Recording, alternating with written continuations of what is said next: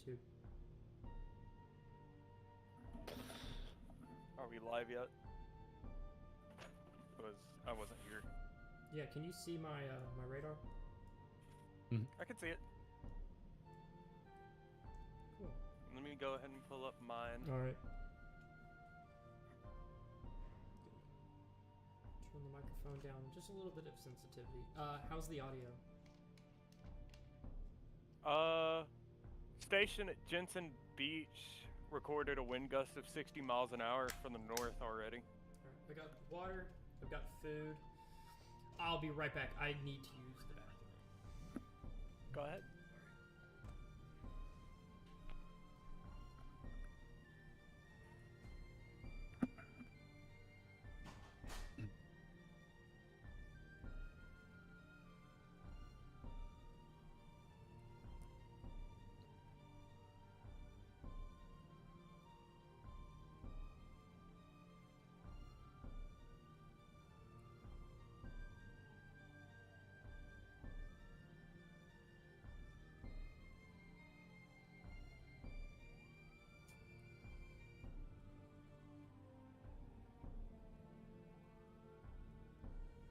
By the way, Dirt, I don't know if you already know this, but you don't want to use TPBI for this. Radar is down there. What? The radar at West Palm Beach is down. That's not good. Nope. You're going to be wanting to use the ones near Palm Bay and Kissimmee. I'm not. Gotcha. Right now, I'm looking at cloud. For the southern portions, you can use TFLL, No, but it's Palm short Beach range. Is, Palm Beach is down. Their radar is down.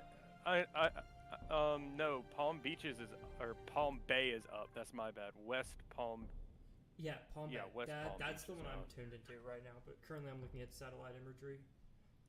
If you want a smaller view of the southern bands, use TFLL near Fort Lauderdale. Gotcha.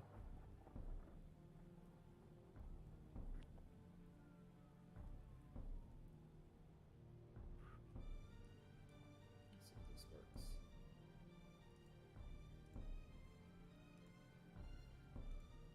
We are live, right? Yes, we are live. How have you been, by the way, Carter? It's been a minute. You know, it's a lot. School treating you well? I got one class out of the way, so now I'm just happy doing 2 classes, and there's only like 2 assignments a week, so it's pretty nice. Nice. You see, I made the mistake of overloading my first 2 semesters, and that was fun. I had 8 classes a week. 8 classes a week? We're just about maybe an hour and a half away from a landfall. I had 8 classes, and I swapped them. I had 4 or 5 every day. Alrighty then. Alrighty. It was fun. I enjoyed it. But, music ed just wasn't my thing. Shoot. I don't know if this is gonna. Alright, since I am very slow, what's the YouTube channel called? I need to subscribe. Huh? What's the YouTube channel called? I need to subscribe to it, because It's just the. I haven't Smart done that Service yet. Storm Chasing. I looked it up already. It didn't pop up. Oh, the HDMI's not working at all. Shoot. Give me a second and I'll send you it. Alright. Last I heard, I haven't heard anything else about it, but,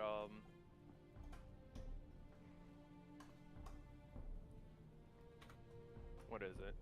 We got a pressure reading of 988 earlier, right before the eye went over one of the buoys.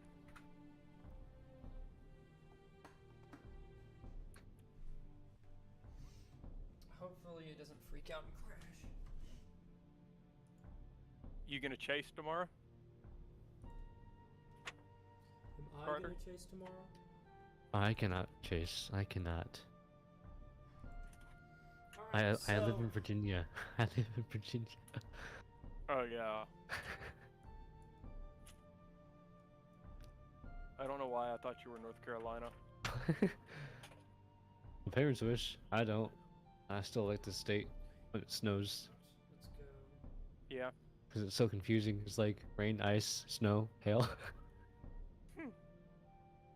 Alright, Spark Service Storm Chasing. I swear I looked it up.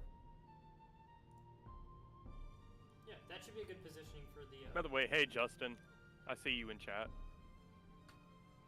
Hello. Yeah, there we go. All right, everything is set up.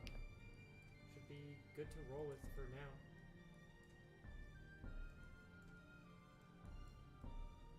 Let's look at the. I love how this is split between 3 different people to stream. I think I feel fine handling tornado coverage now with Pack. We handled last week pretty well, to be honest. I can hear myself in here. I sound pretty good. I'm not gonna change it. So you can hear yourself in the stream.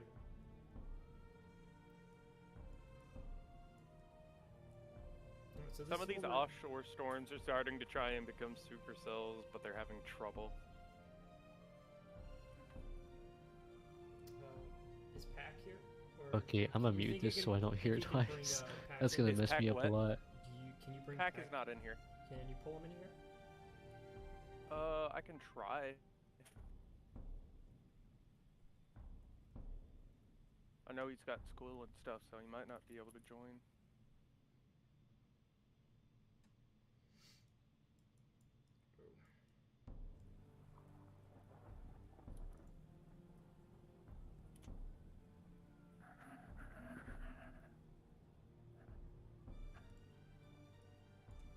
He might not be able to join because I know he's doing school as well.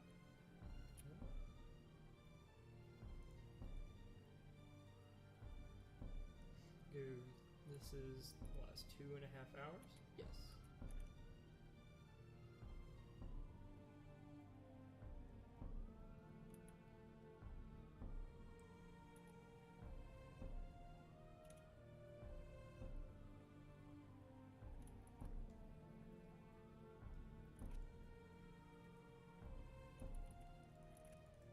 To the last hour instead. Here we go.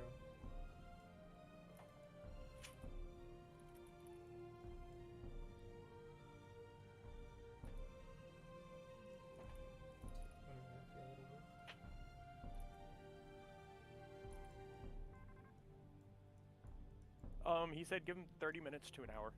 Yes, that's perfect. We're not nearing landfall yet. Landfall. We're about an hour off of landfall, yeah, so about an hour. There are currently hurricane warnings along the eastern Florida panhandle. Not panhandle, but peninsula. So, hey, so Carter, you know how to access buoy information, right? I No. can access buoy information. Yeah, let me pull that up. Okay, so there's one east of Barrow and South Beach somewhere that There's a should lot have of been them. in the center of the eye. Should be right above the island.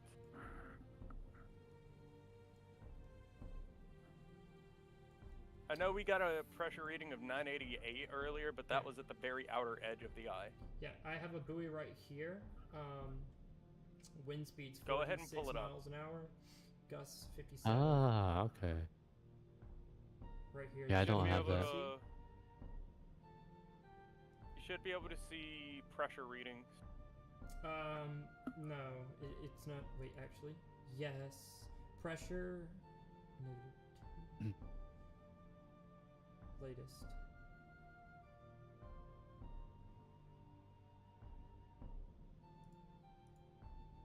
We'll use millibars. I don't know. 986.2 millibars.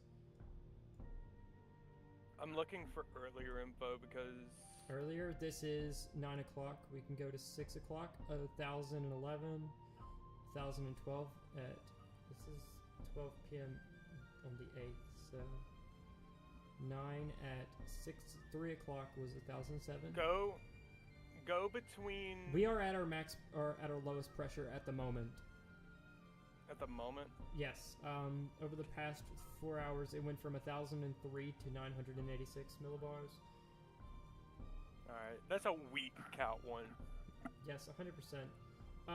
We can still, there's still buoys outside, so these don't have pressure trends though, so not really much I can look at. 1,002, you don't expect much pressure from that outside of the storms. Yeah, but we're sitting at 986.2 millibars. Once the cell is in range, I would like to see velocity on this one. I'll go ahead and start streaming my here. Velocity, yeah, it's a mess. There's so much interference. Sorry, I should be able to start looking at this cell as it comes into range. I think y'all can see it. I'm gonna pull everything to the right. So what you're looking at is here. This is your pressure off this buoy, which is off of. It doesn't give a town name. What is the? So if you'll look on. If you'll look on my screen, right? I'm waiting to see this cell as it comes a little further into range. It's probably the most interesting one we have so far. This one probably later on. I guess we should go ahead and give a small brief. Yeah. If we haven't done that on stream already. So currently we're about an hour, maybe an hour and a half away from landfall. We do have heavy rains and heavy winds lashing the eastern coast of Florida. There are currently hurricane warnings from West Palm Beach all the way up to Holly Hill and Daytona Beach.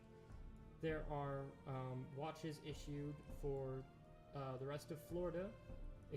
Exclusions are around the Pensacola, Panama City area. And these watches continue all the way up to about south central South Carolina.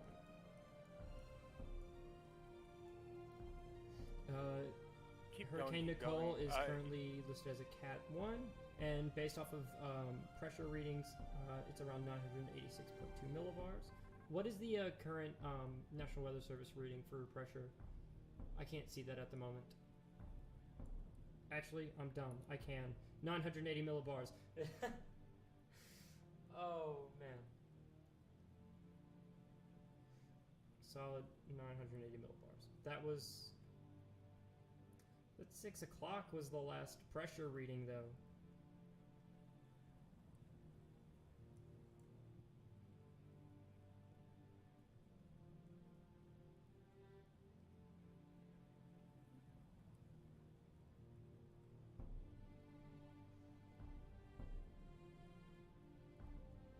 So, yeah. So what are we looking at? Heavy rains, there's heavy rainfall. Are there any flash flood warnings issued?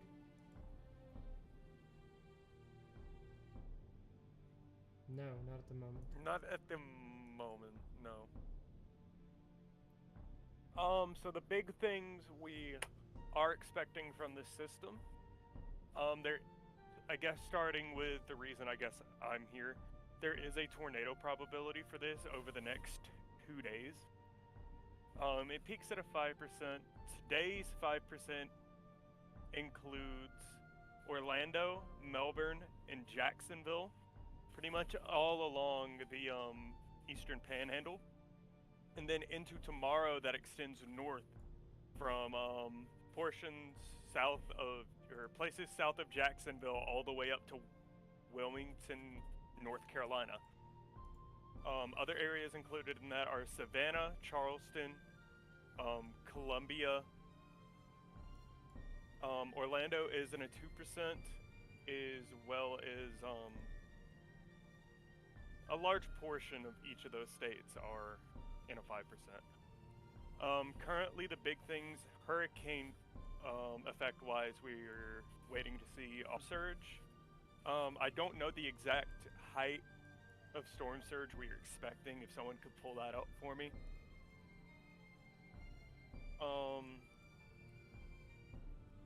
And then isolated flash flooding, as well as large-scale flash flooding in certain areas.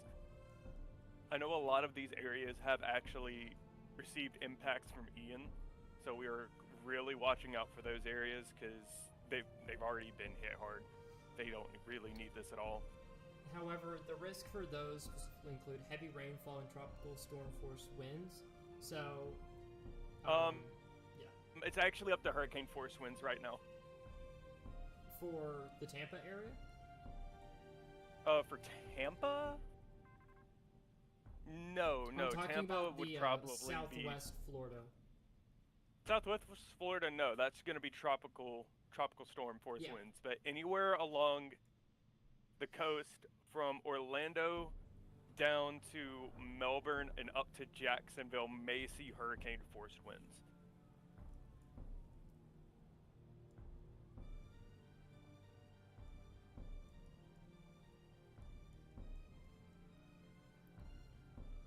I wish it was daytime because the satellite imagery is so much better during daytime.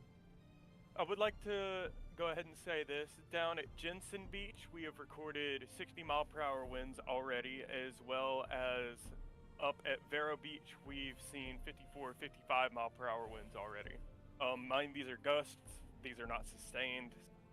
This is expected to increase within the next few coming hours. So those areas, you're already getting hit. It's going to get worse. I expect around 60 to 70 mile per hour winds with a couple, maybe 10 miles an hour gusts. We could see up to 85. Yeah, around 80, 85. Those are still dangerous wind levels, but it's not. I'm trying to find a word for it. I would like to bring our attention to the northern bands that we can see currently. We do have some cells up here. The mine, they're in the water right now, over the ocean. They are trying to take supercell characteristics. Mine, they're not too strong. A couple of them have very, very weak mesos. Yeah. The issue with these bands that are going to be coming onto land.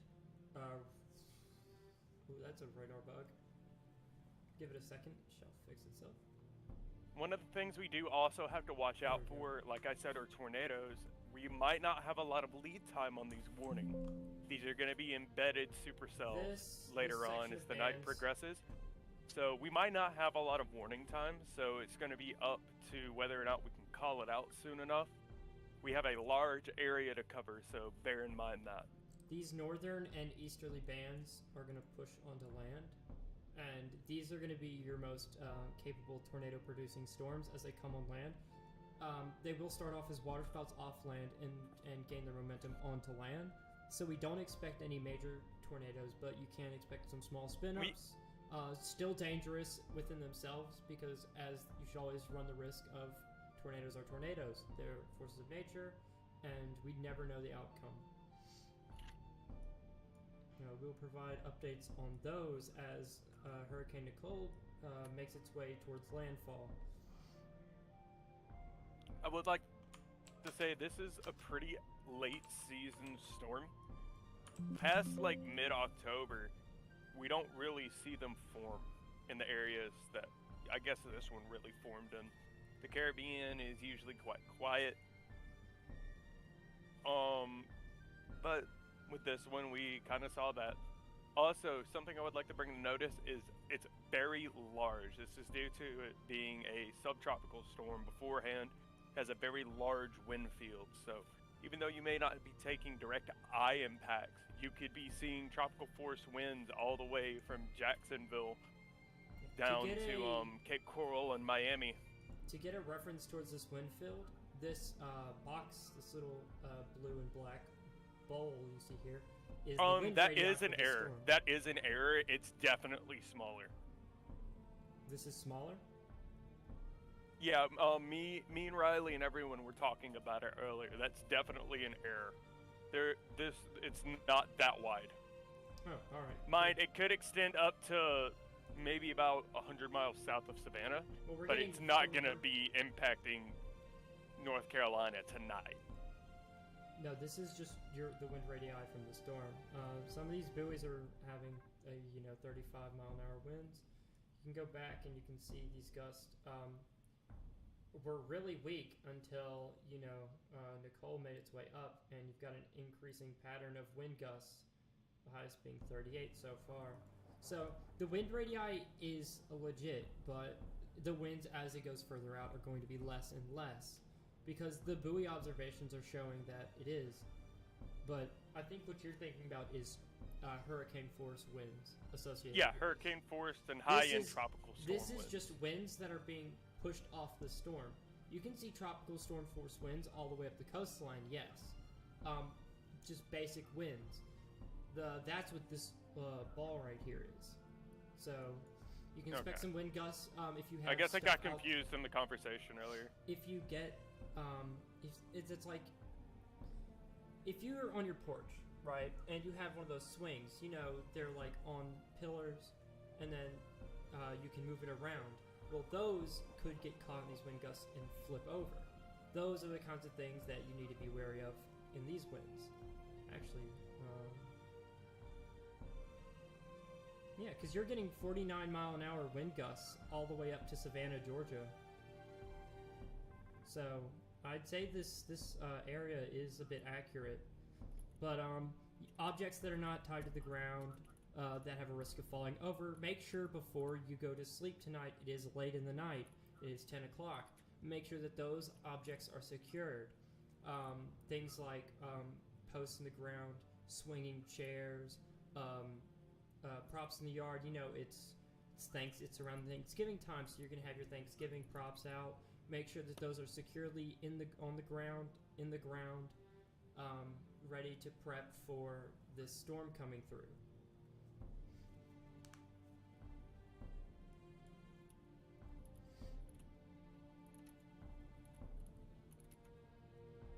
Gusts of 49 miles an hour up to Savannah, Georgia. That's off the coast of Savannah, Georgia. So I think this area is still accurate. I just think that the risk associated with this area is not like as big of importance as what people were. I remember what was going on earlier, but that was like 3 or 4 hours ago.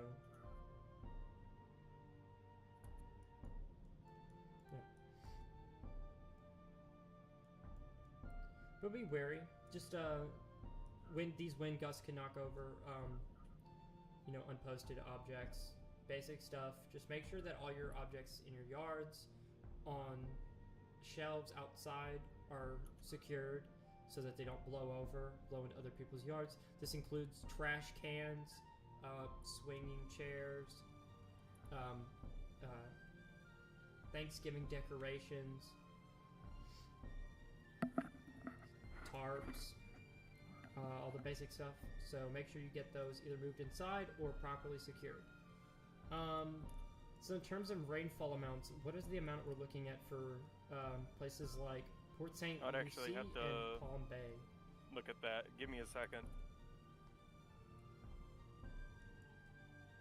Because the big risk associated with this is the hurricane force winds. These are not the strongest hurricane force winds, but they're still hurricane force winds in general. But I think in this storm, the biggest threat is the rainfall. Heavy rainfall plus winds. Not for Thursday.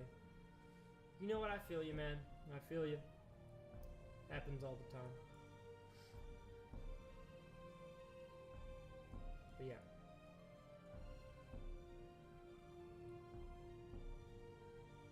Alright.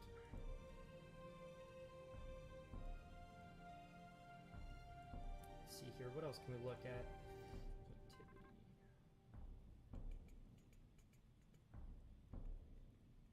Yeah, I'm looking at the wrong thing. Physics.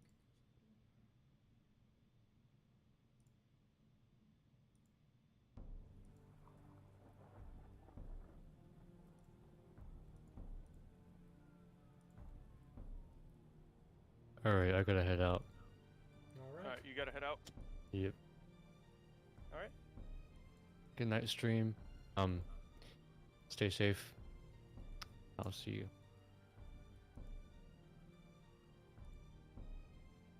Oh, that's the wrong one. There we go.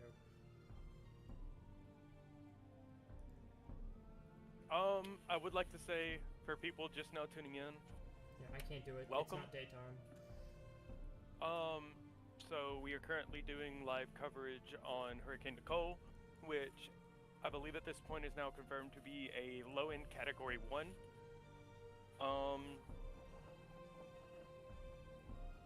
Landfall should be within the next hour to hour and a half.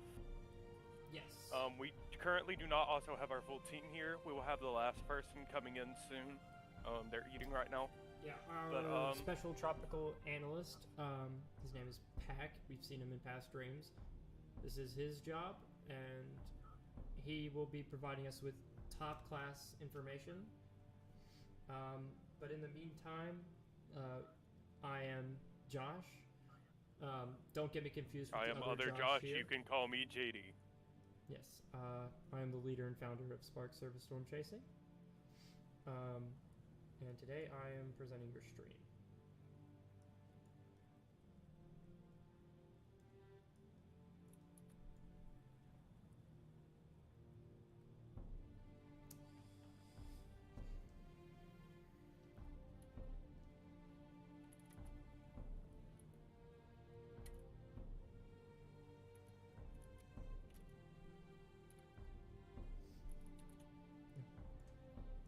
I'm glad the risk associated with this hurricane is very low. I am surprised by the inactivity of the tropics this year. Certainly, we've certainly seen a bunch of strong storms, but we've only had one landfall made. I think this is the third landfall we will have this year for tropical related systems. You got to think. We went an entire month of August without even having a single named storm. The big thing with the tropics this year is dry air problems. We've had a lot of air storms that could have had potential have problems with dry air, and also high pressure systems in the northern Atlantic, as well as in the U.S. at times. We've seen storms make it into the Gulf, but usually due to the high pressure systems, they're so strong that they wound up pushing them further south, and they either go into Mexico or the Yucatan is the case this year. Yes, but that inactivity is a good thing. It means less hurricanes, less damage, all the basic stuff. Ian was kind of the exception this year because it was able to strengthen and not have any of those problems actually present. It was the one time we had a setup for it, and it definitely performed. Yes. Alright. So there's still hurricane warnings in effect. Yeah, the SAL definitely screwed them as well. But it is what it is. We just have to go on, I'm happy it's been an inactive year overall.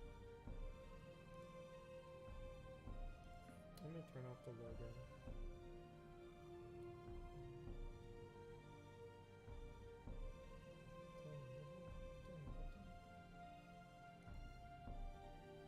So, I guess since people are tuning in now, I can go back over what we were talking about. Could you bring up the SPC website for me?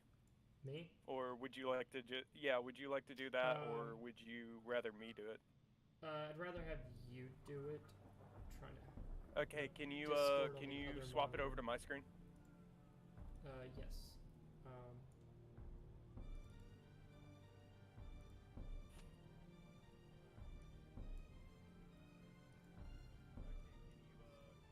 Now, this will be in terms of non-hurricane related severe weather.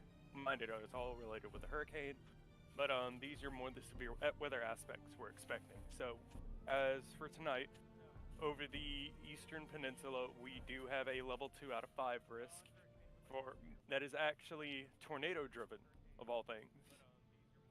We have a 5% tornado risk extending from south of Melbourne all the way almost up to Jacksonville tonight, as well as a 2% that does include Jacksonville and portions south of that.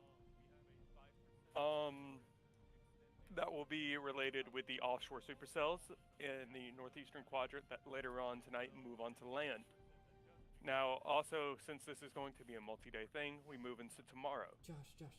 There is a Cue larger off of my 5% screen. risk It's that echoing. expands from Jacksonville up to Wilmington and includes Savannah, Charleston, Wilmington, almost Columbia. Columbia's in the 2%. Orlando is also within that 2% as well. There will also be an event happening in the Midwest from a separate system that includes a 2% tornado risk for La Crosse, Minneapolis almost, and then Des Moines. And that also has a 15% wind risk and a 5% wind risk surrounding it. Moving into, I guess, the forecast discussion. Our main points we are watching for are storm surge, as well as hurricane and tropical storm force winds. And then behind that, we could see isolated flash flooding as well as urban flooding across most of the peninsula over the next, I'd say, 24 to 36 hours. I would like to say, we mentioned Ian earlier. I mentioned it earlier. Most of this area has been impacted by Ian that we are seeing Nicole actually go across. So we have to keep a really close eye on these areas once again, because a lot of places have lost a lot already. I guess going into safety precautions, flooding. Keep an eye out for your warnings.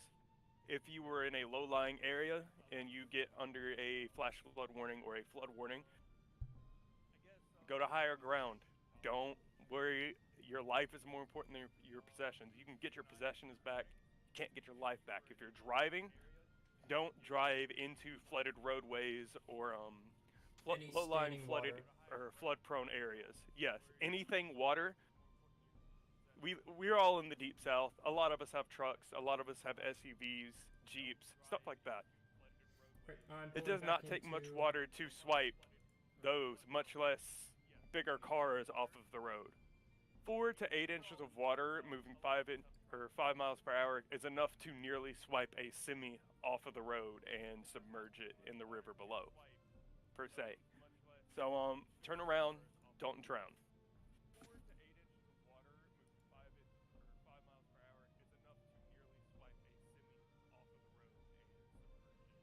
Oh, shoot, crap. Let me back out of your stream. It was Yeah. Echoes. Yeah, I was telling you because you were watching yeah. my stream, and So, in terms of the tornado threat, Florida, you don't really deal with tornadoes on an often basis like the states to your north. When it comes to tornado safety, even if there is a non-confirmed warning, go ahead, take shelter. Things can change in a heartbeat. What you can do for shelter is go to the centermost room in your house away from exterior walls and windows on the lowest floor. Wear a helmet. One of the leading causes of deaths and tornado-related fatalities is blunt force trauma. Wear a helmet, put something over your head. Closet, bathroom. Those are your most common places. If you have a basement, do that preferably. Wear shoes, boots, preferably as well. Wear pants, long sleeve shirt. Say you do get impacted by a tornado. You don't want to be coming out of your house later on and walking on nails, broken pieces of wood, glass. Trust me, it sounds small. You'll thank me later if it does happen.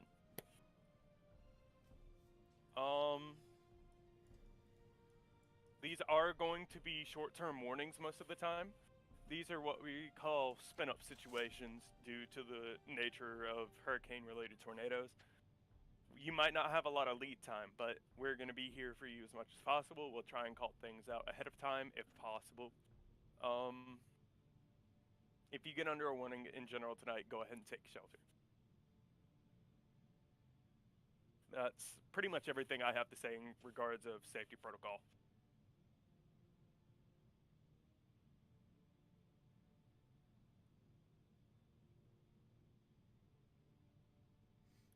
You have anything you would like to add, Josh? Not really. I'm just saying that the main threat is going to be heavy rainfall and coastal winds. Those are the big two factors to play. And don't forget, these winds will extend really far north. It said the National Weather Service said that the storm, it's going to be a bit further north than the actual track of the storm, because these outer bands are really wide, and they still have about the same amount of winds as those frontal bands that are west of West Palm Beach. So just be careful. Just because you're out of the track path doesn't mean you're out of the danger.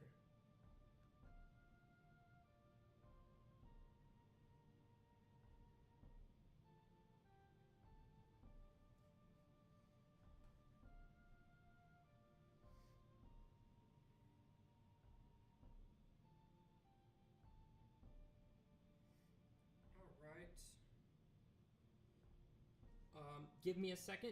We should have somebody joining who is going to give some thoughts on this. Sorry if I missed anything. I stepped away from my computer for a second.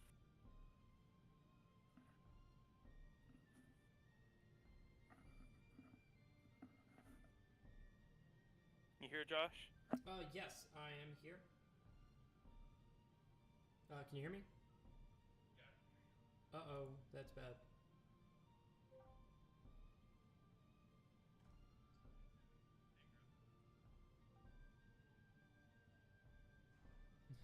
Technical difficulties.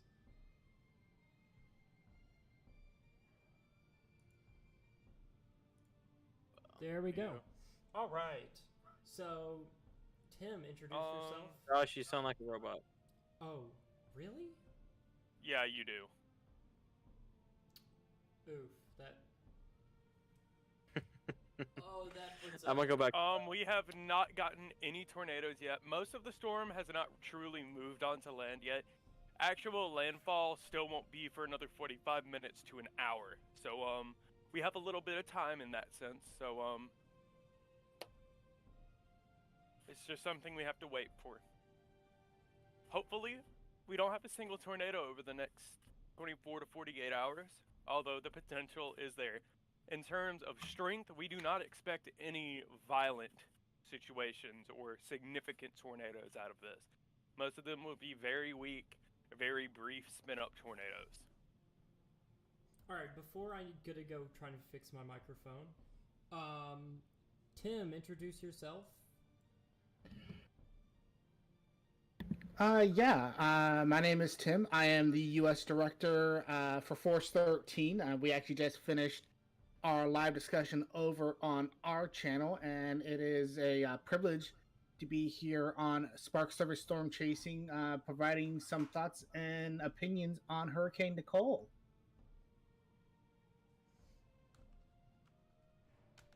I guess we have a little bit of brief time. I would like to say welcome to the team, Tia. It's good Thank to actually you. have people. The more people here, the merrier. So.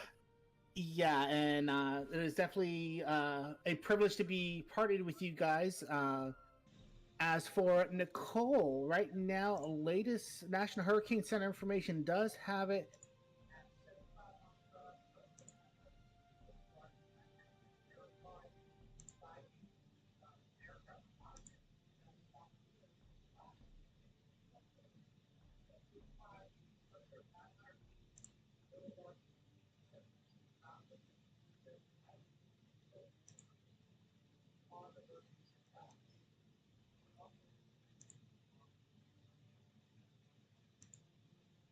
For 984 millibars. No, not 100. Can you hear me? Does it sound like a robot? Yep. Okay, it was a bit loud. All right. How's the quality? You're good. All right, cool. I swapped over. My audio driver crashed for my interface. Yeah. All right, so we're good to have you here, Tim. That's good to be on.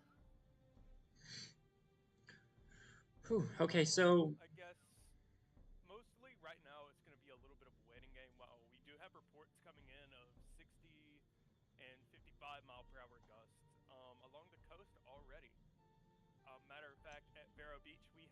gust confirmed at 54 miles per hour. And further south,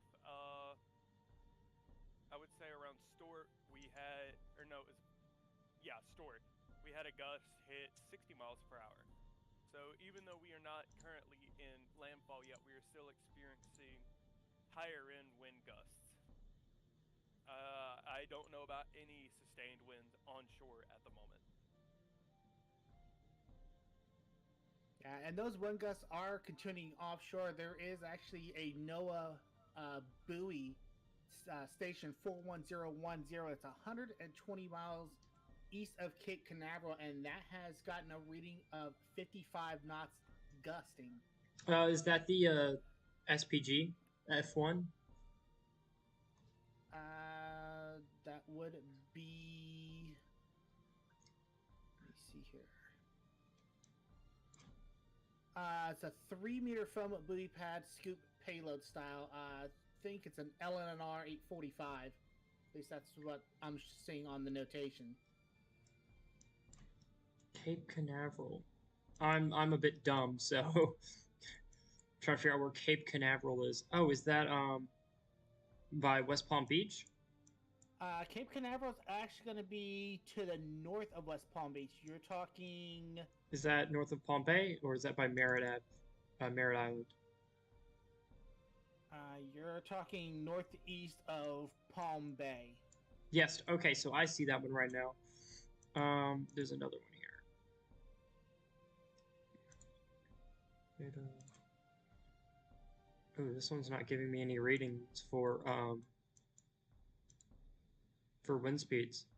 Okay, so wind gusts 47 miles an hour, wind speed 35.8. That is as of 9:40. Oh, 64.9. There we go. All right. Yeah.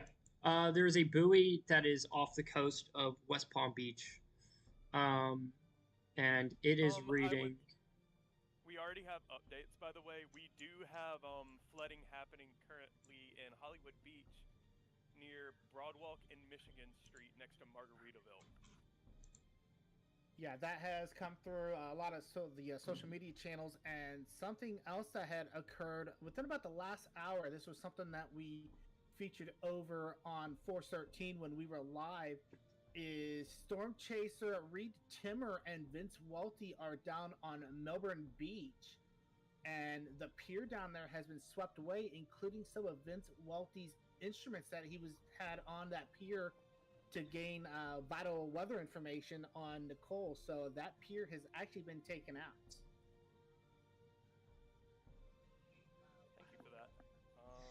Yeah. I actually was looking for something related to that I could show, but I couldn't find anything just yet. I think we have it over on our end of things. Let me see if I can source that for you, and I can bring that information over into this studio. Give me 1 second. I should have that for you in a moment.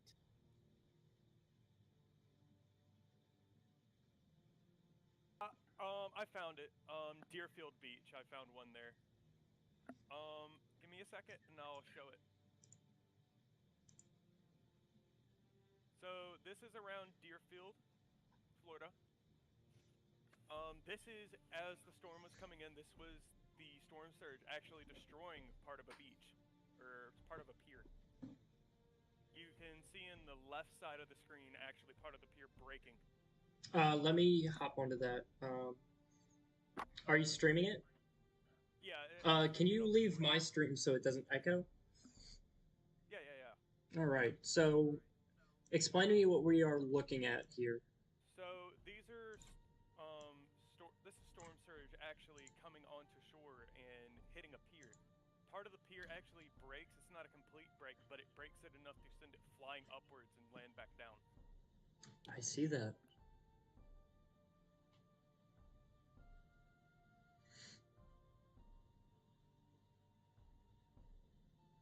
I'd estimate to say that was at least 10 feet of a wave. Easily, and this is some of the concerns that not only I'm sure your team, but our team over on Force 13 have when we look at these kind of events as they unfold. we encourage everybody to be off of the beaches, off of the piers, specifically for that reason. Yes. You do have these onshore winds coming from Hurricane Nicole, bringing 60, 70 mile an hour gusts onshore, paired with high tide, paired with the storm surge and the wave action. Some of these waves out here are hitting 25, 30 feet, and the last thing you need to have is someone out there on one of these piers when one of those rogue waves hits that pier and could not only do some damage, but could sweep someone off of that pier. Yeah, it is incredibly dangerous. See, the average person is between around 5'11" to 6 foot, maybe less. You're talking about at least almost three human heights taller than you. That is an incredible distance, and if not even more. And you're gonna get swept away because water density. Water is very dense, so you got to understand how much force is getting it in order just to push that water over you. So it's going to come down on you at the same, at a higher velocity than it would going up. So it's incredibly dangerous because water coming back down is just as dangerous as it going like towards you. I do have a video from what's this place called again? Hutchinson Island. We actually had minor flooding there. Sharks were actually swimming on the water.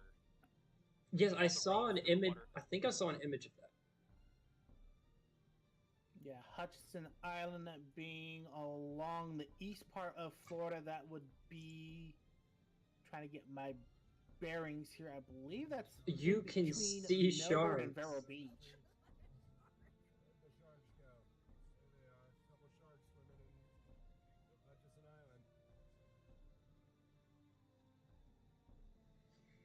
That is incredible.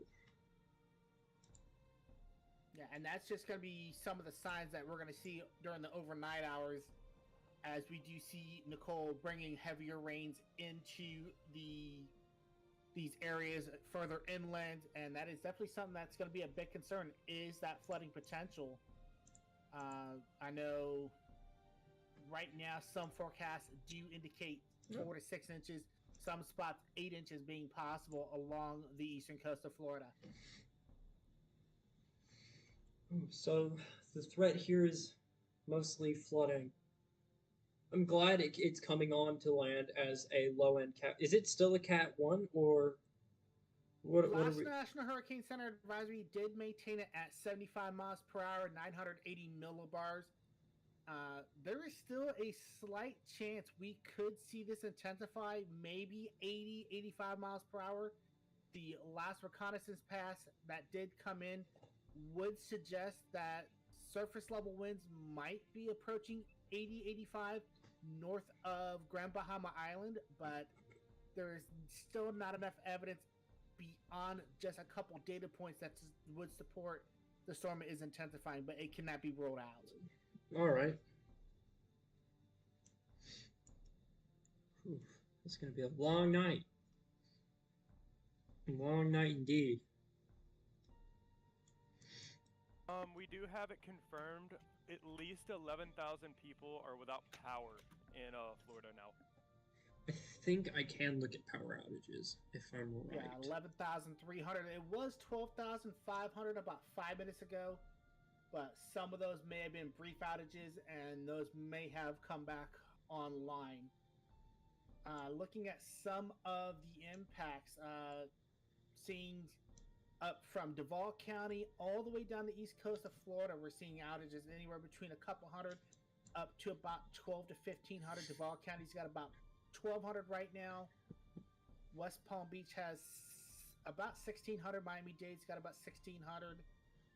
Brevard, the heaviest hit at 2,600 outages. What do you think about this image right here? It shows to be that the eye wall seems to be tightening just a little bit. That is something that our team has been looking at. We did see the eye look a little more organized, elliptical, but it does look like over the last few frames it has started to tighten up. To the So, point are that we it- looking at a little bit of intensification like you were talking about before? I would say yes. I mean, looking at those last couple frames, you can see the southern eye wall starting to tighten up, and it's starting to close off that eastern side. And this could completely close off before it makes landfall in the next 4 to 5 hours. And if it does, then we might have a small window of some intensification. We could see this reach 80 miles per hour, maybe 85 if it really wants to try to push for it. Port Canaveral, one of their USF towers, at 54 feet, measured a wind gust of 63 miles per hour as of, I want to say, about 5 minutes ago.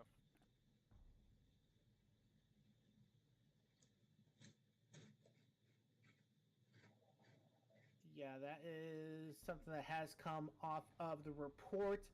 Big thing though is that is at 54 feet. That's not necessarily at ground level, so those winds are going to be a little bit higher up off the ground.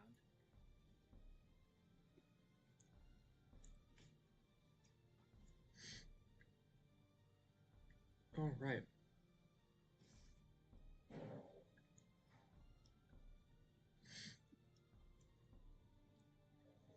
Yeah, I think over the next hour, hour and a half, we should see these northern bands start to produce some, at least some. I can't speak. I think we should see tornado warnings come up every now and then as these northern bands push onto land. I think. Actually, I was about to mention that looking at radar, some of them are starting to show characteristics of rotation. They Yeah, aren't strong. it's I think a couple specifically- of these already have weak mesos along. Yeah, we've already gotten multiple along the coast. vortex signatures associated with these. East of Valkyria and Palm Bay, some of these bands are actually starting to show signs of Yeah. rotation. We could see this increase over the coming hours, as Josh has stated. Definitely something to keep an eye on. Yeah, especially. I would also like to say 6 are confirmed dead in the Dominican Republic from Nicole. Oh wow, that's definitely some news on that front. But yeah, I'm not sure if you can pull this up on your stream, but I actually have GR2 here, and yeah, taking a look at some of the normalized rotation values of some Yes. of these bands that are coming in. Stream it. You see some weak rotational values northeast of Vero Beach and Sebastian, and those are going to be rolling into the Sebastian Vero Beach area probably about the next 45 minutes to an hour. So places like Sebastian, Indian River Shores, Vero Beach, you might see that slight chance of tornadic activity here in about the next hour and a half to 2 hours.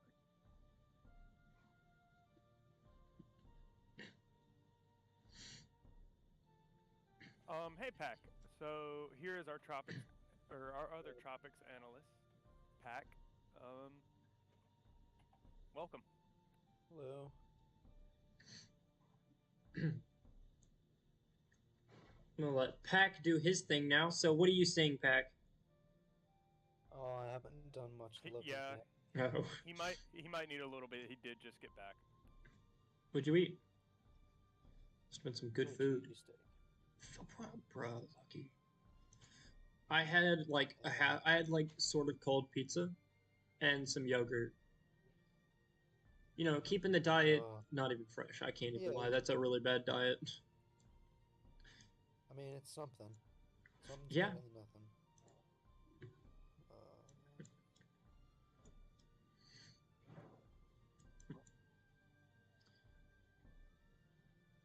Oh, Pac, have you met Tim? No, I have not. I've not spoken in a while. From what I looked, there's a new radar reconnaissance aircraft heading towards the eye wall. If I'm right, I haven't seen this until now. Yeah, you are. We still have AF-306 that is in the storm. They have made 3 or 4 passes. They're getting ready to make their next pass, coming from the southeast, going northwest. That's this way. Okay. I had to So remember we which should way was north. have information on that flight here in about 20 minutes. So would it be accurate to say that we can expect a landfall within the next hour, hour and a half? I would say probably 2.5, 3 hours is more reasonable. Right now, the NHC does have. Let me check the numbers here just to make sure I'm quoting them right. They have Nicole moving west northwest at 13 miles per hour. So it's not going to be a due west vector. You're looking more along the lines of Port St. Lucie, probably being a possible landfall area, maybe Ocean Breeze Park. And you are looking at about a distance, and I'm just going to use Jensen Beach as a good reference point, about 51 miles to the dead center. So you're talking about 3.5, 4 hours for a full landfall. However, Jensen Beach, Port St. Lucie, those areas might enter the western eyewall here in the next 2 hours. But looking at how ragged that western eyewall is, you're not going to see the strongest winds on that side of the storm. The strongest winds are actually still northeast of Grand Bahama right now. Ooh, okay. Yeah, all the strongest winds are on the northern half of this storm, and even the western half isn't particularly strong. No, it's not. Right now, most SFMR readings would suggest right around 60, 65 miles an hour, maybe pushing 70. There was a couple data points on the last northeast southwest pass that would suggest SFMRs might be 80, 85, but I wouldn't put much stock in it considering that's only 2 data points of SFMR data. But I've seen the NHC make upgrades on less than that.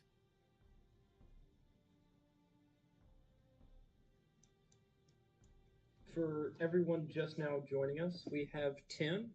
You are a director, if I'm right, at Force 13. Yes, I am actually the United States Director of the Force 13 branches and networks.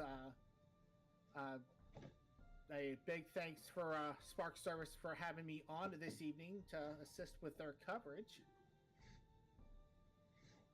And currently you're looking at Hurricane Nicole, about 2 to 3 hours from landfall. There are hurricane warnings spanning from West Palm Beach all the way up to areas around Daytona Beach. Tropical storm tropical storm warnings are in effect for other parts of Florida all the way up to around Savannah, Georgia, to southeast South Carolina. Yeah, and what's interesting is the reason why we're seeing the tropical storm force warnings going all the way up to South Carolina, even though Nicole is down by Florida, is the fact that Nicole has such a massive wind field on the northern side. We're talking wind field on the northern side of the storm going up in some places 480 nautical miles, which is completely unheard of for a storm of this size. You usually see those kind of wind fields in storms that have at least made 1 or 2 eyewall replacement cycles, not of a storm that has gone from a extratropical into subtropical and then fully tropical transition. Would like Yeah, to state as bit of a well, hybrid.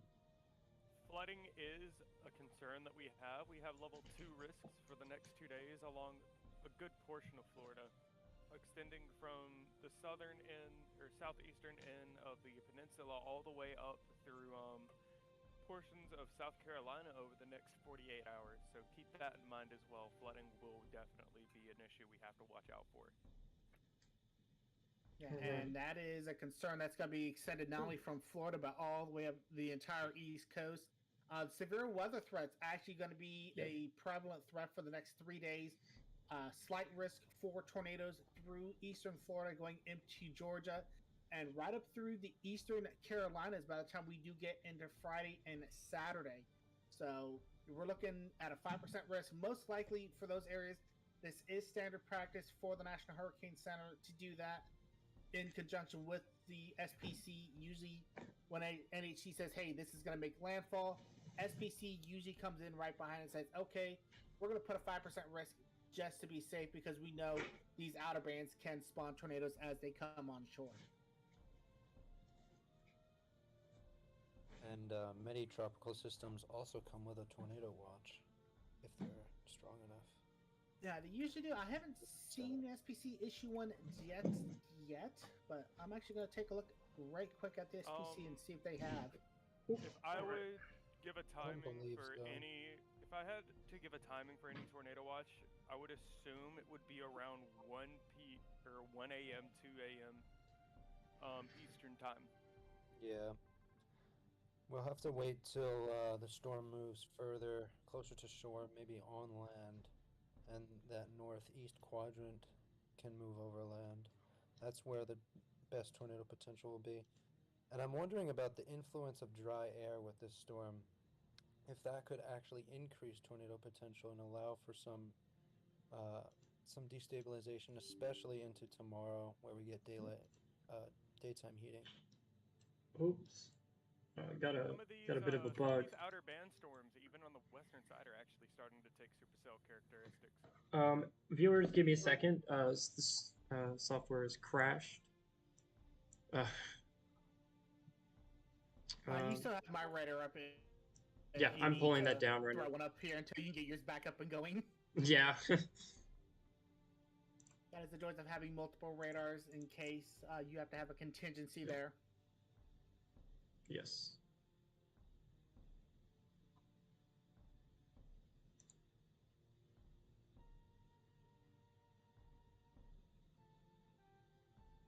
All right, it is back up and running. Let me pull it over. There we go. Let's get back over Looks here. like much of the rain will be on the front side of this system as well. Just wanted to point that out. The backside looks pretty dry. Yeah, and that is what we have been noticing, is that the eastern side has really been the weaker side of the storm in terms of the rainfall, but classically speaking, the northeastern quadrant still does have the strongest winds. So it's sorry, you. Yeah, so for a storm of this magnitude being in this area this time of year is really rare. I mean, this is still climatologically an area that we look for tropical cyclone development, but not a storm making this kind of movement this time of year. I would like to say, even though the western portions are weaker wind-wise, that doesn't mean you should, kind of discredit them at all. I have a video up right now that I'm actually sharing. I believe there's a 60-mile-per-hour gusts, 45-mile-per-hour sustained in Melbourne Beach.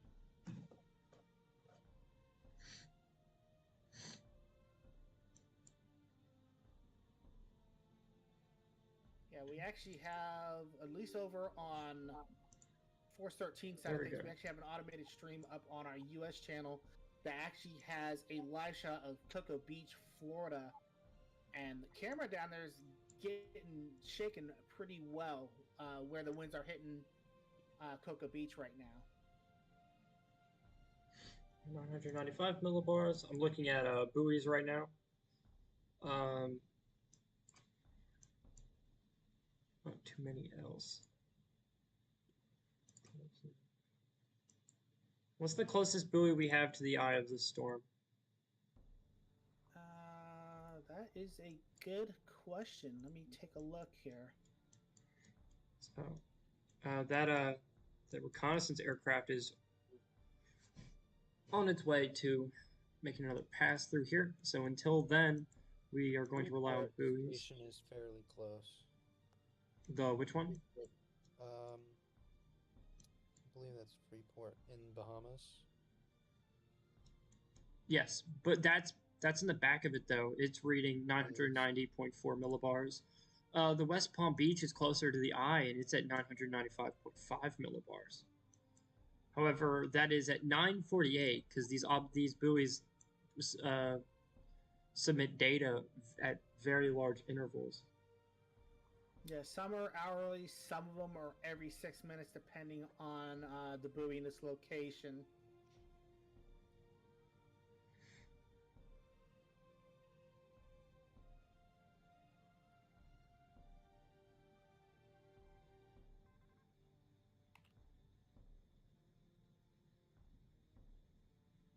Okay, so it looks like we got a buoy down in Lake Worth that's showing 995.6 millibars as of about 30 minutes ago.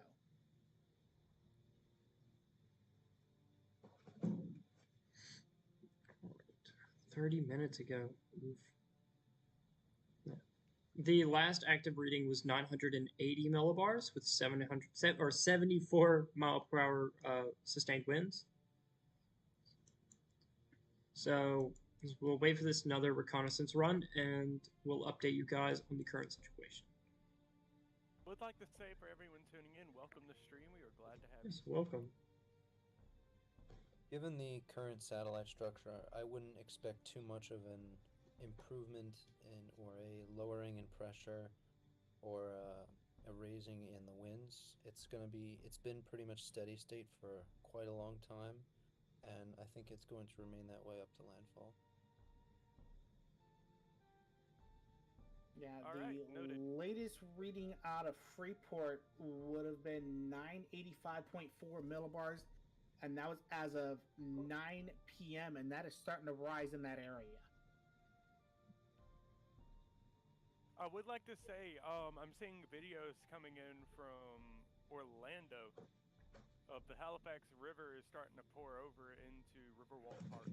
Can we pull that up? Yes. Do you have it up? Yep, 1 second. All right. I gotta find it.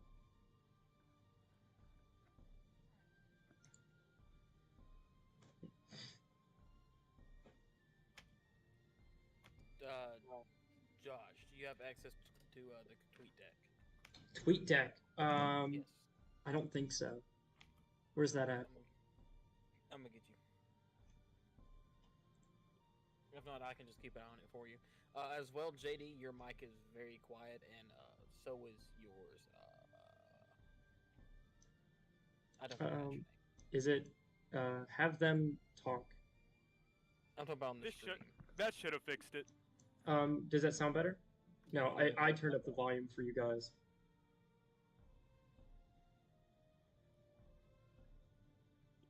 I had your clip pulled up, by the way. Oh, all right. Give me a second to swap over to that. Okay, we've actually got an interesting development, gentlemen. National Hurricane Center looks like they have started to initialize hourly updates now as of the 11 p.m. update. 27.1 north. Let me know when. Let me know when you're ready. Yeah, Josh. I'm ready to pull it up. I'll wait for you guys to give me the go ahead and keep calling that information out. Yeah. While we're waiting, I guess. Yeah. All right, so yeah, NAC has started initializing hourly updates as of the 11 p.m. update. 27.1 north, 79.4 west, maintaining it west-northwest at 13. Pressure, they're maintaining 980, maximum sustained 75 miles per hour. Their headline, Nicole bringing strong winds, dangerous storm surge, and heavy range as it approaches the east coast of Florida. That is from the NHC as of their 11 p.m. update. They are starting to do hourly updates at this time. As of right now, from Florida storms, wind gust exceeding 75 miles an hour, right along the shoreline as well. What I'm getting off of a few of the local stormtroopers and storm spotters there as well. Hey, Josh, I don't know if it's actually showing up on. It's not. You have to I was strain not up. aware that. I can start sending you the links. Doom, for that. are you in the middle of this by any chance? I see you're trying to watch as much as possible of this.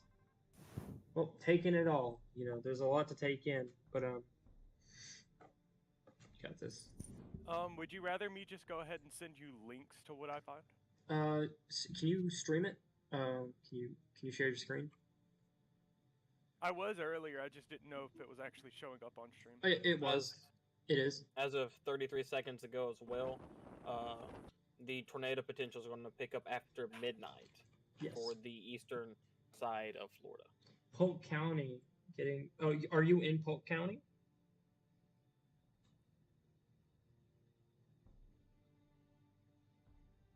This is a bit view from the Indian River in Sebastian currently. Nice. Polk County. That is. Whew, that is some high waves. I would like to say somebody brought it up earlier. Actually, it was Tim. Sorry. This is supposed to coincide with high tide, which means storm surge was Polk already County, gonna be a all right. problem as it was. So, Yeah. with on top of high tide, we could see an extra 3 foot on the way. Center of the or Not state. 3. Polk County's by About 3 foot, Orlando, yeah. right? I think Polk County's Orlando, the county that Orlando is situated in. I'll pull up a. Griff Also, also like, mentioned it. Speak about SPC did just put out a mesoscale discussion. I see that now. What's it for? Is it for? Tornado potential. All right. So, you, sir, are in this. If you're west of Orlando, one of our viewers is in Polk County, Florida, which is where Orlando is situated. I'm right.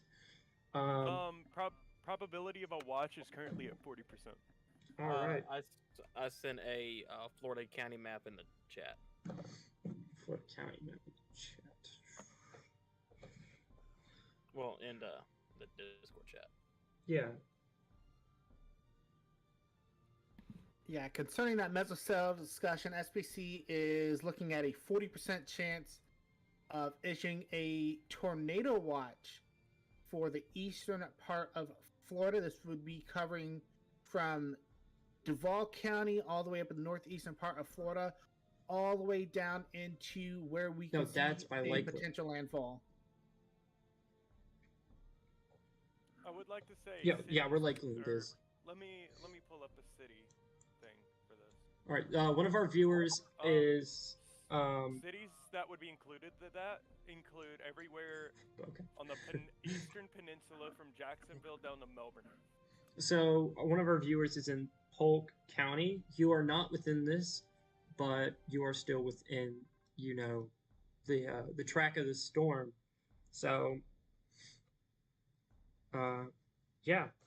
So this mesoscale discussion is not for you. There still is a risk. Don't at me, but there's still a risk. So just because you're outside of this doesn't mean there isn't a chance. Yeah, I mean, hurricanes are known just for having just random spin-up stuff.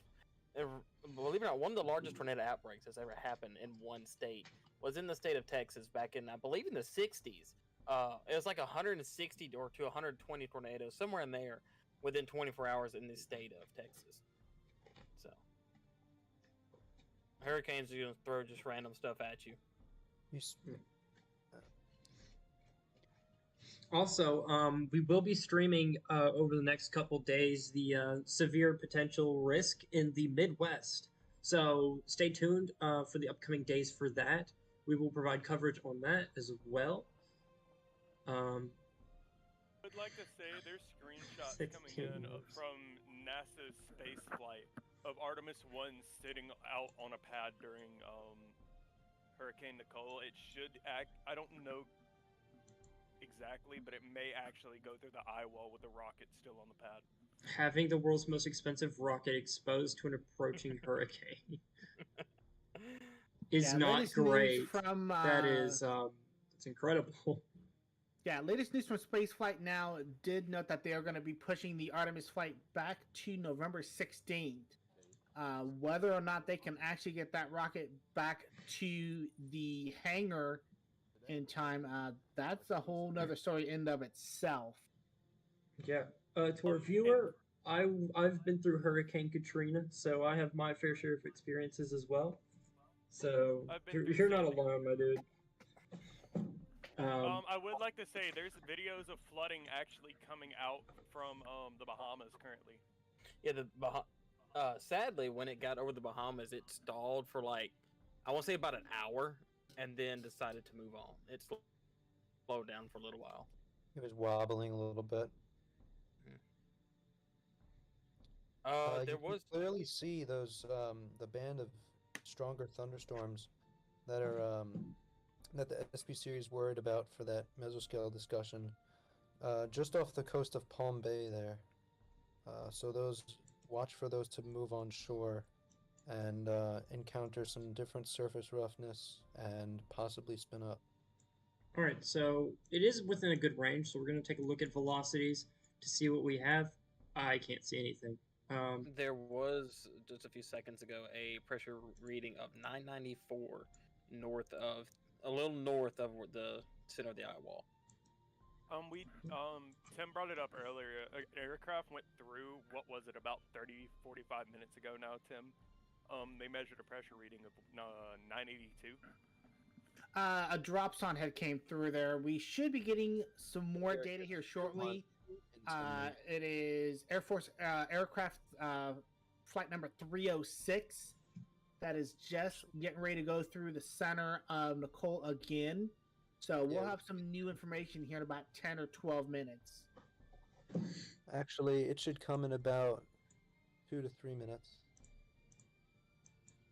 I would like to say some of these storms we were watching off of the coast are now starting to come in. They don't look as intense as they were earlier.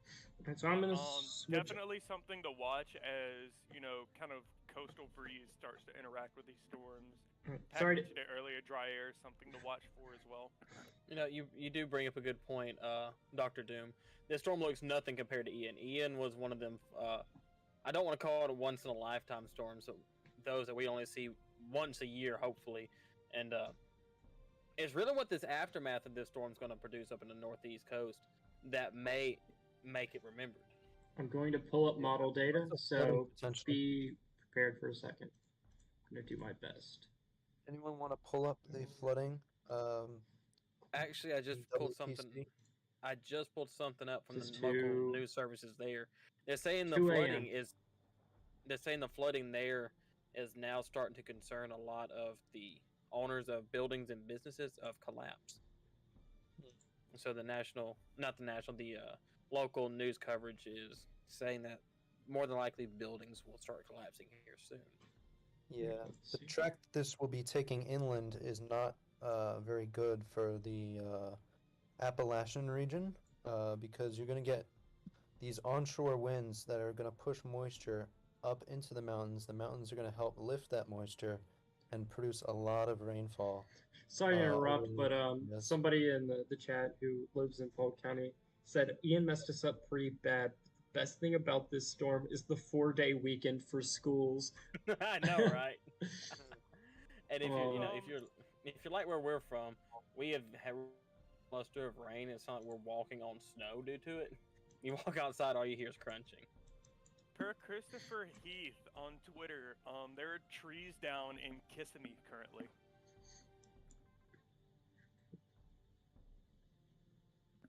I don't see any, aside from tree damage, I don't see much happening in terms of damage with the report or the photo.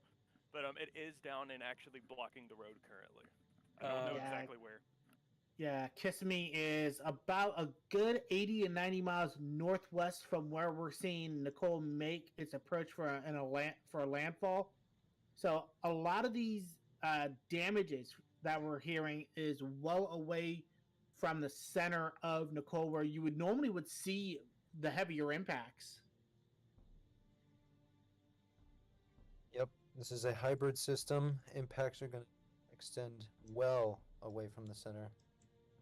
Especially with this storm, especially further to the north, given stronger pressure gradient up there. I see I don't know if this was said at 11:30, a spotter report for near hurricane force gusts measured with an anemometer at my location. Multiple power flashes occurring near the beachside of Melbourne, 5 to 7 miles to my east. This was 3 miles southeast of West Melbourne, Florida. I've heard that that area is a real nice area, Doctor Doom. I hope that it'll remain a nice area from when after this comes through. And they're, but not too long after this stuff. I mean, luckily this is nothing like previous hurricanes. This is really nothing for y'all people down there in Florida. But you should be able to come back. Nothing. I wouldn't say From- it's nothing. Not for a long Compared to what hurricane- they go through, what they have been through. A hurricane is a Can't say hurricane that, dog. category. Griff. Yeah. I can tell you A from hurricane first-hand is a hurricane category 1 to 5. You should take all levels of hurricanes. Wind gust of 63 miles per hour was just triggered from.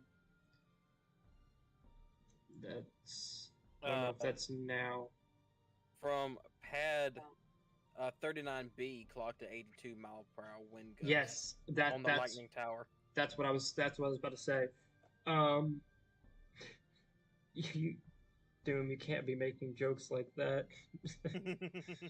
No, I can tell you from first-hand experience going through Hurricane Matthew in 2016. Even though Matthew was a Category Agree. 1 when it approached the North Carolina coastline, definitely it's not something to take lightly, especially when you see roads completely flooded out from 14 inches of rain, 2 to 3 foot diameter trees literally pushed over and uprooted from a combination of not only the rain but the hurricane force winds. So it doesn't matter. Category 1 up to Category 5, even a moderate tropical storm, 60, 70 mile per hour winds, still can do some damage in local communities. Oh yes. I remember Hurricane Katrina vividly. I was little at the time, and a tree. I think like trees were down all across our yard. It was intense. So I mean, you're lucky it's a Cat 1. By the way, we now have confirmed reports of at least 18,800 people without power in Florida. Nice. Can one of you pull up a map, an outage map, so I can pull up? Yeah, give me one Yeah. second. You're in Polk County, so you're in a better situation than people on the coast because you're in that central part of the state. Only thing you're going to expect is heavy winds, heavy rainfall. So from this part of the storm, it's going to be raining for a while because you're in the center of this track. So hunker down. Hello there, Nicholas Alvarez.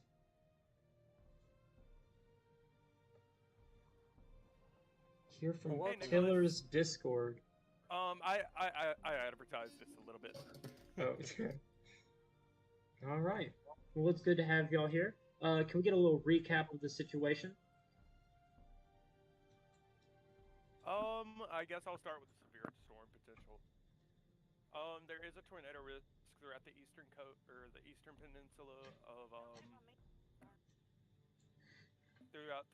peninsula of Florida. Sorry, I'm still staying with family.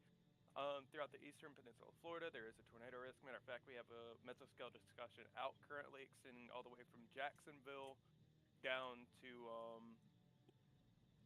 down the places near Orlando and Melbourne.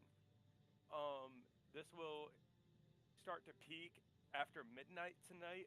There is a chance of a watch being issued, but it is on the lower end of watch issuance percentage. The Indian River is now overflowing at the banks of Galley Pier in Melbourne. I guess, Tim, Pack, I'll let you handle the tropical aspect of it. Yeah. To give a little overview right now, Nicole is about 40 miles away from making landfall. So that'll probably happen in around 3 hours or so with the current speed. If you want to pull up my Yeah. feed here, I have the storm surge. So areas to the south of Hallandale Beach, all the way to Ocean Reef and Biscayne Bay, you guys could be seeing 1 to 2 feet. Not a whole lot. I've seen some reports out of there already, though, of some coastal flooding. So you're getting your fair share right now. But you are to the south of the track, so water should be getting pushed out of there at this point. most of your coastal flooding would have come from when Nicole was further out to sea, so it was pushing the water from quite far away into that area. 2 to 4 feet between North Palm Beach and Hallandale Beach as you were closer to that center track. All the way up to through the mouth of the St. Johns River in the Jacksonville area, all the way up to Altamaha Sound, 3 to 5 feet. I could see locally higher amounts in some of these bays where water can be funneled in. This is a very concave coastline, so the strong and wide fetch of northeasterly winds are going to push a lot of water into this area. So watch out for coastal flooding. Between the South Santee River and Altamaha Sound, 2 to 4 feet. Again, same kind of impacts as you'll see down here, just a little bit less because the winds and the shape of this coastline is a little more parallel to the winds until the storm moves well inland. And then the South Santee River to Surf City, 1 to 2 feet. Now, I also want to bring to your attention Tampa, the Englewood area, up to Anclote River, can be seeing 1 to 3 feet of storm surge. And this area, we'll be seeing that more than likely tomorrow as the storm, I don't know the exact timing, but I think tomorrow afternoon, the storm will be emerging back over water, and on the eastern side of that, you'll get some Gulf of Mexico water to be pushed in there, most likely. And depending on how far out the storm goes into the Gulf of Mexico, will change these values. So they could be less, they could be about what I think this is assuming more of a worst case scenario for this area, that what the NHC forecast is going for right now. 2 to 4, 3 to 5 feet in this very concave, once again, concave coastline here of the Big Bend area, very prone to storm surge. Could be seen quite a lot. And I also want to show some of the warnings because, so you have the tropical storm warnings that go up into the Carolinas here, but you also have some high surf advisories, coastal flood advisories that go into the Outer Banks and coastal North Carolina, because once again that strong fetch of northeasterly winds is going to be pushing water into this area. And with your higher tides than normal because of a full moon that we have tonight, and kind of the highest tides either have just happened or are happening now, we are seeing quite a bit of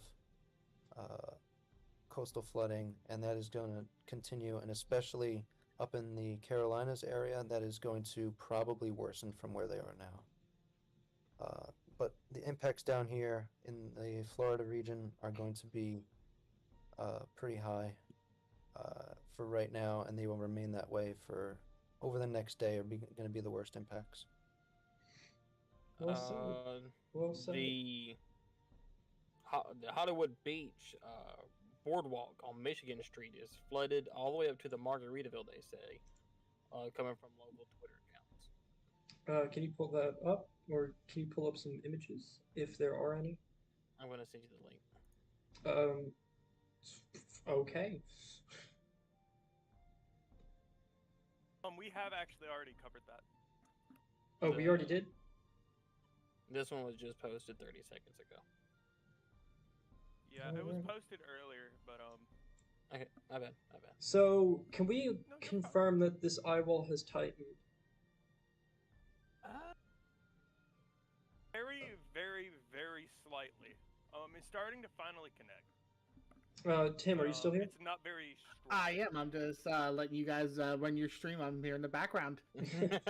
So, I mean, if you feel like you need to interject, go for it, my man. I'm used to being able to to wait my turn on other streams, so I'm trying. I mean, this is your guys' stream. I'm This here as is a more guest, of so an I'm trying not at-home. to step on you guys' toes. You This won't is be like- stepping on our toes. Trust This me. is like watching a football game. So just jump in whenever you feel like it. We're all from the South, my man. Yeah, I'm in North Carolina. I'm originally from the North in Ohio, so I guess we have a little bit different mannerisms there. But yeah, to get back on point with Nicole, I would say this eye wall has actually finally connected all the way around. This is something that we weren't seeing about an hour and a half to 2 hours ago, and this does have me a little worried. I mean, you do have a little bit of a gap between Grand Bahama and the coast of Florida, and the waters are pretty decent in this area, 28, 29 degrees Celsius right in this area, and there is about 50 to 75 kilojoules of ocean heat content in this area. So even though this has got a couple more hours before it's going to make landfall, it could still intensify with those couple hours and maybe get its act together and maybe push for a little higher intensity. I would say 80 miles per hour is still not out of the realm of possibility. Oh, we really need to start watching these oncoming storms as they push onto land. Yeah, Indeed. So I'm around keeping Palm an eye on Coast them. and Daytona. I'm keeping an eye on them. Oh, Yeah, that's I'm starting to get several reports of flooding in Orlando as well. yes. We have our first little pocket of velocity that I want to look at. I'm looking at it as well. But It is east of Sebastian. Could be a water spout moving onto land. Do you see what I'm looking at? Yep. Yep. All right. So now's the time to something start. watch. Oh. I don't think it's. I don't think a water spout is actually being produced. It's No, still a I'm talking about very like weak area. rotation. My bad. That was my bad. Yeah, However, there is definitely a weak meso related with that storm. the aircraft has made it in front of that eye wall, and they picked it wind speeds of 52 miles an hour, 60, 63, 66.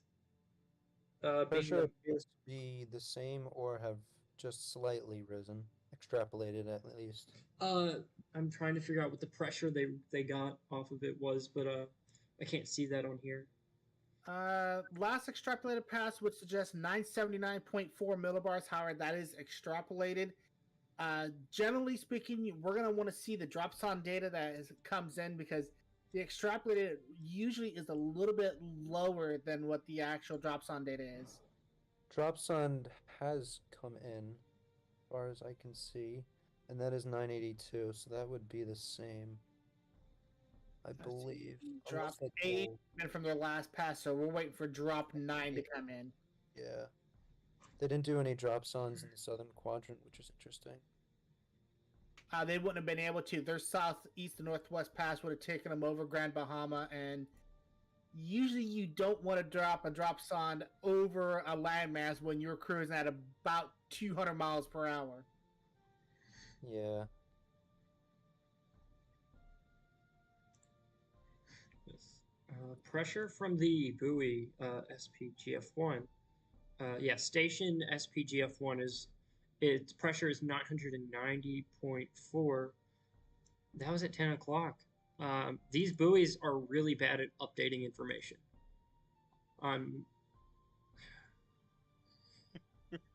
Really bad. That Some of it's these buoys, they update every hour, and then some of them are every 6 minutes, but then you still have to get that data transmitted from the buoy Ooh, that was bad. to a NOAA office to actually interpret it, so that's why they're so far delayed. Yeah.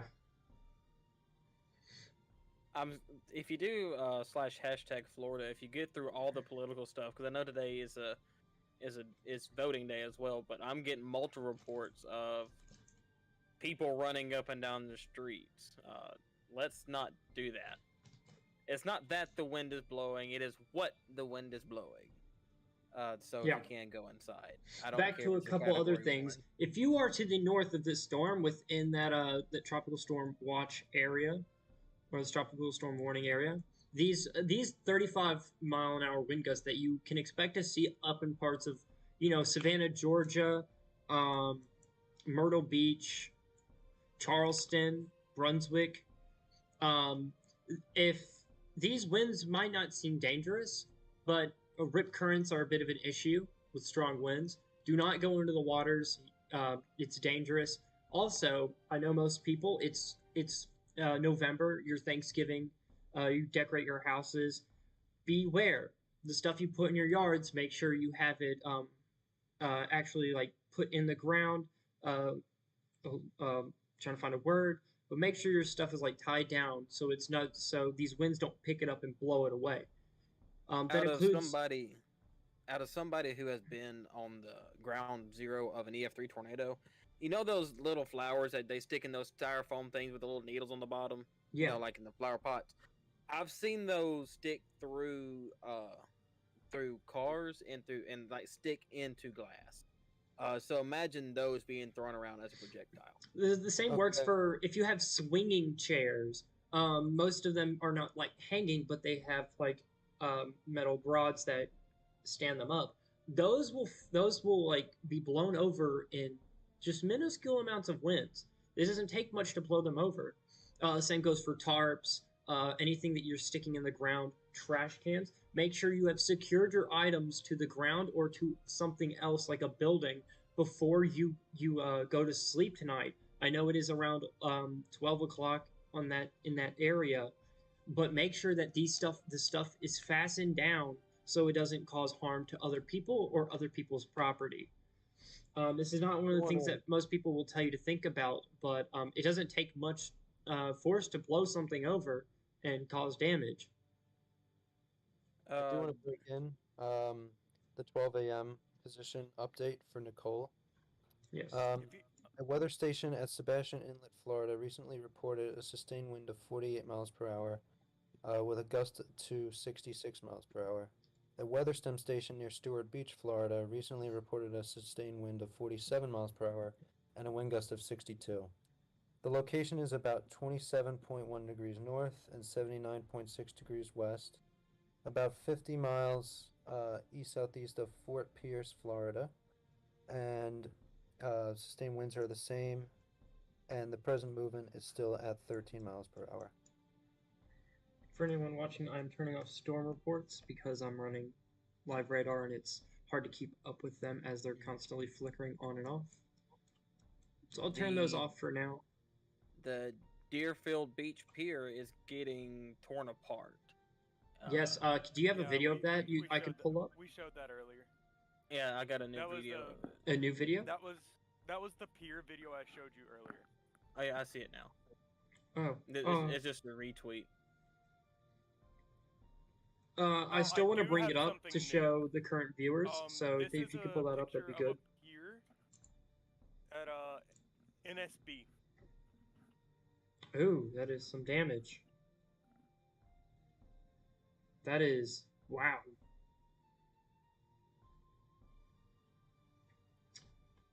Yeah. Yeah, that was also earlier on today before the storm even came close to making landfall. Can you pull up that other video from earlier of the pier for all the new viewers that are here? If you got it pulled up, Griff, if you got that pulled up, you have it pulled up. I'm watching your screen. These waves are no joke. I don't have that one pulled up. Oh, yes, I do. Never mind, I'm blind. So this was at Deerfield Beach earlier. This is one of the piers. You can see, even though it doesn't take the entire pier, it actually does damage it a little bit on the side.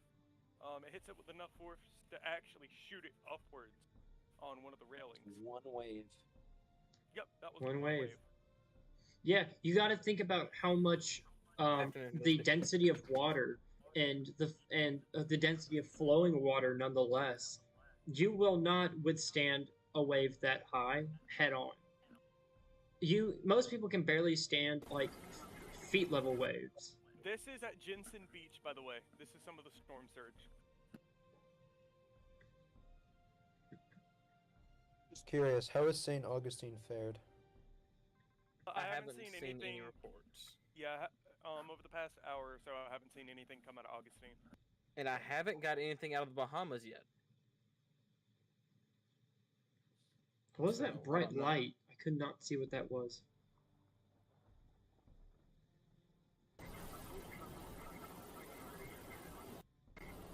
Got some footage from. It's like a light. Would be that It would either be a spotlight or it would probably be a, I don't know actually, probably just spotlight. Probably a dislocated light that is now facing towards said individual. In case anything else that's inappropriate pops up, I'll let you know when to look at my feed. Do we have anything on St. Augustine? Nothing that I've seen yet on St. Augustine. Griff, what do you have? There's a new footage coming out of Jensen Beach. Oh, we already saw that. You already saw that? Yeah, we already Hey, saw it. Holistic, All this stuff saying like 53 seconds. how are you Yeah, doing, Josh. Holistic? Josh is just faster than you. You gotta get with it. Alright, fine, man. Tim, got anything to say? Yeah, Tim. Right now I'm scouring socials just like you guys are. Keeping an eye on Nicole as the eye wall is starting to approach. Is there a new pressure reading? Let me look, see if we have a new drop zone in, and we do. So drop zone 10, 982 millibars, 7 knots would suggest 981.3.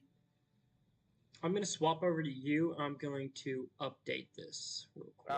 I would like to say there's a cell that I'm keeping an eye on. It's very large, but it only has very weak mesos. It's east of Satellite Beach, Indian Harbor, and Melbourne. Northeast of Melbourne. It's not got very strong rotation in it, but it definitely has a couple weak mesos when they meet in. There's a new heavy snow risk for parts of North Dakota and South Dakota at the moment. I will look at that in a second. A heavy snow risk. Wait, is it? Yeah, the WSSI actually had the Dakotas under a major risk for snow impacts, and we had blizzard warnings. I have a TVS signature over Palm Bay at the moment.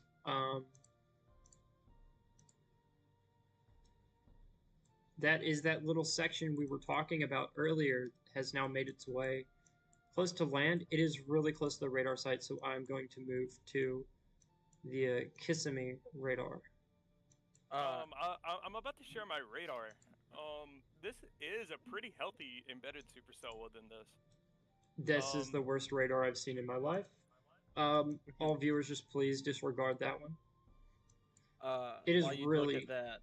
As of a few hours ago, President Joe Biden approved the declaration from Florida for the disaster relief funds, so activating FEMA for Nicole. So you can see here we have a supercell, very large one actually, east of Satellite Beach. While there's not many areas, you can see this is reflectivity, this is velocity, and this is correlation coefficient, and this is ZDR. We can see areas of rotation actually trying to creep in multiple parts of the cell. None of them stand out amazingly right now, but look to the east of it, to keep an eye on. east of Satellite Beach, pretty good distance off the coast. There is an area of rotation you could be looking at. I'll circle it on my stream. So this is one of those things what we are going to keep a watch on as these bands move on to land. So I have seen an uptick in that rotation on that supercell you were showing, JD, on the latest scans. Yeah, and that is a trend that we do see with these outer bands when they start coming into a landfalling situation. You're going to start seeing a lot of rotation build into these outer bands as they come onshore. They could bring some potential water spouts onshore, and once those water spouts do hit land, then they can go from being a full-blown water spout into a full-blown tornado, and we've seen that happen many times with landfalling systems of this nature. Look back to October 29th. I'm going to call it just a mini outbreak. The majority of the tornadoes that actually made landfall that day, granted it was not off of a hurricane or a tropical system, started off as water spouts has made its way on land. So just because it's in the water at the time does not mean it will come. It just will stay out there. No, and it's interesting that some of these water spouts, once they do come ashore, they can still remain pretty powerful, and they can become long track tornadoes if they can maintain their structure. I've actually seen a couple of them this year and last year that I think I had one between it being a water spout to a full blown tornado and then dissipating. It lasted over 130 miles. So water spouts, especially in a tropical cyclone like this, nothing to take lightly. Yeah, and these water spouts actually tend to strengthen upon landfall. And then right near the coast is where, right near the coast and generally on land is where um, they do reach their peak intensity. Of course, there are exceptions, as you mentioned. They can last much longer, but that is generally the area you have to watch. There is some science behind that. All right. I'm going to go downstairs and get something to drink. I'll be back in about 4 minutes. You guys hold down the fort while I'm gone. I think I'm coming down with something, so. All right. So I shall be right back.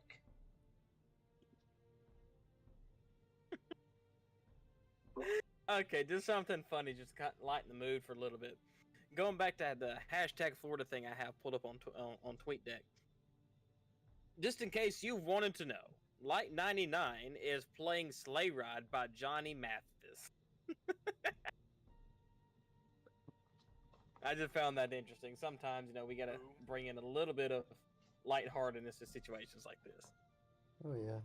Well, there's nothing more of a paradox than when you have a blizzard and a landfalling hurricane hitting you're you playing with Christmas the same music. landmass at the same time. And you're playing Christmas music throughout it. I believe that's comical. What is that blizzard doing, by the way? I haven't checked on it. I haven't looked yet. I can take a look at that really quickly. Don't think it has fully commenced yet.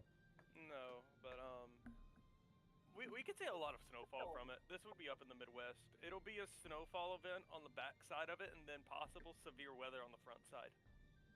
Yeah, I think some forecast guidance was suggesting upmost of 2 feet in through the Dakota foothills. Mm-hmm.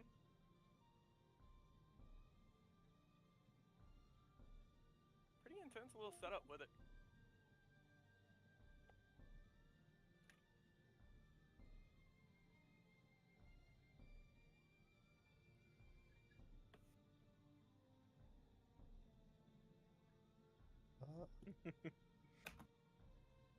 These supercells are actually faring pretty well for the environment they're in. That's what I'm seeing a lot of on Twitter right now. Multiple different local people are saying that they are strengthening. To the east of Melbourne, definitely keep an eye out. There's several pockets of rotations within one of these supercells. Now, mind, they aren't insanely impressive at the moment, but at any point they could, tighten up, drop a quick spin up, and then be on their way.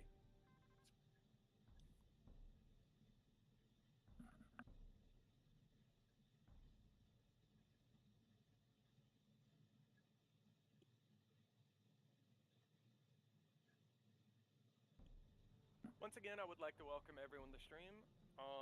We are doing Hurricane Nicole coverage. If you have any questions or have things you want to say, feel free to talk in chat. I wouldn't mind answering a couple questions if anyone has any.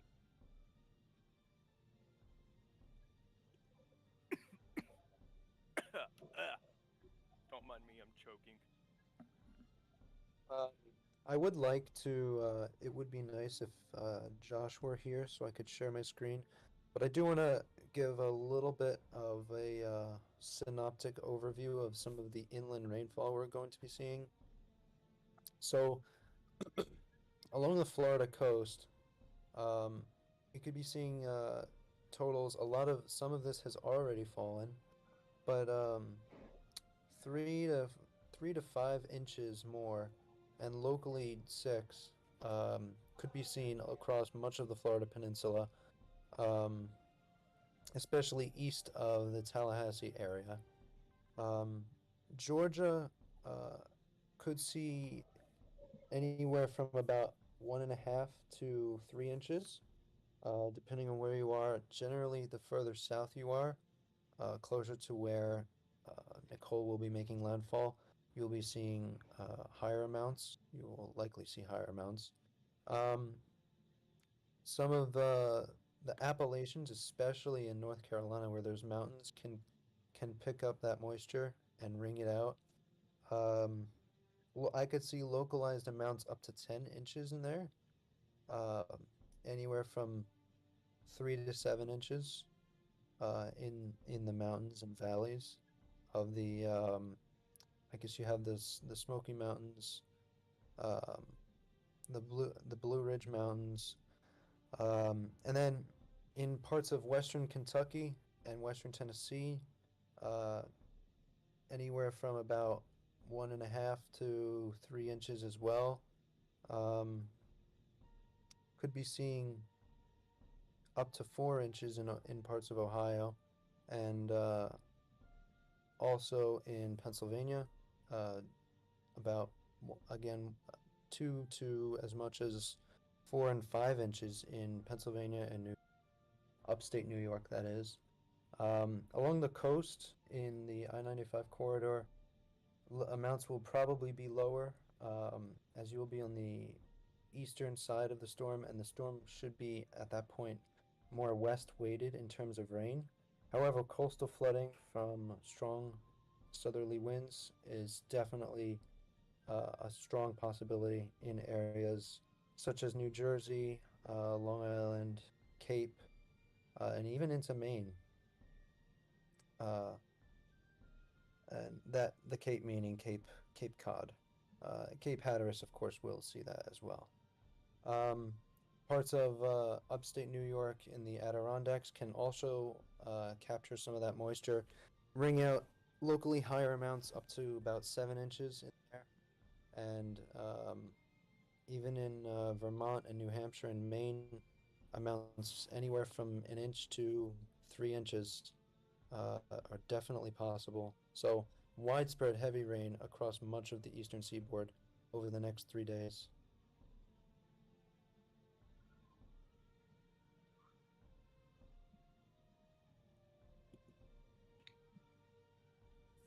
Apparently, we have a report of base velocities near 100 miles per hour in the space coast of North Eye of Nicole.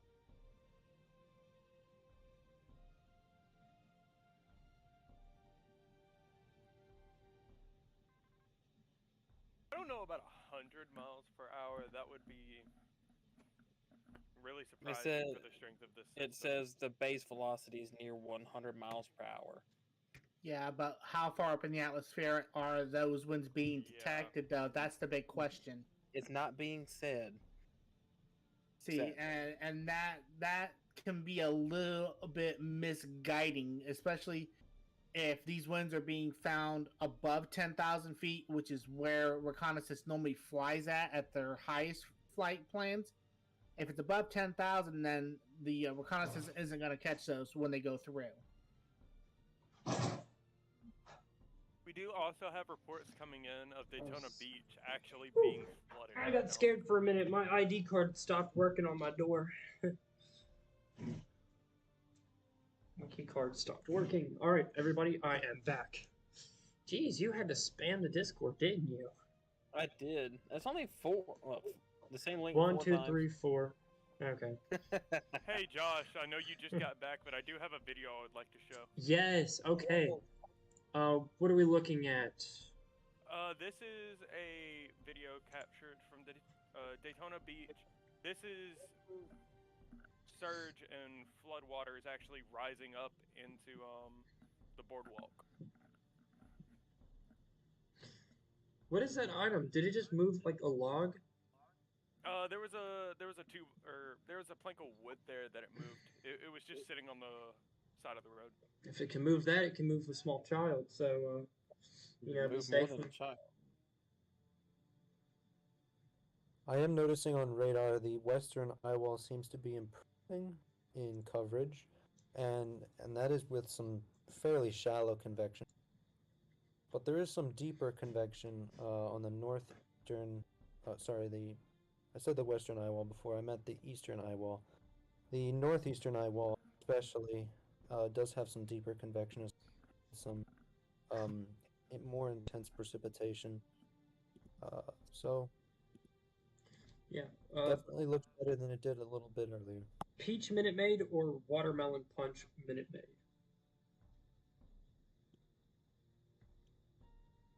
Really don't know. I'll go with peach. As previously Peach. said, if anyone has any questions, drop them in chat. I would actually be. Yeah, pretty we up to answer any we're right now. very talkative, so if you drop something or talking, in chat, I would we like to respond say, instantly. I have another video actually, and this is of flooding in Sebastian currently actually reaching into some parking lots. Yeah. Also, mention us on Twitter if you have footage you want us to show on stream. Oh, that's loud. You got localized flooding. That is whew. I would like to say something as well. I don't care what kind of car you're driving. Don't repeat this action. This is how you get your car kind of starting to float in water. This much water, if moving fast enough, can actually move your car. And also, you don't know what's in that water. You could have a down power line and not even know it. Yeah. So turn around, don't drown, just stay safe. In fact, don't be out. The best place to be is in a a really safe space. Outside is not safe. I mean, Not right now. you might think just because you're in Florida that you're invincible, which If I I could would stop too if turning I was off in my Florida. But this is I not the could see- case, So this is our flash flooding risk over the next 3 days. Areas in yellow, you have a 15%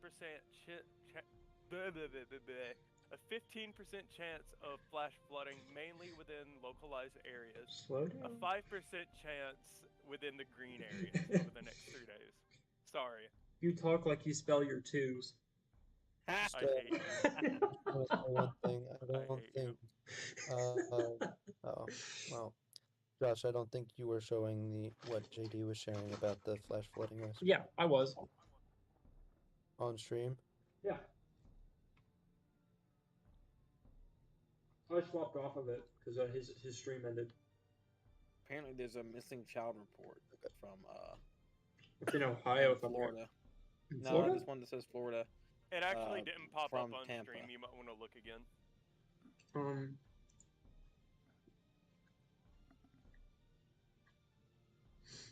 You have that Very large areas of level 2 risk, so definitely watch out for flooding. As said, Oh, I'm there gonna it sound goes. like a broken record. Turn around, don't drown. Yeah, what's interesting to know Good is delay. these areas do need the rain. A lot of them are in drought, but they do not need it to the That magnitude much. of what what we're they're gonna looking get. at. Yeah. There's rain and then there's too much rain. Same statement goes for Florida. There's Florida and then there's too much Florida. But yeah. So Over the next few days, certain areas also could be seeing up to 6 inches of rain.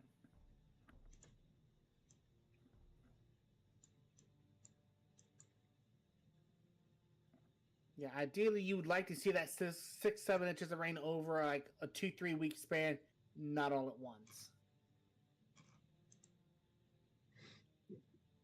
Like I brought up earlier with it, also with it being semi-dry. I know y'all probably Yeah. saw it's starting to dry out from Ian, I and was that's about really to not going to do help that. with the flooding.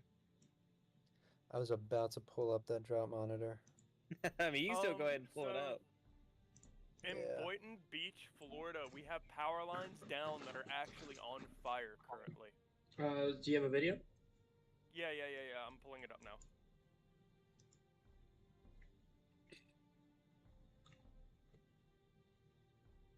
Oh wow. No. Where is this? This is in Boynton Beach. That is eerie.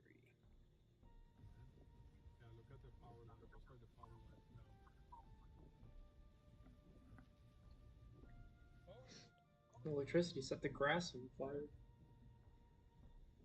Electricity something- and rain just Yeah. most, it's like how you have lightning strikes, yet rain doesn't put it out because I mean these fires are just that powerful.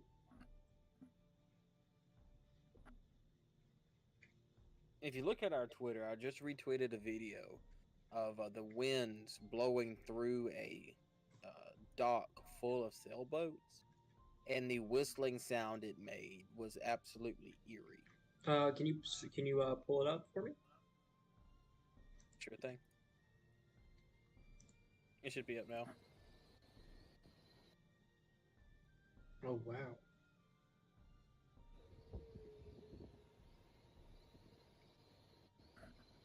Am I sharing an application or am I just sharing the screen?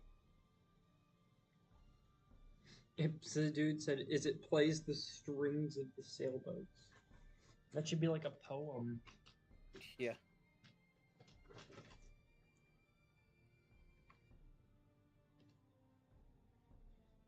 All right. So as we continue on, the tornado threat is going to increase significantly over the next hour. I So wouldn't say significantly. It's definitely going to increase, but it's not like it's going to explode. I mean, we haven't had anything so far. So there is an area of rotation.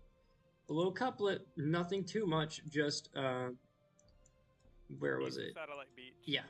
Palm Bay. I've been watching that Super Show for a while. It's tried getting its act together, but it just can't do it completely at the moment.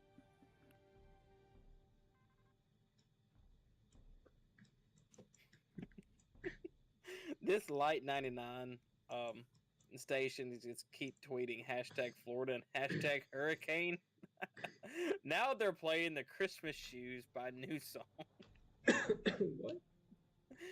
Earlier, while you was gone, I read a tweet that that a radio station was playing sleigh bells, and now they keep playing Christmas music. Just keep popping up on my Twitter feed, like 3 or 4 different hashtags. Are they hashtagging hurricane? There's the hashtag hurricane in Florida on that one. Man. I guess get ready for the holidays as you get hit by a hurricane. Wasn't there a Christmas really wish outbreak they last year? wouldn't do that. Wasn't there a What? Christmas? There was a Christmas outbreak last year, right? It was either last year or the year before last. I think it was the year before last. I know recently we also had the New Year's Day outbreak. I do have a new video actually to show.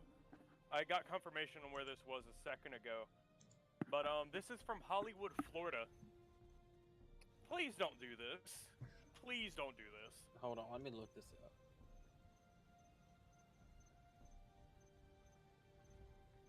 If you were in flooded waters, don't get in your canoe. Especially when the risk of severe weather is still there. But this is coming from Hollywood, Florida. Pretty substantial localized flooding.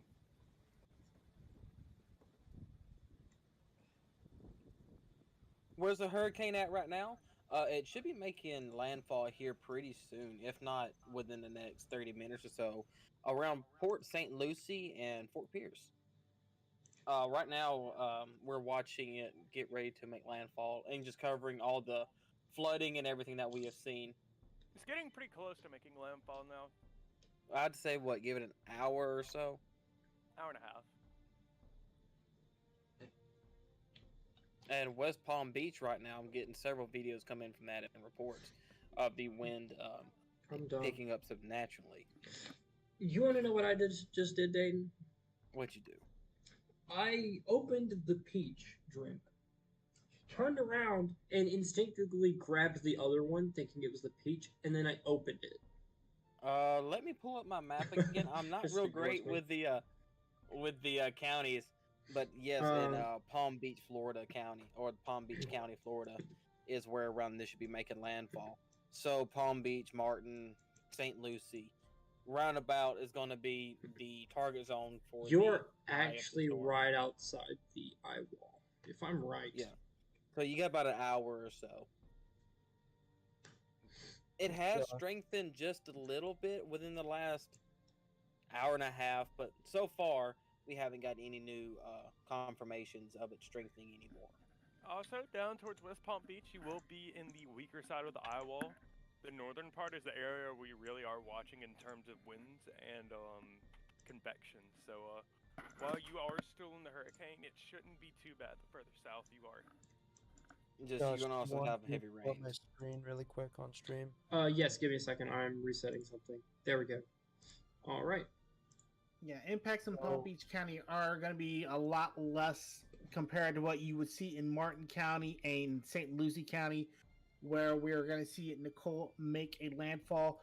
If you are in, I'd say from Jupiter on up towards South Beach, that's probably going to be the biggest corridor for the strongest impacts overall.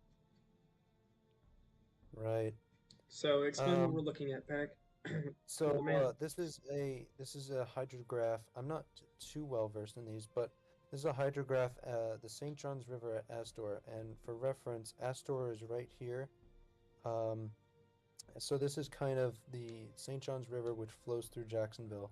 This is kind of at the base of that river, and their hydrograph has reached major flood stage. I think this is very recent, and they are projected to go even higher. And in fact, they are slightly ahead of their projections. So that is Yeah. something to note. By looking at that, the record flood stage is 4 foot 7 inches. Is that right? Yes. Or 4.7 feet. So Well, if it keeps going at the rate it is now, could we expect another breaking in the record, or do you think that is out of the range right now? well, it's possible, but I would say unlikely. I'm not exactly sure when this record was broken. I can take a look into that in a little bit. But the rate that it's going, sure, it is ahead of the projected rate, but I don't see it going higher than maybe 4.4, All right. Well, at least that which is still a somewhat good major news flood to hear. stage But it and is, yeah, should be taken very seriously. 100%. Then that would be some big inlet flooding. Yeah, and you guarantee there's a lot of these low-lying houses that lie along the river, too. So most of the water could end up reaching a lot of these houses. So that is another takeaway you should understand, is that some of these people live in low-lying homes, and this is Florida, so you don't really know what kind of homes. It could be boat homes. I mean, anything. So yeah, if you're along that area, was it St. John's River? Yeah, Then that was near Astor. if you need to The get St. out of John's there, River front runs from Jacksonville down kind of the central northern. It's kind of north of Orlando, between Jacksonville and Orlando, along inside of the coast. is this? No, I'm tripping. Tim, any updates? I'm trying to get pressure readings, but it's just still not updating. Let me take a look at recon. Looks like all reconnaissance flights are out of Nicole at this time, so we're gonna be relying on local observations. Let me see what I can find here for you. I would like to say, I don't know if anyone else is noting this, but Nicole is starting to slow as it reaches the coastline. Yes, That could slightly up our expected rain values. Yeah, it's slowed down tremendously. Also, it's pitched north a little bit. That eye wall has pitched north. Yeah, I was going to mention that it's starting to take that northward turn. That was expected and forecast very well.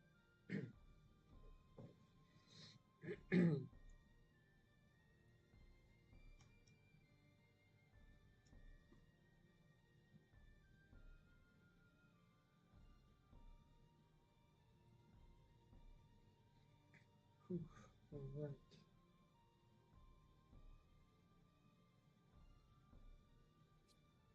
One of our buoys northeast of Cape Canaveral just measured a 67-mile-per-hour wind gust. All right. 67 miles an hour. Is that?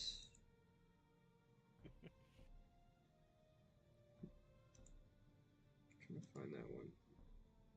Well, as y'all look for that, I've seen a few tweets of people just posting on like their the screenshot of the like local weather app, and this is about the fourth one I've seen that says rain for at least the next 50 minutes. I think 50 minutes is a little bit of an understatement. Do not trust your small weather apps on this.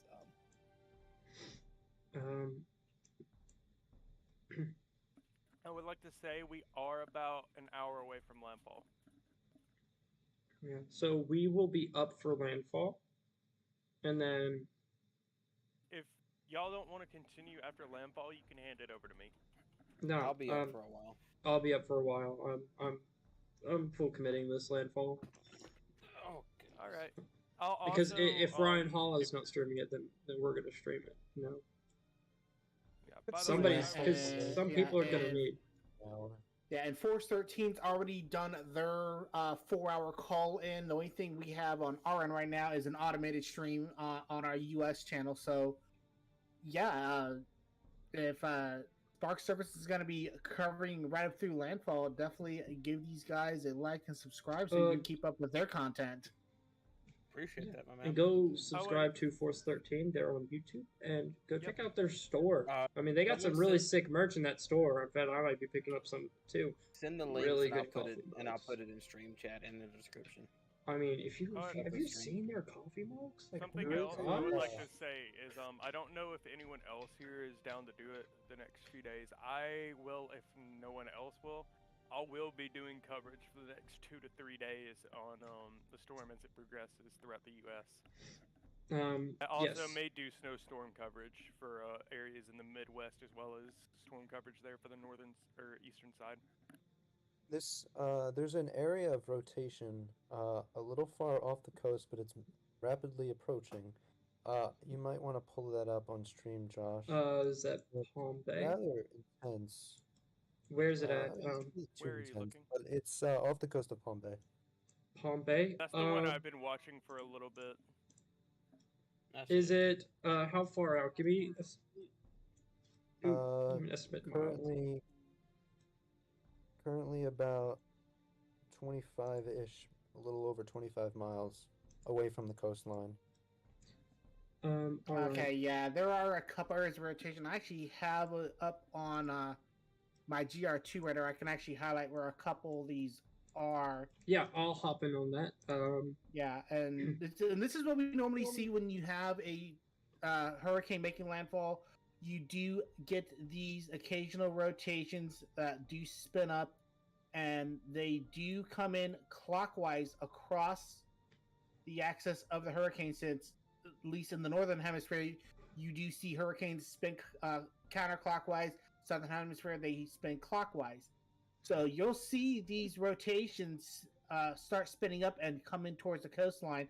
So places like Melbourne, Vicaria, down to Maico, even down into the Fort Pierce area, these are rotations you got to keep an eye on.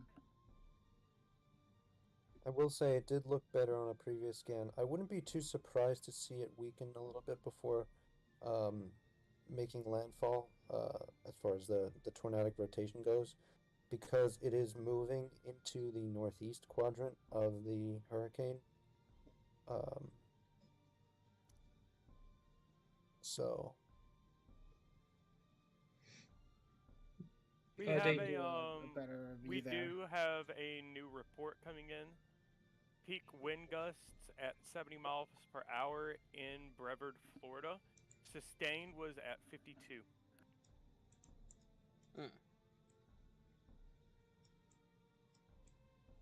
JD, are you getting Tim? Are you getting I'm of just gonna this Gulf circle this Atlantic right here. company spamming your Twitter feed? Yeehaw Junction, baby. Let me check. They are spamming about every 5 minutes a brand new tweet about roofs and house, like roofs and windows and shutters. This is just my personal opinion on this. During a hurricane or any severe weather event, out of respect for those being impacted, just wait till after to do your advertising, because it gets in the way of the truthful news feed. And to be honest, right now, we don't care how much you will do their roofs for, neither do they. They're worried about getting through it right now. Yeah. Buoys in around the Tampa Bay area are already now picking up around 30 miles an hour wind gusts. Yeah, these are 35-mile-an-hour wind gusts.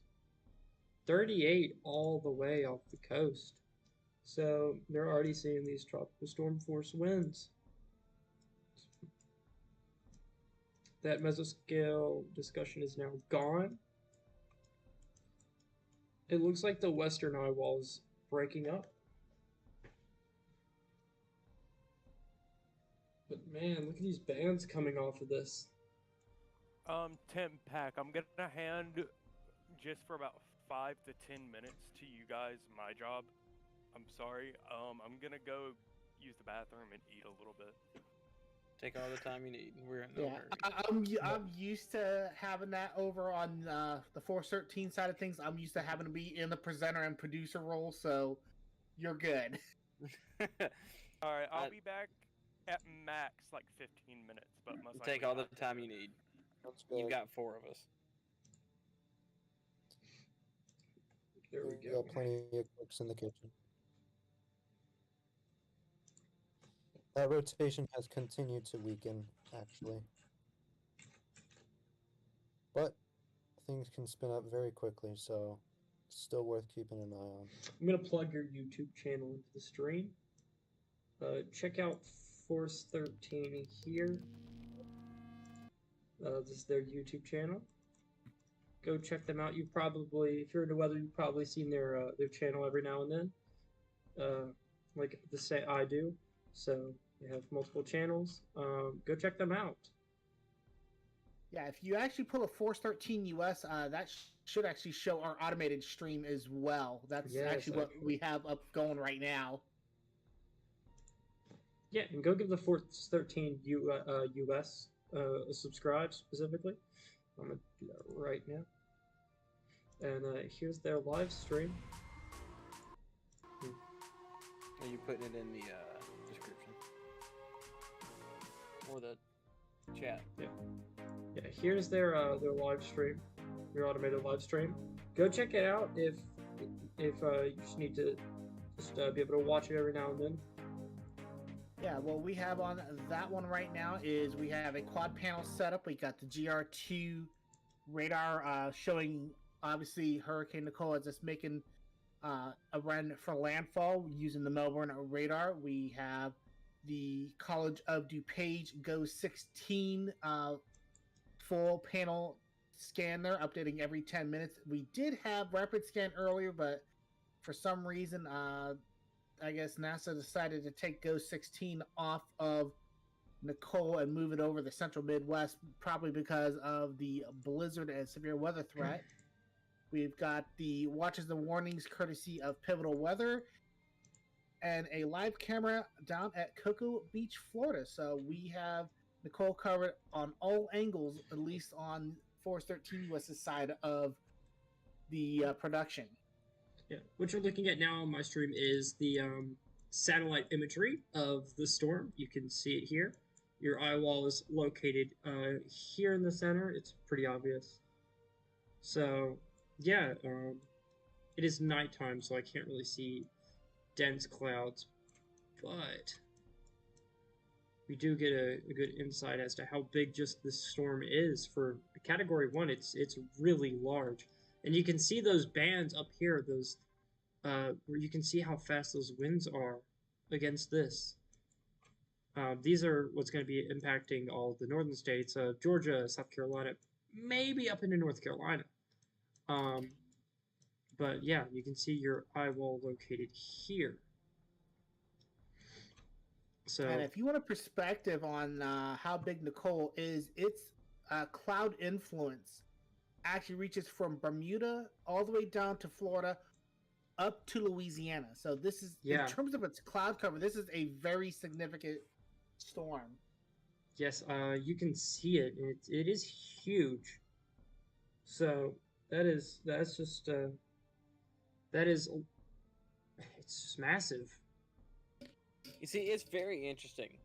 Looking, well, not comparing it to Ian, but looking at eye wall and looking at the eye wall of Ian, these two storms, they I do want to say, impressively big. I do want to add one thing. The velocities very near the Melbourne radar have increased, showing about closer to the beach about 60 miles per hour. Also, I cannot be here for too much longer, unfortunately. We'll do whatever you need to do, my man. We got it. We'll get it handled. Yeah. I've got early classes tomorrow, and so does my roommate. All right. So, All right, Josh, would you like to know what Light 99 Orlando is playing on the radio right now? what are they playing on the radio? No, it hasn't Christmas made. tree, my Christmas tree. By Home Alone, Chosen Ones- Children's no, Choir. the hurricane has not made landfall yet. We're about 2 to 3 hours away from an expected landfall. Not even. What you do need to know is, if you are within the area, the heavy winds, major flooding, storm surge, big things you're gonna have to see. Also, Orlando, Florida, the radio station there is using hashtag hurricane and hashtag Florida on Twitter to branch out Christmas music. So as we're looking on Twitter for stuff, all we're seeing is Christmas music. So It's kind of amusing, you know. It makes us chuckle. But as of right now, Fort Pierce, from what I'm getting from the locals, that the winds are beginning to pick up there. yes, So you have if this you're in band of that the eye area- wall pushing towards there. So if you're in that area, please don't go outside.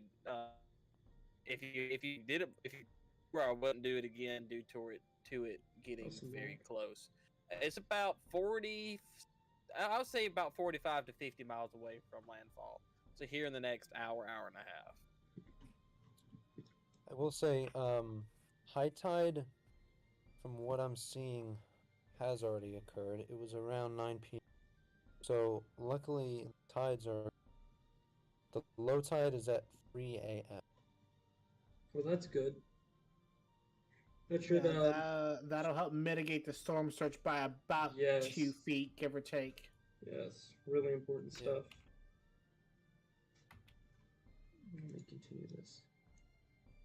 Yeah, so what Check you're out looking that at is map. Hurricane Nicole on a radar on reflectivity, I'll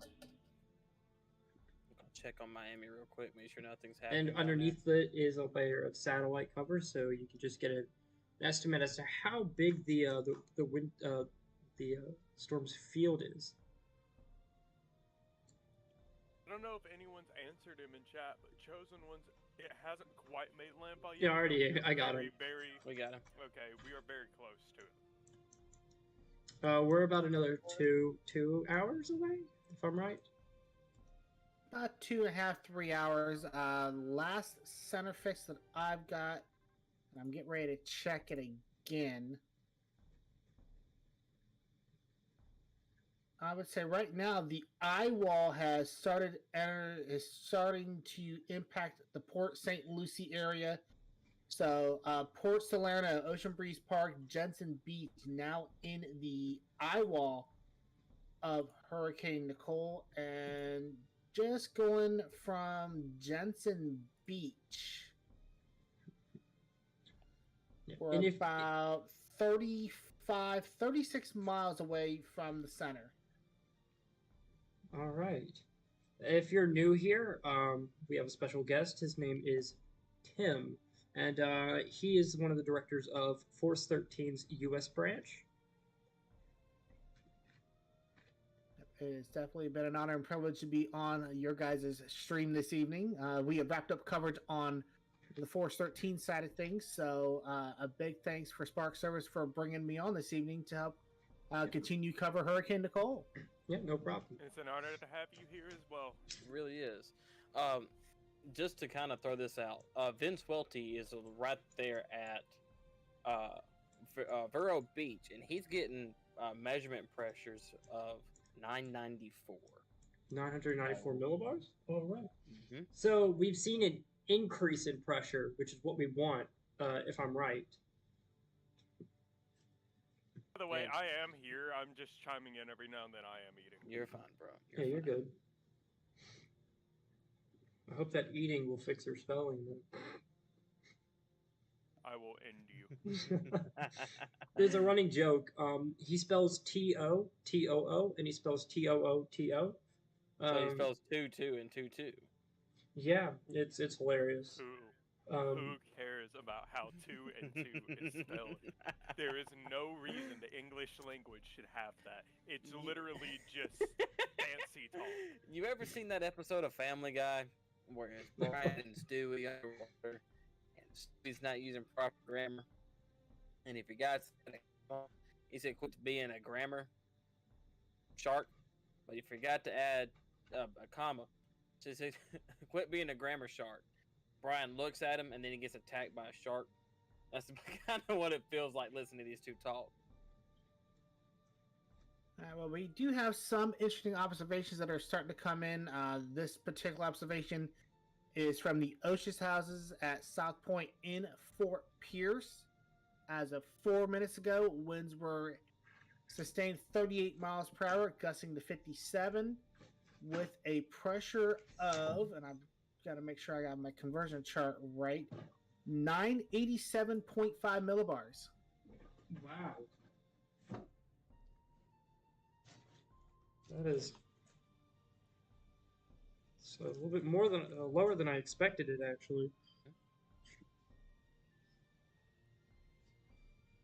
And this is right on the coast of Fort Pierce. So this particular weather station is going to be getting the lowest pressures as we do see the eye of Nicole make its way towards the Fort Pierce, Vero Beach, maybe up towards the Sebastian, Florida areas. All right.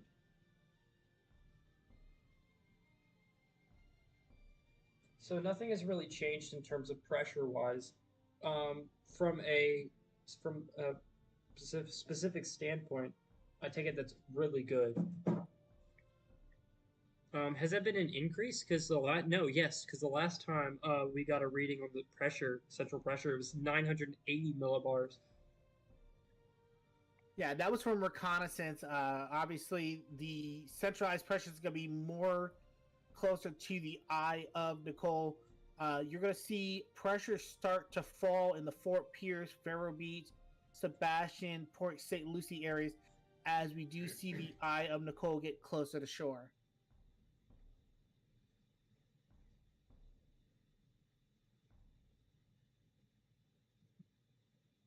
All right. I do have to go now.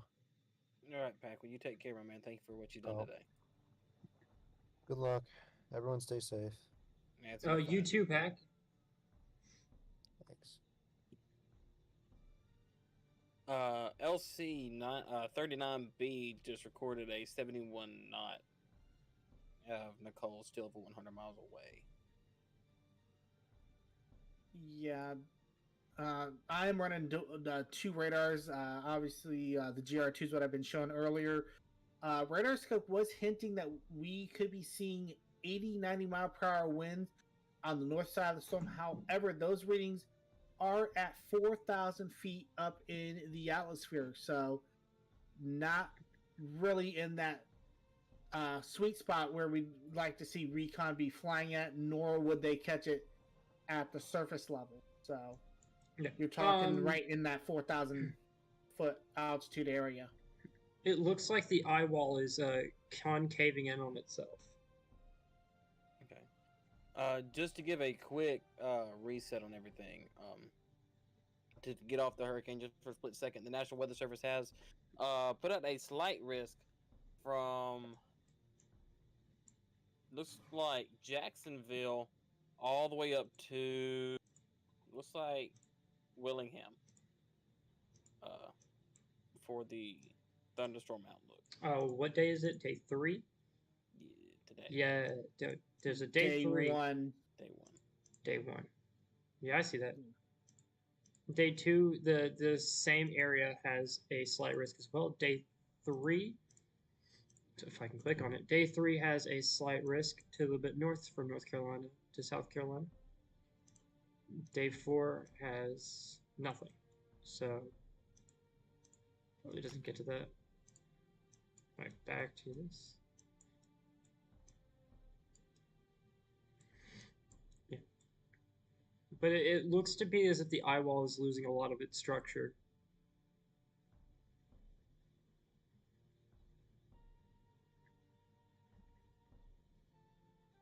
Yeah, it does look like it is open on the southwest side. The northwestern side may be starting to erode just a little bit. Yeah, I'm seeing So storms. we may start see lane interactions start weakening this eye wall as it gets closer. Yeah, I'm seeing storms starting to pop up in the center of this eye wall. So it shouldn't be too much longer before it collapses in on itself. It'll be a while, be a good while, but these interesting. 47 miles an hour.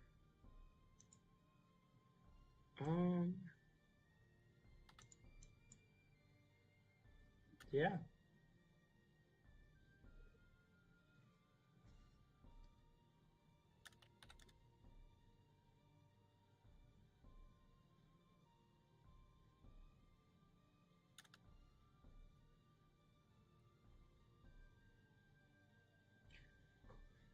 Ooh, all right. For those of you joining in, we are covering Hurricane Nicole as it barrels towards Florida, towards southeastern Florida.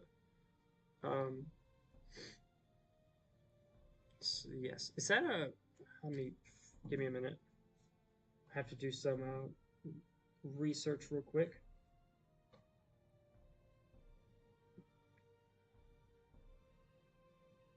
Okay, so there's currently an active hurricane warning from Boca Raton, which is just south of West Palm Beach, all the way up to Daytona Beach and the Holly Hill area. Hey, we do have a new SPC outlook. Yes, we've already gone over that. Okay, you have. Wind goes at 55 miles an hour. I would like to say they dropped the slight risk up in the plains. Yeah, up in the plains. Yeah, I actually saw that. I was confused. Because, no, it's not. It's still there. No, it's not. I'm seeing it's still there. Up in the plains? No. Yeah, it's from... now. They reduced it from a 15 to a 5% wind. No, look for the day 2. They updated day 1. Oh, but there wasn't one on day 1. It was on day 2. It's been a marginal all day long.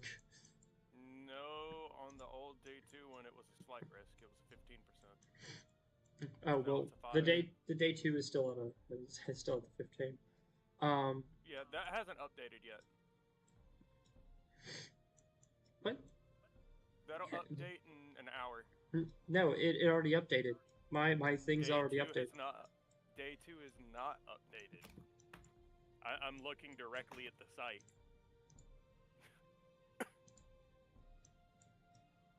We still got another hour before day 2 updates on the SPC side of things. Let's go back to day 1. But the tornado probability is still there, so we can still cover tornado it. probabilities is still there. 5% wind. Yeah. Sorry for the argument. I promise we're not married. Oh, we are. This happens way too much. Yeah, but you guys, you still have a marginal risk through north central Nebraska, central Kansas. This is as of the 6Z day 1 outlook. Still primarily for a 5% risk for wind. Your day 2 outlook will roll over to the day 1 outlook in an hour. After that, and then you'll start seeing the new figures coming in. It does look like, at least on the day 2 that I'm seeing, they still did have a slight risk through Wisconsin, Minnesota, Iowa, and Missouri. However, that may be dropped at the 7Z update when everything rolls over to the new day one setup. I will say this: they pulled it further south on the northern end and extended it further west. We're gonna have to really watch. Most of these strong winds are on the northern part of this storm. The far western part of the eyewall has made landfall on Port St. Lucie.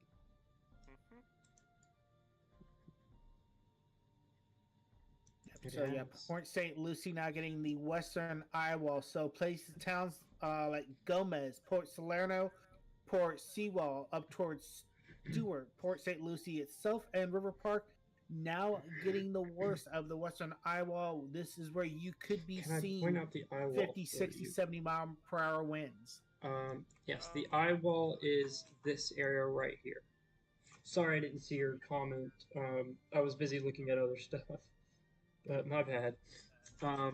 Yes, the eye wall is this center right here. I would like to say once again, welcome everybody to stream. We're glad to have you. Once again, if you have any questions, you can ask them in chat.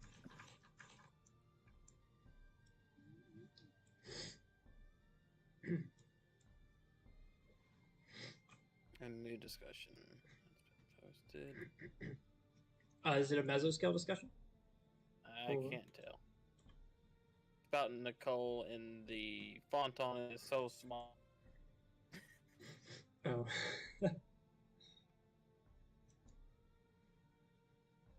All right, the 1 a.m. update from the National Hurricane Center is out. Their headline: Nicole likely to make landfall among the east coast of Florida within the next couple hours. Strong winds, dangerous storm surge, and waves, along with heavy rain, continue over a large area. They still maintain it at 75 miles per hour, pressure 980 millibars. Movement speed has increased to west-northwest at 14.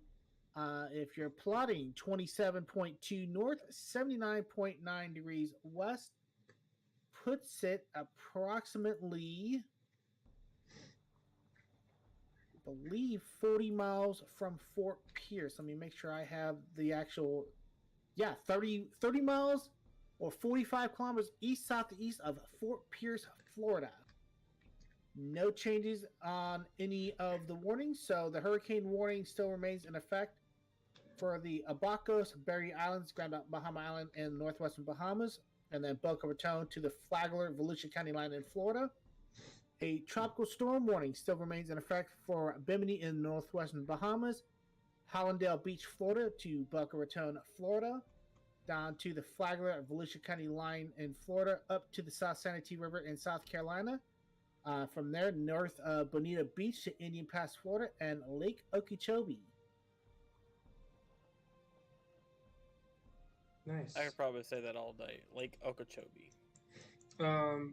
If we're in the joking mood right now, there's a place to the west of Palm Bay called where is it? Yeehaw Junction. I love town names so much. Since we want to pick on town names, there's literally a place up in the state of Michigan that update if you told someone there to go there, you could actually go there literally. There to go there, you can go there. Yeah. If you jokingly told someone to go to hell, there's an actual town in Michigan called Hell.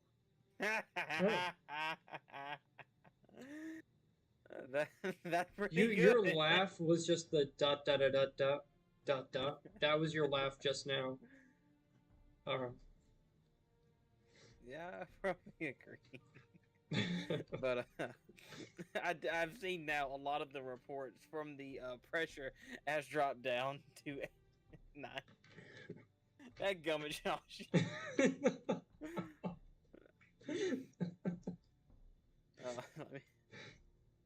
The pressure has dropped from 990, from the high 990s to the low 980s, from what I'm seeing from several different sources. In Yeehaw Junction.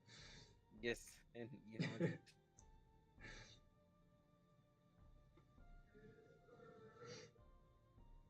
Thanks, Pat. Thank you, Pat. You know, you know, like I was saying earlier, for those who may not join, you know, we'll be here for a while, and it doesn't hurt to go ahead and throw a little bit of comedy in there, Unlike just to all help people your come through. others, we are a legitimately fun group of people. We're try to be, not we try on to be. drugs. We're not drinking. You know, it may sound like Ha it, ha but ha ha. Quiet, Josh. yeah, Tim. No, we just try to have a good time and Is just Tim set a still here? vibe for everybody. Oh yeah, I'm still here. I'm just listening to your antics.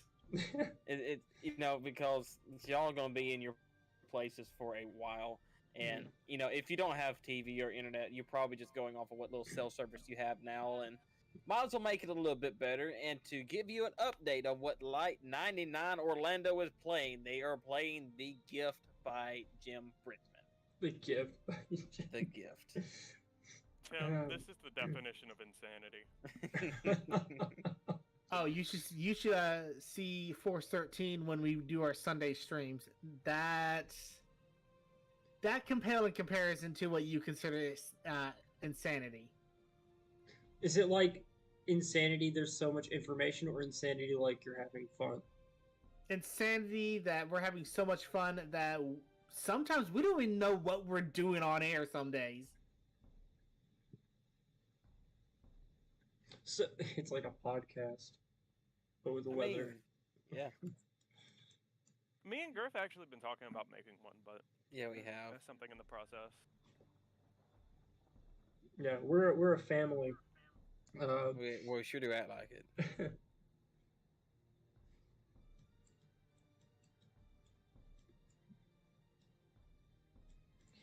Wow, look at that! Yeah, that eye wall is concaving in on itself. It's looks like it's falling apart. Now, just because the eye It wall was does not expected. look healthy, does not mean the storm itself is not still Oh, yeah, dangerous and healthy. Most definitely. It seems like it's pitching a little bit more north than the forecast track is showing. I mean, that happens. A slight Tim, shift are you north seeing is a it? slight shift north. Do you see the same thing? Yeah, let me It's see what the probably NHC... by like 20 to 30 miles at max. Well, the NHC did note on their 1 o'clock update that storm vector is at 2.8 or 285 on the compass, so it is starting to take a little bit more of a northward component to its movement.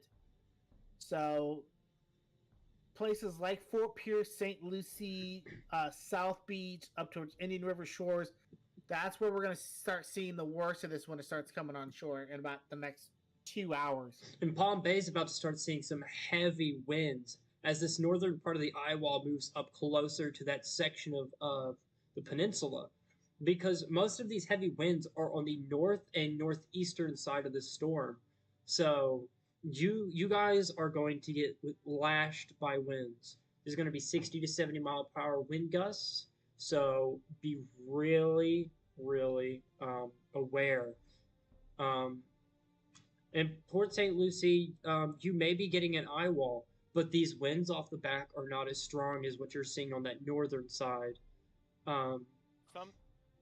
Something I would like to say is, if you are in the path of this, don't forget. I know it's hard to forget, but bring your pets inside.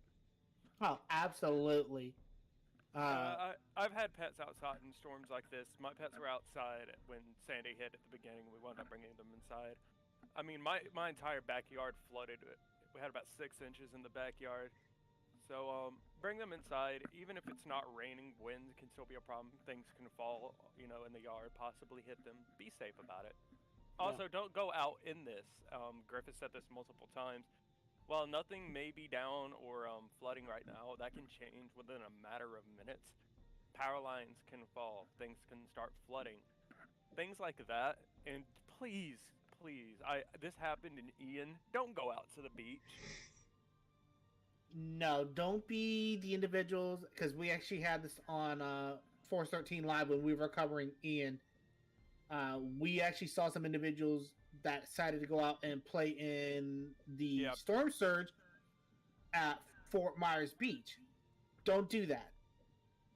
Matter Is of that- fact, one of those people actually wound up getting injured. I don't know if you ever found that out, but one of the people that swam in it, not on that video, but later on, wound up swimming in the storm surge and wound up getting injured. I mean, my friend, I need a shirt that says this. It's not that the wind is blowing; it is what the wind is blowing. Yes, that's 100% true, without a doubt. Because you could get Also, 2x4s being picked up by the waters and moved into your ankles if you're in that. There's also the threat of wild animals too. You're in Florida, you get a lot of gators. So, you Oh, yeah, know, especially right stereotypes can come true in the right scenarios. In fact, we've already seen Especially right videos now of with- sharks running through storm surge. I mean, So- right now, I mean, with right now, with the more of the waters being pushed more inland, it's not going to be any skin off of their nose to go a little bit further inland. So We also And have a couple also- more. Oh, you go. I'm keeping an eye on these cells that's directly east of Orlando, out in the coast. They are starting to look. They're trying to strengthen. So I'm gonna keep an eye on them and see what they do if and when they make landfall. Another storm report came, and we have a new high point in our wind gust, 73 miles per hour at Playa Linda Beach near Brevard County. That should This was be from a south of Palm Bay. USSF tower. I'm not sure about the height on the tower, but it was recorded by a tower. This one was also just got this in as well. Had a wind gust in Guilford on the Indian River County of 60 miles per hour. Okay, yeah, that 73 mile per hour wind gust was 4 miles southeast of Playa Linda Beach. That is just to the east of Titusville. So that is up in the northern part of Brevard County.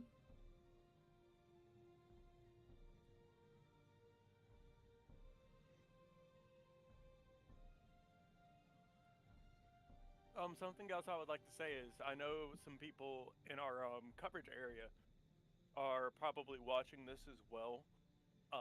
The eastern 2/3 of Alabama is expected to get some type of storm related potential from this. I do expect there. I'm actually. Let me look back at the prediction center. So from Dothan to Auburn roundabout. Dothan up to north of Birmingham, in the eastern part of the state. We're expected to see rain from it. I don't think I there will be need any rain. severe potential from this, but it's something definitely to watch. That makes me happy because I'm in the eastern portion of Alabama, and I need the rain. Winds might peak at 40 miles per hour, and that's a hard maybe.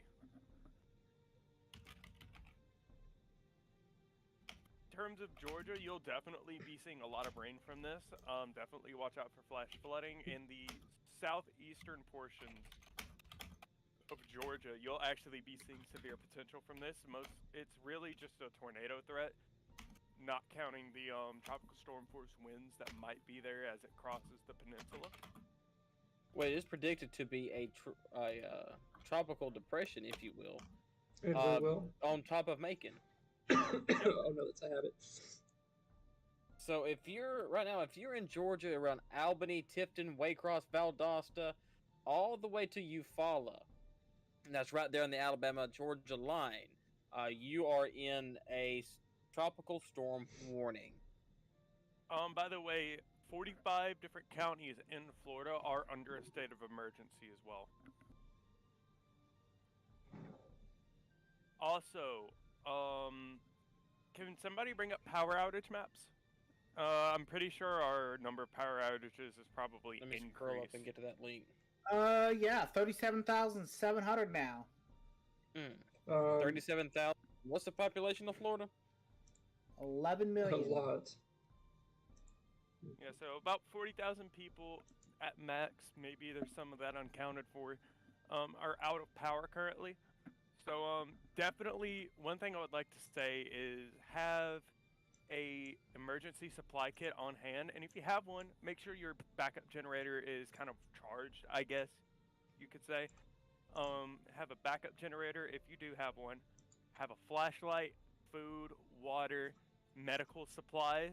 at the very least, medical-wise, have gauze, have bandages, have alcohol, peroxide, just your basic stuff.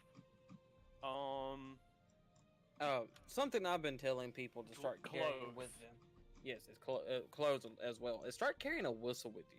The reason Yes. why I want you to carry a whistle is your number one. A whistle will carry further than the human voice. Number two, your voice will give out before the whistle will. So it'd be a little bit easier for people to find you and to hear you if you have become entrapped.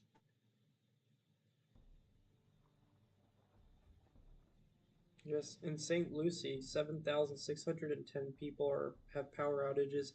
In Martin County, that is 4,010 people are without power. Indian River County, 2,210. Brevard, 4,110.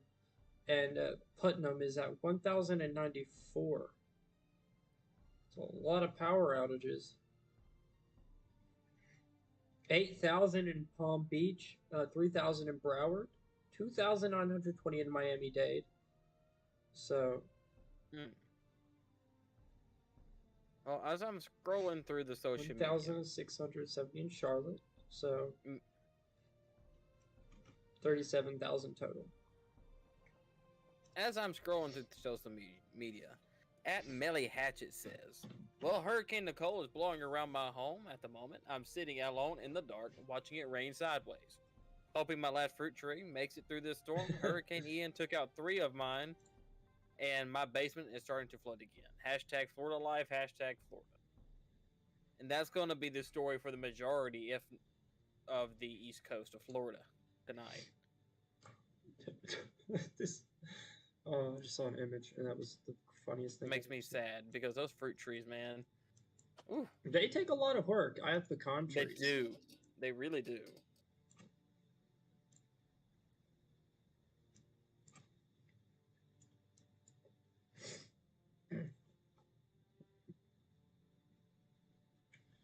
Whew. The good news is, I have not seen any reports of injuries or any traumas yet. We do have 6 confirmed fatalities in the Dominican Republic. I haven't seen anything new. Where did you get that at so I can pull that up? It's an official report. Okay, where'd you get that official report so I can pull that up? I would have to find it again. I forget exactly where it is, but I saw it earlier. 2 were by drowning, 2 were by electrocution. I'm not sure about the other 2. Dude, the electrocution was due to downed power lines. Okay.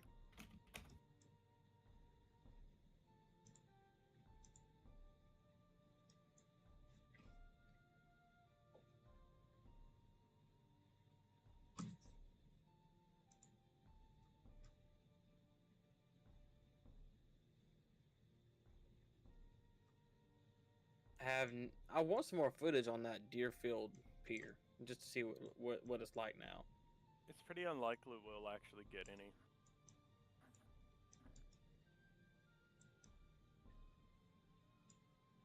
Thankfully, our tornado potential is still at bay at the moment. A lot of these cells off of the coast aren't truly maturing, so that's a good thing. I'm so gonna get sick after this. Get rolled. No, you know what my life is like. Don't worry about it. It helps to have a strong voice. West Palm Beach, West yes, you got a good amount Yes. coming. I So would the good say- news is, actually no, because you're this rain band is heading down this way. So you're gonna have rain for a pretty good while. I'd say over the next 4 to 5 hours, you're gonna get a good amount of rain. You are So watch within that for- heavy rainfall area that has the mesoscale for heavy rainfall. So expect a lot of rain. Just be careful of localized flash flooding. Which I'm shocked I haven't seen pop up yet. There definitely has been. I've been seeing it. Yeah, most of these power outages are See if from I have it. flood. See if I have it on. Because I should. Also, let's talk about how the wind field for Nicole. Tim, you can jump in if you feel like it. Now the Northern. wind field is over 400 miles. Yeah, it's actually 480. Let me see if I can find the National Hurricane Center's last discussion. Speaking of It's- outer wind fields, we just had a wind report come in from Jacksonville Airport. 51 mile per hour peak gusts. Now, what was you saying, Tim? Yeah, I'm I've really actually bad was at getting ready to drawing. pull up the NAC discussion, and going northeast to southwest, tropical storm force winds go 480 miles out. Going northwest to southeast, the tropical storm force winds go out 470 miles. This For those- literally looks like a giant football in the ocean. For those who may not know, that's roughly from Houston, Texas to Lubbock, Texas. Yeah, Look that's on a why, map and you'll understand. Yeah, that's why even though Nicole is down by the Port St. Lucie area in Florida, that's why you see tropical storm warnings all the way up in Charleston right now. I may have been a little bit off on that.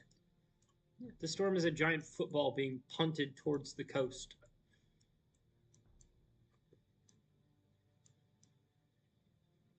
So that's our predicament.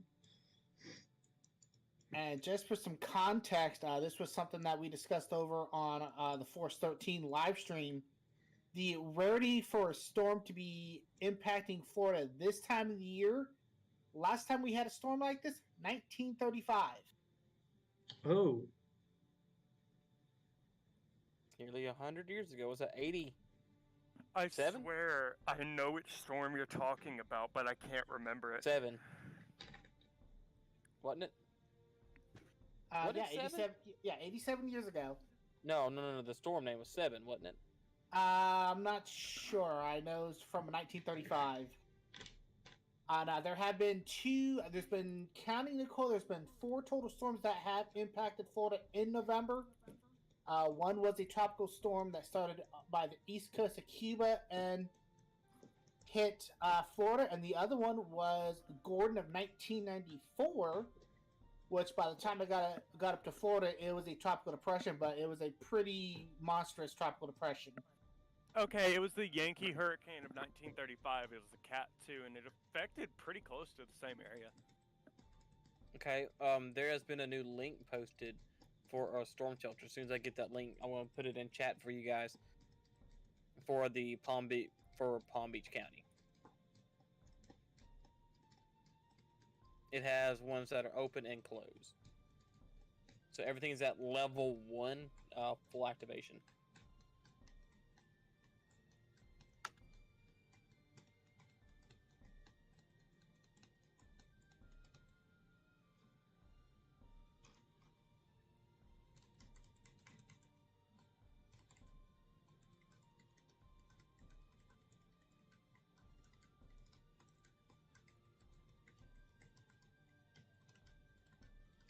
And looks like we're starting to see our first towns enter the eye wall of Nicole. So, Ocean Breeze Park, Seawalls Point, and Port Seawall have officially entered the southwestern side of the eye. You're not going to be in it for very long because this is moving west-northwest, so you will get that southern eye wall as it comes through. But Fort Pierce most likely looking to be ground zero for an eventual landfall in about 2 to 2.5 hours.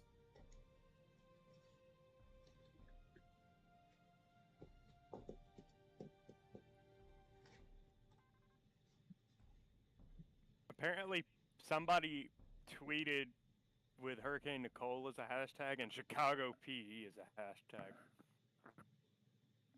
Chicago PD? Yeah. That's interesting. That is a really interesting setup. Josh, can you share my screen real quick? yeah, I was about to get onto that. This is from I'm Brandon not Ship. up there yet. You're gonna have to give me way more time. All right, but this is from Brandon Ship. Whenever he pulls it up, I'm looking at 1, 2, 3, 4, 5, 6, 7, 8, 9, 10 different radars. This man has a weather setup and a half. I would like to say something. Definitely more people are going to lose power overnight. Once again, have a prepared kit ready. Even yes. if that's just some food and some clothes, try and get a The flashlight. meteorology Brandon, Charge your he phone. has his own like thing of patches in his name. Please, please go ahead if you still have power and start charging your phone. You do not want to be caught without your phone in case you need somebody to come and get you. It doesn't take much winds to knock a tree limb down onto a power line.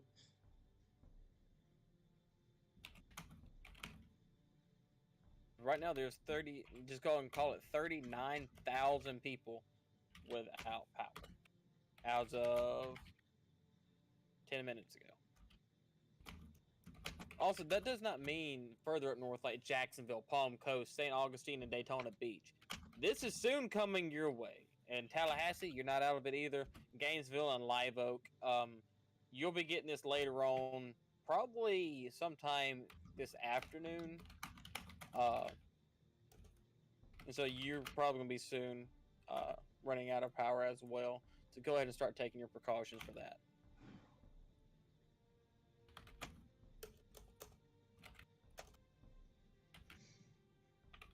The day one tornado outlook for tomorrow.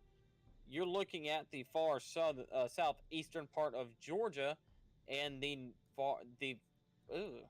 very northeastern part of Florida. From Jacksonville to the state line in Florida, you are been put in a 5% tornado risk. What that means is you have been given a 5% chance of anywhere you're standing to see a tornado at any given point. That risk extends all the way as far east as Dublin, Georgia. That spins as far north as, let's go ahead and say, Fayette and Jacksonville, South Carolina. I'm not South Carolina, Virginia. It's been a long day. North Carolina, excuse me. Yeah, which means for the Force 13 side of things, the U.S. operations will be keeping an eye on that as U.S. headquarters is going to be in that risk area. So that is definitely something that we're going to be keeping an eye on. Wait, on can the you say Force that again? Side of things. United States headquarters, which is where the U.S. channel is based out of, that is in the risk area. Oh. I'm going to go ahead and retweet that out, so if you want to see it on the Twitter We will be keeping page. an eye on that.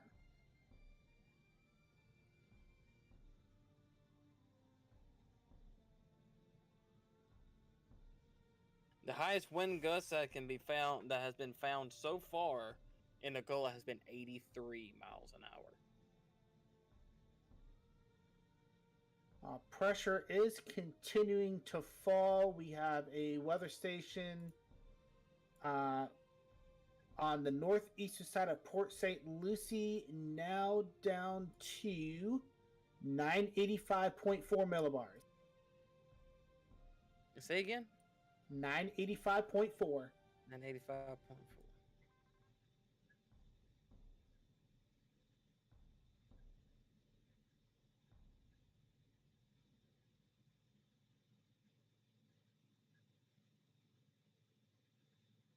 I wish that was in English because that looks interesting. Oh.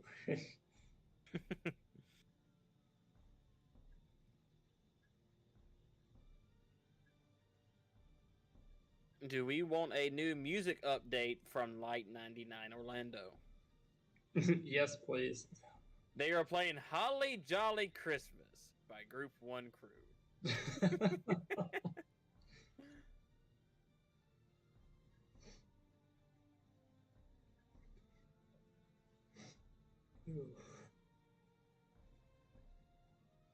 Hopefully, See, we can get a break from storms until after Christmas, because we always have that once one line of storms come in early January, one of those cold snaps. Now, I want to say something that's a little bit controversial. Uh-oh. I'm a little bit sick of seeing people saying stuff like this. I don't care on what platform you stand on when it comes to political standings. don't be saying crap like this. I think hashtag Hurricane Nicole is God punishing hashtag Florida for re-electing Ron DeSantis. I don't care I who you hate voted that. for. No. Look, this is something that they cannot control. This is something that is very, I don't want to say life threatening, considering that they have been through worse, but this is something that can impact their lives forever. And now is not the time to be making a political standing about anything. That is 100% true. So, regardless if you like it or not, I don't really care. Because we're here to the reason why I'm seeing all this, because it's flooding Twitter. And a lot of people are using their Twitter, their YouTube, their Instagram to get information. And the last thing they want to see is stuff like that. The last thing I want to see as someone who's trying to relay information is something like that. And that's what I'm having to filter through, and I'm getting very annoyed with it. That is uncalled for. Yeah, 100%. I don't doubt it. You know, you can't use as natural disasters as a way to push your political views onto people. It's just not how that works. You know, people are out here, people are suffering because of these things. And then people are making, like, crude remarks on social media. It's just not something that I really condone. It's terrible. Yeah, I don't know if that's going to affect Force 13 or not, but I'm standing by that statement.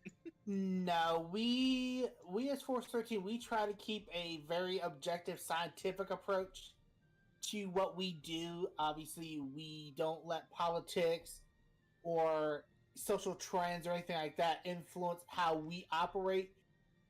We are definitely no sugarcoating, but we don't doomcast either. We give you the information as we get it, and we relay it as it is. So we're not going to be one of those ones that we know Nicole's a Category 1. We're not going to be one of those ones that's going to try to doomcast, say, oh no, Nicole's a Cat 5, everything's screwed. No, that's not how we work.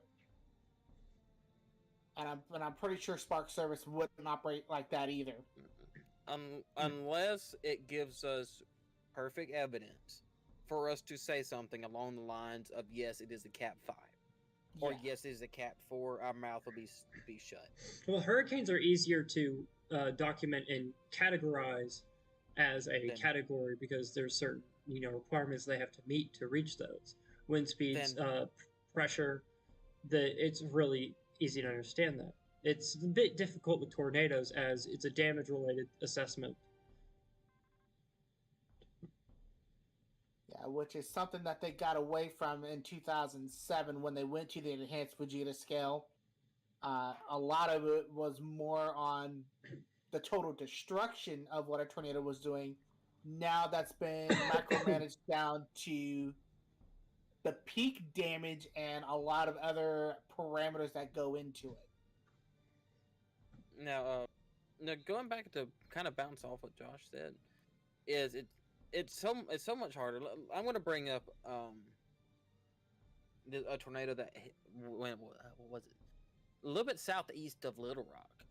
The velocity couplet on it was not impressive. The debris ball on it was not impressive. It was over a decently populated area, and it was just not impressive. As someone who had sat there and live streamed and has, I'm gonna say, have relayed information on over 150 tornadoes already. Not on this stream, just in Discord channels and stuff like that, just helping out. I was pretty sure that this tornado, if I was going to rate it in my head, it wasn't going to be anything significant. It was rated a low in DF3. And so you can't just go off of radar images on stuff like that unless you have proof, evidence later on. Don't be making those bold predictions because it will stir up such a controversy. And at the end of the day, it doesn't matter. Because of the fact that people are affected by it. Yeah, we were actually having that issue with this moderate risk that just occurred. The Paris, Texas, Powderly, Texas tornado that I believe was rated EF3. If you were to try to track that on radar, you had no chance. because right where this tornado was occurring, it was right in a dead zone between 4 radar sites. Dallas wasn't picking it up. Oklahoma City wasn't really picking it up. Shreveport wasn't picking it up. And Fort Smith, Arkansas wasn't picking it up. All 4 of them were 140 miles away. And those radar beams at a half-degree tilt was 14,000 feet up in the atmosphere. Ideally, there is no way you're going to be able to track that tornado and say, okay, this is what it's doing when you have a half-degree tilt radar 15,000 feet up. That's why I'm glad we have individuals like Spark Service that go out and chase these storms and actually get us the information that individuals like us over on Force 13 US can relay that out to the public and say, okay, based on spotter reports, based on photography reports, based on this and this is what we're seeing. This is why the National Weather Service is making the calls that they are. Also, those magnets I was talking to you about, I'm getting them. They're already in the process. Oh, that is awesome. All right, let's go back full circle and bring it back to Hurricane Nicole. A big update. We got really off track. I mean, nothing is really happening in time. No new information. This is pitched really far north. Fort Pierce, welcome to the eye of the hurricane. Hello. So for those who's in chat that was asking if it's going to make landfall, or if it's making landfall now. If you're in the run the Fort Pierce and Port St. Lucie, you're just now getting inside of the eye wall. Faro Beach, you're next. Sebastian next. Barefoot Bay and Palm Bay, you're going to be within the next hour and a half or so. And a 51 mile per hour wind gust was recorded at the Jacksonville airport, the third highest wind gust ever recorded in the month of November. And we have pressures now down to 984.8 millibars. See, that's concerning how earlier it was around 990 and now it's dropped. No, earlier it was 980 and it's fluctuating between 984 and 986 at the moment. That's the weather station that I'm getting these readings from is inland. The actual pressure of Nicole based on the NHC is 980. So you're talking from the dead center to this weather station. You're talking probably a good 30-35 miles. Yeah, but that eye wall is not doing too well right now. It's breaking up. There is the open bands, which should provide some convection for these northern bands to actually form possible water spouts, anything that it could bring on land. I think the threat for tornadic development in these bands has diminished by a large margin. That's just a personal opinion based off of viewing these bands as they've come across. I think later on, as these become just more singular lines of storms, maybe then we'll have some more. But right now, it's not offering any convection for them. Now, correct me if I'm wrong. Something I'm noticing is that having this on loop for the last few scans, it's looking like the eye wall is actually contracting. Because looking around Port St. Lucie, it's looking like the convection is starting to really be pulled more and shrink the eye wall. Yeah, that's what I'm seeing, as that western band has finally looks to be joining up with that eastern side. There's still an eye wall there. You can visibly see it. All right. So it's going to be a while before I receive an update on this track. Yeah, that's the issue with this one. Usually you get updates really fast, but this one's a really slow mover. You know, with slow-moving storms, we just can't be.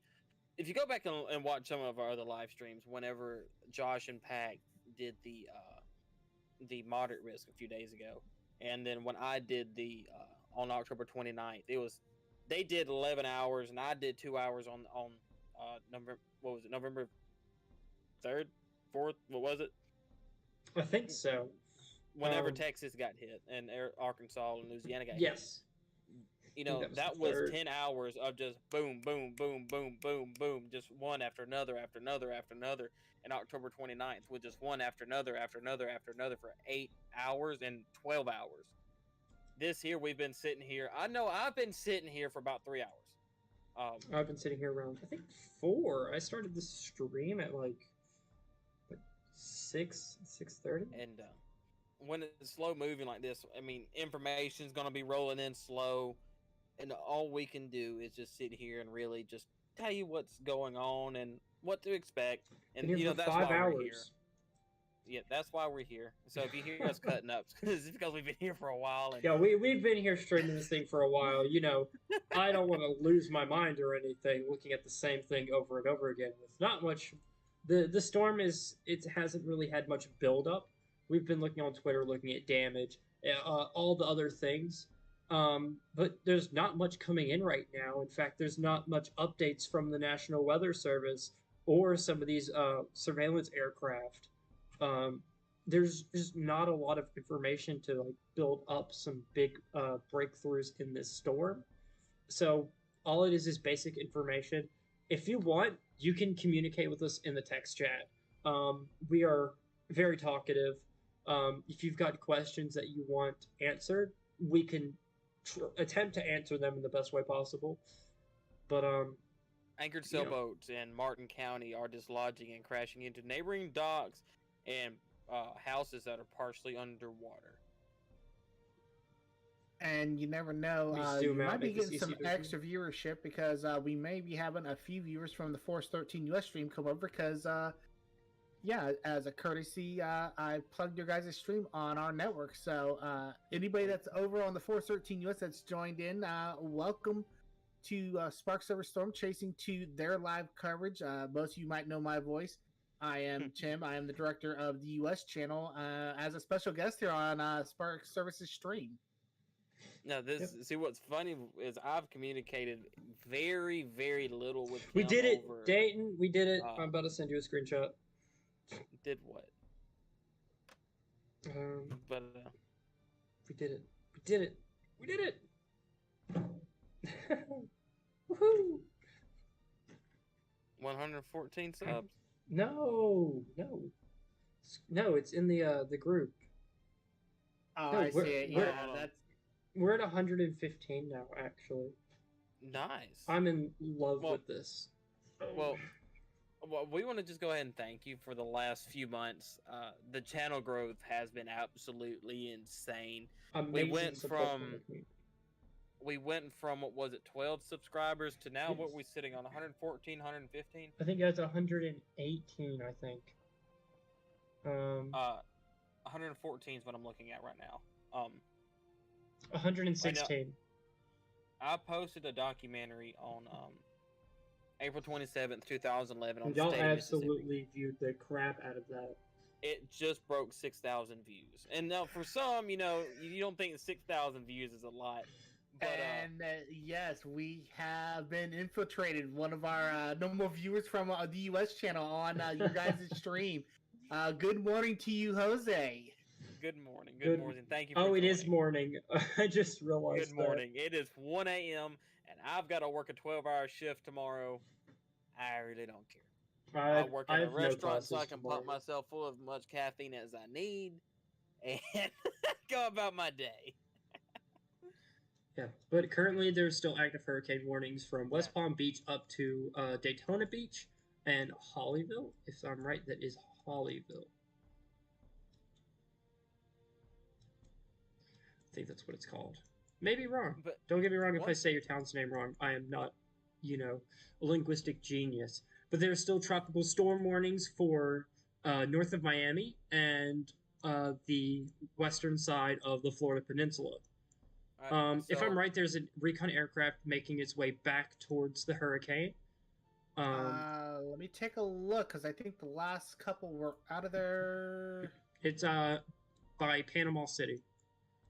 So while y'all look at that, Charleston, Walterboro, and Moncks Corner, and Beaufort and Savannah, you have now been put under a tropical storm warning.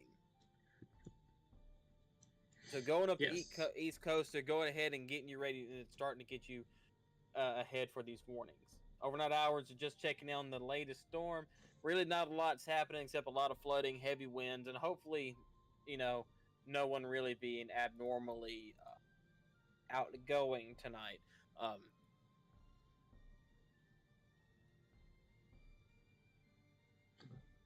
You still there? You kind of disappeared for a second. Who? Sorry, I haven't been talking. I'm getting food again. Oh, because you the main magically food's done. returned.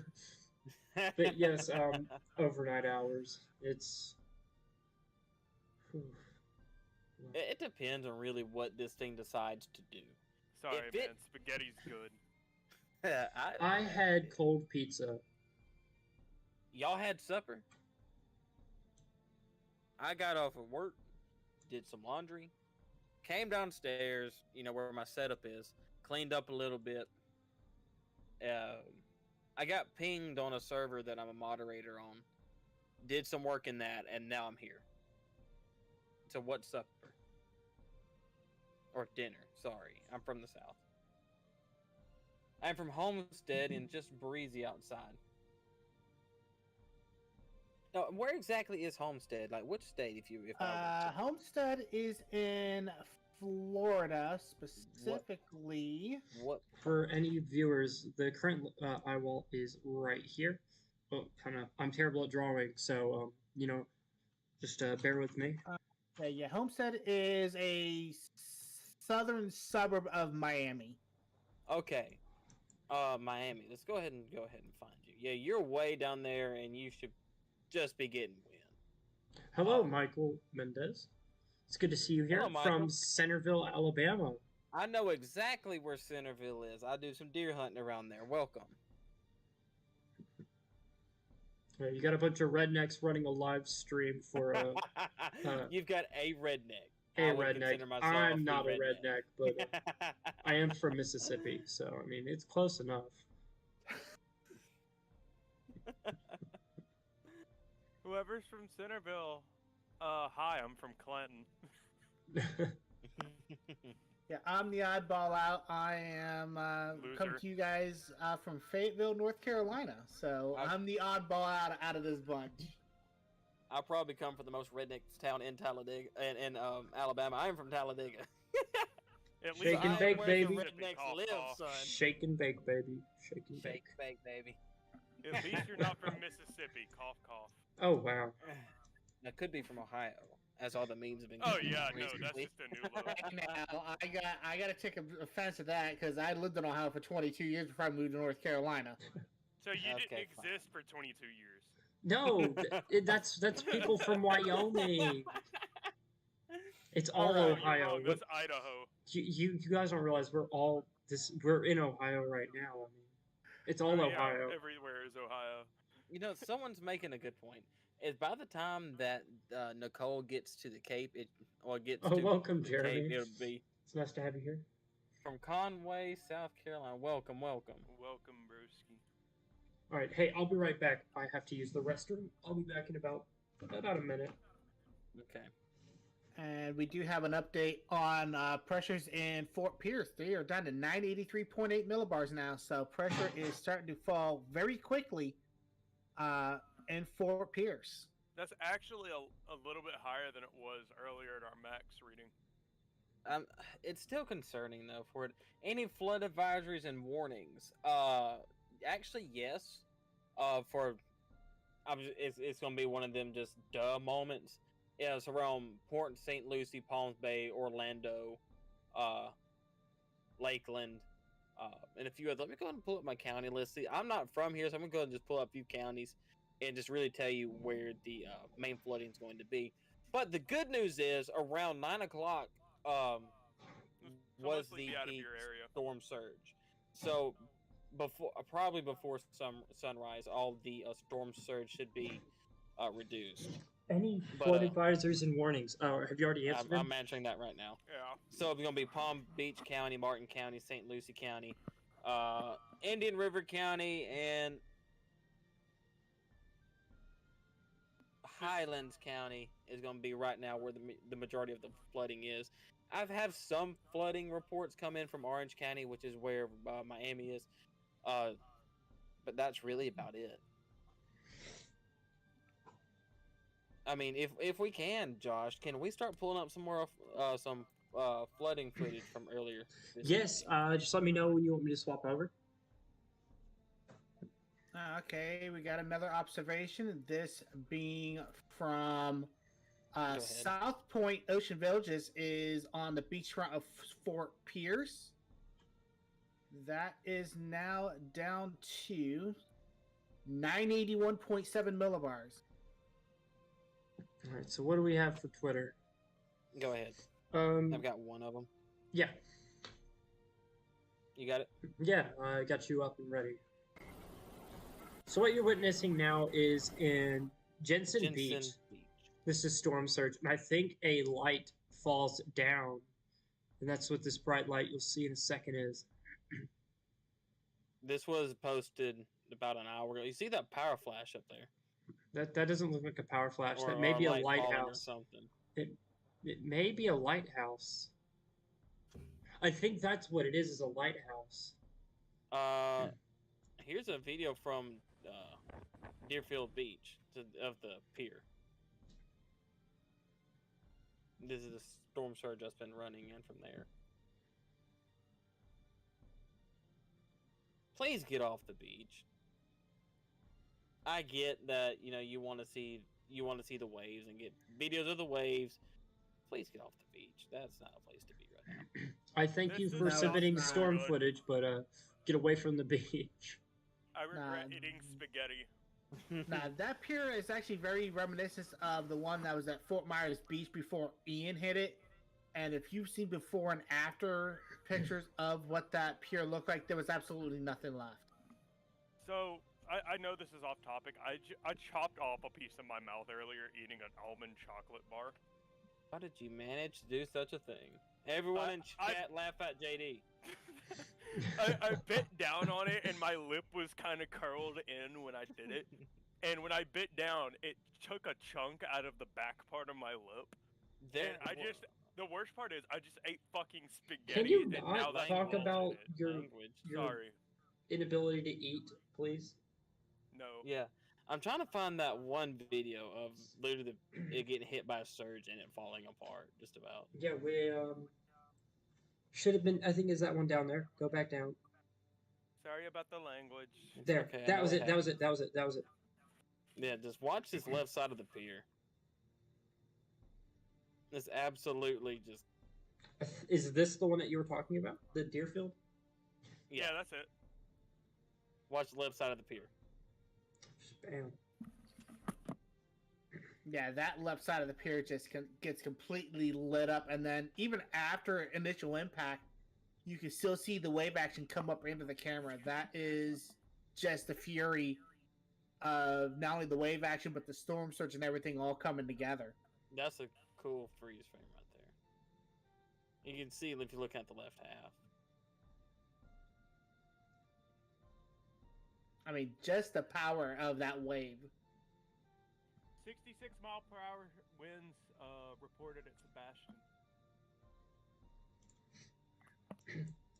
Yeah, if you find any new storm reports, add us on Twitter at Spark Service at SS Storm Chasing. Let me go ahead and get the link for that. Also, if send it our JD way. or Josh, if you could you go to the Instagram and get all my links off of that, please? I can't do that. I'm about to sound dumb again. I didn't know we had an Insta. Boy. I've only ever seen us use the Twitter. Well, that's mainly just for our social media. There's a restroom building somewhere in one of the Central Florida's beaches that the ground got eroded and basically the building foundation got damaged. You know, a lot of things that I've seen, even with the with any storm, is normally the first thing to get damaged when it comes just to any type of water is the foundation. By the way, if you're gonna start looking for never mind, that radar is bad. I don't think we're gonna see anything this far down. We do have a new damage report coming in from Melbourne. Okay. Apparently a large tree fell onto the roof of a home. What about the individuals inside? Do we have anything on them? Nothing on that. Nothing on that.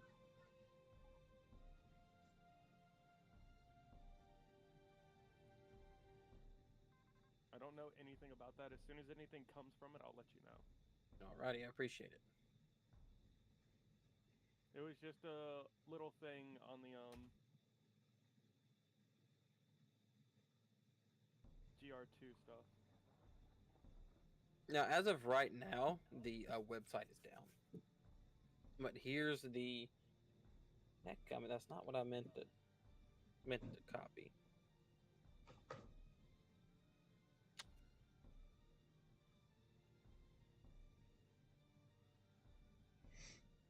Yeah, but this eye wall is heading over land, and I don't expect this eye wall to hold up much longer as it makes landfall.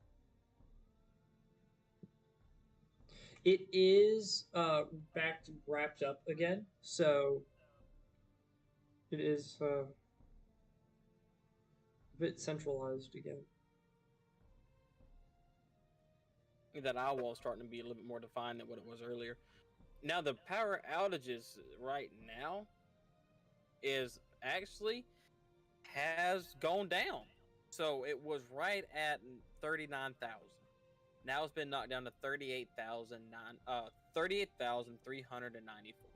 I have a video from Fort Pierce. This is wind related. It's rocking some boats. Let me see here. Let me know when you're looking. Yep, already on them.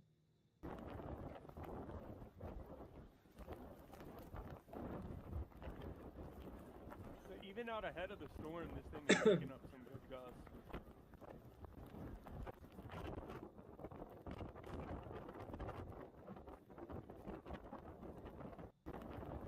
That's that, basically.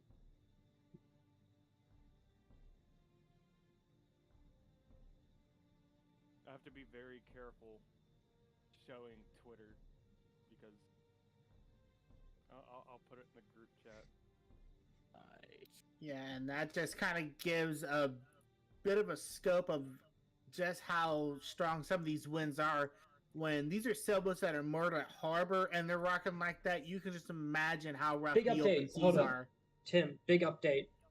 These these strong northern winds should be impacting the Palm Bay area as we speak. So these, because we've all known this whole time that all of the strong winds have been located to the north and northeast of this storm. As it makes landfall, that section is going to come along with it. So you've got all these heavy winds, hurricane force winds that are going to come along with it. So people in areas like Palm Bay, north of this eye wall, it's Palm Bay, Merritt Island, Titusville, Oak Hill, Edgewater, all the way up to Daytona Beach. You better be careful. I advise, I say stay in your home, stay in a safe place that is not in a flood-prone area. Some of these areas are low-lying. It is a Florida panhandle, so most of the terrain is low level. But these winds are going to really start picking up soon if they haven't already. So just be in a safe place. Don't be driving. I guarantee you there's a lot of flooding. So you should not be out on the roadways. You should be in a safe place. If your power is out, or if your power is not out, go ahead, prepare for it to be out. Because you can prepare and nothing happen, and you'll be fine. But if you prepare and then something happens, then you'll be set for whenever you get your power back. Don't go in unprepared because that causes a lot of issues in the long run. Also, generators, do not use them inside the building. That gives that carbon monoxide will sit inside your house and just develop into like a cloud, and then you could it's lethal amounts of carbon monoxide can form from a generator. In fact, most hurricane deaths are actually from or not most, but a lot of the deaths associated with hurricanes are actually people who have died from carbon monoxide poisoning in their homes. So make sure your generators are running outside. not in your garage because your garage is still connected to your house. NWS Jacksonville just posted something. We got a new record for the windiest November day on record with an average speed of almost 20 miles per hour. And also, Jeremy, yes, it is a weird time of the year to have a hurricane. We was discussing this earlier. There's one in, what, 1987? 1935 and 1987, correct? 1935 and 1994 were the last notable storms that impacted Florida this time of the year. There was another tropical storm that formed on the east part of Cuba that grazed Florida in November. So seeing a November hurricane impacting Florida from this angle this time of the year is not something that you see every day, not during a normal hurricane season.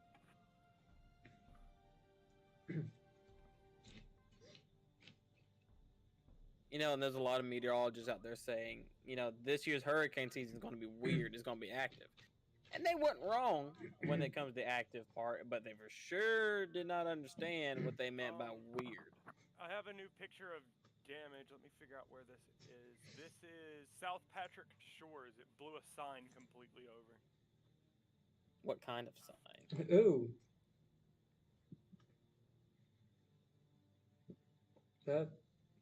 That's a sign. If I've ever seen it. Yeah, it looks like a sign to me. But you gotta think about it. That thing is heavy. Yeah.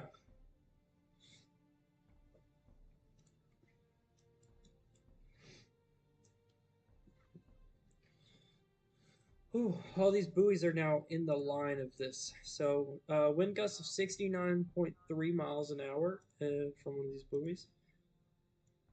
This one's not showing any, so it's not showing wind speeds. It's just a wave rider buoy, so it just detects wave height. So wind gusts of 69.3. That was at 12:40. So we can expect probably higher ones at around 1 o'clock. I'd say we may be able to get a wind gust of maybe total 80 to 85 miles an hour associated with these. I'll be right back.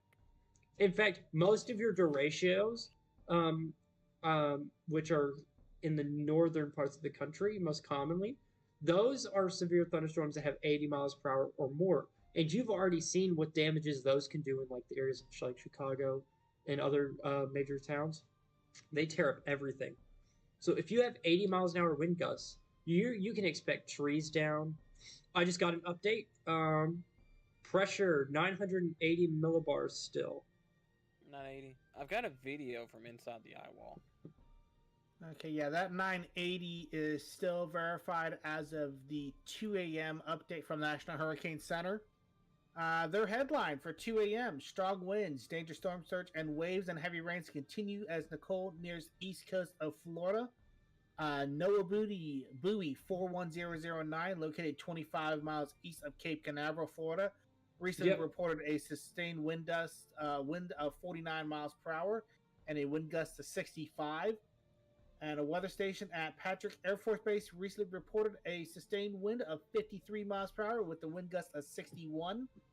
A NOAA tide gauge at Fernandina Beach, Florida, observed a level of 4.5 feet above mean high water. 2 a.m. update has Hurricane Nicole 15 miles east of Fort Pierce, Florida, maintaining winds of 75 miles per hour, pressure of 980 millibars, and moving west-northwest, bearing 290 on the compass at 14 miles per hour. So we will be seeing landfall here probably about an hour, maybe an hour and a half tops. Yeah. That buoy 41009, at 12:40, it was listed as wind speeds 47 miles per hour, wind gusts of 69.3. So that may be a little bit delayed. So, yeah. Don't know. What time was that buoy report? Is that doesn't say on the because this one was at 12:40 CST, which was 20 minutes ago. Yeah, they might have not made it into the forecasting update that they posted.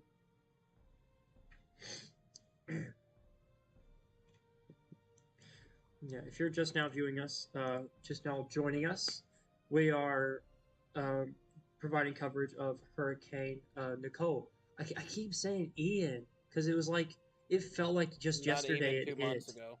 Not even 2 months ago. It's weird. Time's flying.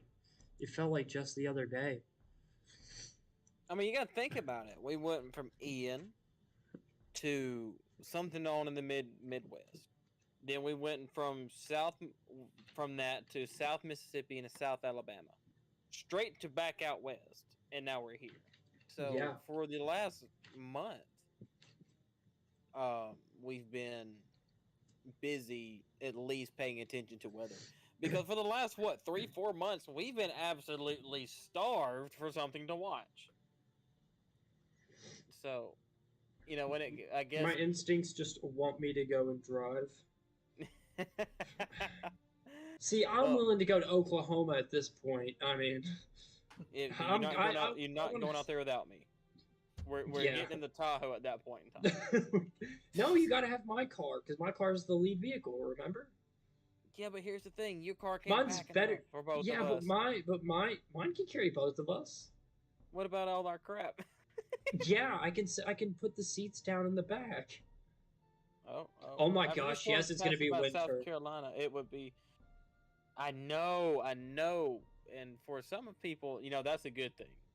For some outdoorsy people, that's going to be great because a lot of people are waiting for the cold snap to start fishing and hunting.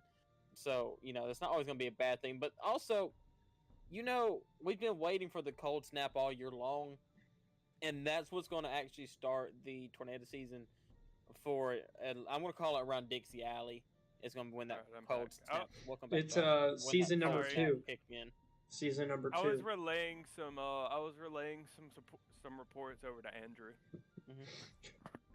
If you didn't know, we do have a special guest. His name is Tim. Tim, what's your last name? Because I need to stop calling you just Tim. It's not fun. You can call me Tim. It's fine. I mean, I'm used to it. But what's Tim your is last baby. name? I need a last name. Ringo. Tim Ringo, what? Ringo. Oh, Tim Ringo. We have a special Yes. guest here, Tim Ringo. He's the director of Force 13, the U.S. branch. Yes. Okay, here we go. It's been Actually, sorry. I'm thinking to myself out loud. No, you're fine. Josh, But, have we not told you what we've been doing? What? He doesn't even know. What? I'll message you in DMs. I'm not messaging you in We have a DMs. new pressure update at Fort Pierce. Pressure is now down to 980.7 millibars. It looks like the hurricane Don't is actually. oh, yeah. Nicole has Ooh. slowed down. It's now estimated to be around 13. Yeah, I mean the tornado season. Dixie Alley has 2. You have one in the spring and then one in early to midwinter. Yeah, and this cold front that's going to be picking up Nicole is, at least from Force 13 analysis, could slam the door shut on anything tropical in the subtropical region. So from the Bahamas north, this cold front, once it gets through there, could shut that down completely. Now, there still is that off chance we could see something in the southwestern Caribbean, down by Nicaragua, Honduras, south of Cuba, and into the Gulf, but you're not going to see anything out in what we would consider the main development region from the coast of Africa to the Antilles, north of there up to Bermuda. You're not going to see anything of that once this cold front gets through. At least we Actually, hope. yeah, I agree with you there, Jeremy. I'm not getting into really much. The way beef is getting, I prefer venison over beef any day. So, and yeah, I'm not going to say too much about the tornado season. It's a little bit too far out, and I don't want to go ahead and start relaying information that may be false this far out because I don't want to start hyping anything up that may not even happen. But around December and January is when we normally start picking back up. So expect to see us active again, at least streaming wise, then. But I'm going to try to have the other documentary out before then. There's just so much research to do. It's Josh, insane. I'm gonna beat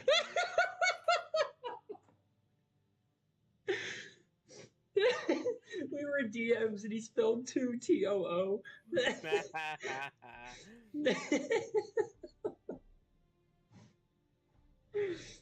I'm sorry, people. I don't know if that was loud or not, but see, Josh here, the other Josh, the not as cool Josh, because I'm better.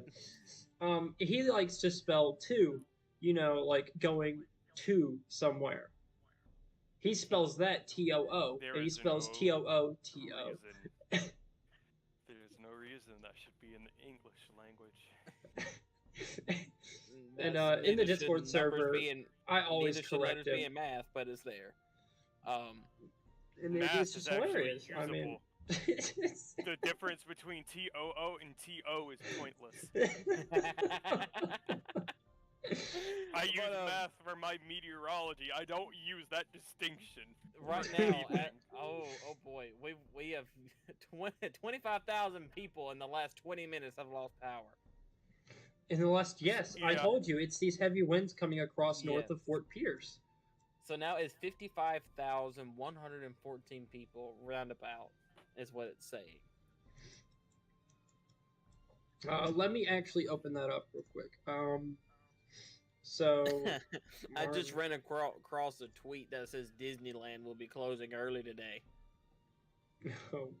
Why Good are to they know. closed? 16,700 people are out of power in Brevard County. Is that Brevard or Brevard? I think it's Brevard. I think it's Brevard. Brevard, all right. So, county, Indian River County, 4,170. St. Lucie County is 8,057. Martin County is at 4,170. Most of the power is back up in Charlotte, where originally it was at a pretty good amount. What county has 20,000 people out? Is that Brevard County? Let's see here. 16.7. Yeah, I'm at 16.7 on that one. Total Yeah, of Brevard 50. County 16.7, which that would be South Patrick Shores, Cocoa Beach, Cape Canaveral. I think that's why Yeah. the camera Palm that Bay. was on the US stream is not working now. I think that camera's went down due to no power.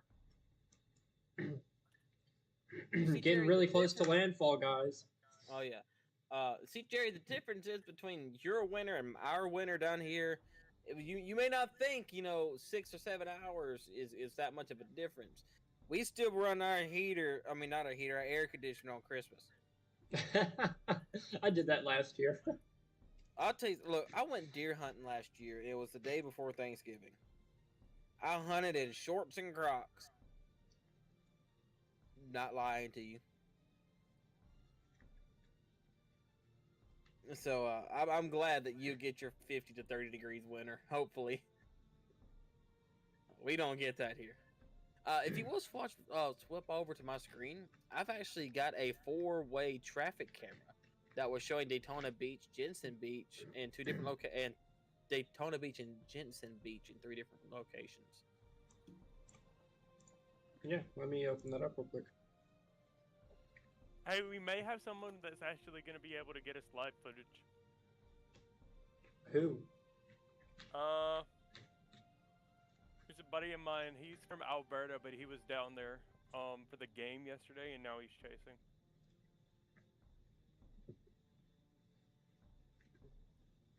Man, I wish it was. Just look at that much. surge still coming off of Jensen. Yeah, it's ridiculous.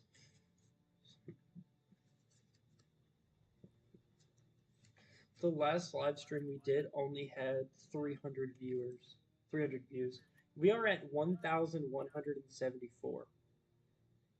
Wow, I didn't think we would get this far. I thought it would be like last time. But man, you viewers are killing it today. Wow.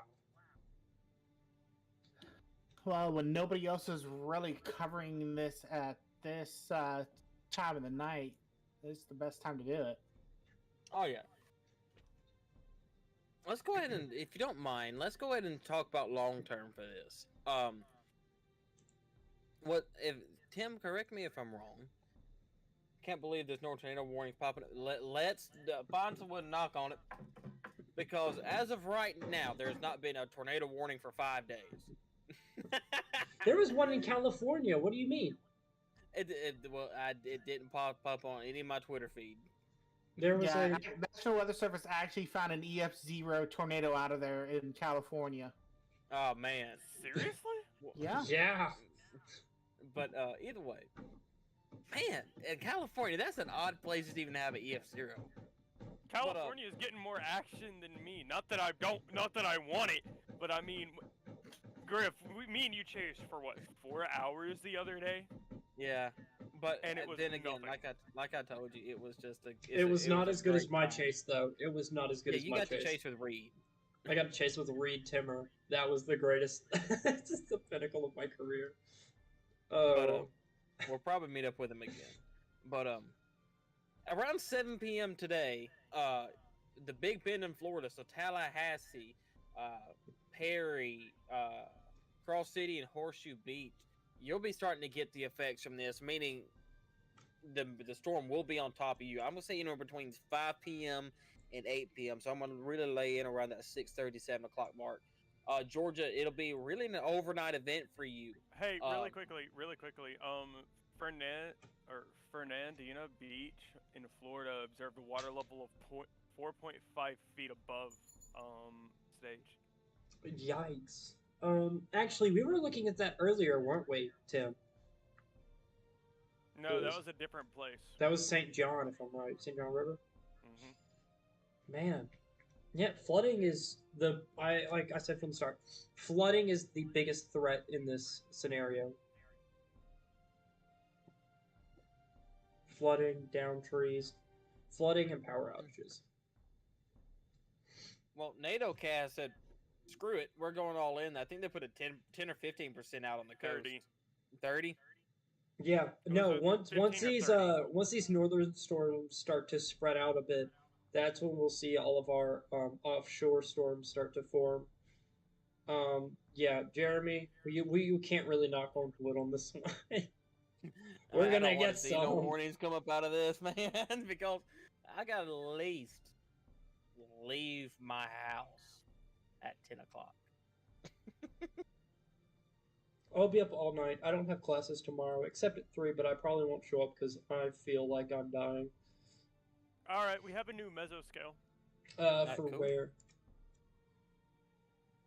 I don't know if it's out on the site yet, but it's around that same area we were watching cells earlier. Over Palm Bay?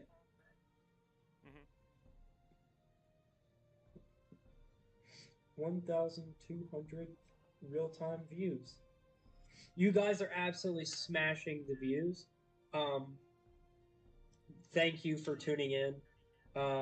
If you have any questions for us, say something in the chat. I mean, it says say something there, so I mean, you kind of got to. You can talk to us. We'll hold a conversation to the best of our abilities. Ask us questions, anything really. If you live inside this area, you can ask, and we'll show you different things that are happening in that area. We're really friendly. We don't bite. Well, me and Dayton don't, but the other Josh may. Actually, no. The only thing he bites is his lips. So I mean, Back up in the stream to get that story. Man, I'm getting bullied. Chat, help me. Yeah, he was eating earlier and he bit his lip, and apparently it hurt. It hurts, I guess. All right, so watch issuance dropped. It's now at 20%. Basically, an enhanced gust or brief or weak tornado cannot be ruled out. Okay, that's good for now. But later in the day, when it starts getting around Georgia and the Carolinas is when we're gonna have a problem.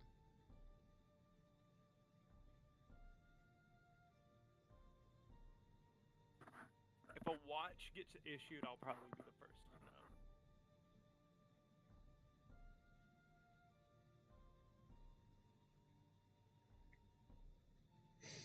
This may not be a family-friendly live stream, but it's a family live stream. No, you call it family friendly. It We is really don't family talk friendly. anything out of pocket. I mean, family friendly. all right. So it's been about an hour since I've told you what This eyewall's Orlando built itself back 99 up. is playing. Oh yeah, what is Orlando 99 playing? They are playing. Let's see if I can find it. I just had it. Aren't they only playing Christmas music? Yeah, only Christmas music. I'm gonna back up the radar to the past 4 hours to give you a sense of how much it's changed. They're We started playing, this stream 4 hours ago. Should be able to They see are it. playing Christmas Time by the Backstreet Boys. The Backstreet Boys. It's funny because not- you do a hashtag Florida and hashtag tornado for some reason. That is Like a- 99 Orlando's sharing their This is a Christmas pet peeve. music. This is a pet peeve that I have. I'm sorry, but I don't validate you. If you play Christmas music before Thanksgiving, I can't. It's so annoying. I do not want to hear Mariah Carey. No, please don't. No. one When, song look, when I worked in before retail, November that's all I heard. 26th. November 26th and before? I'm sorry, don't play that. After? I could care less. No. That is so annoying to me. There's a little about me, chat. That is my pet peeve. But what was I saying?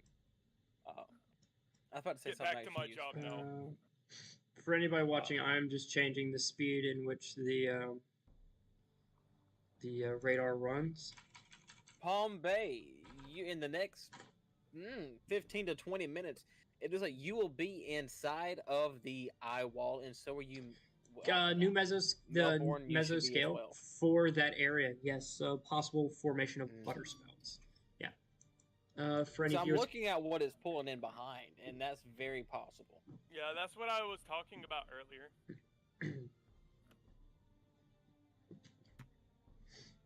yeah, I increased the speed in which the radar runs, so you guys should be able to at least see a little bit more of the storm rather than it running slow.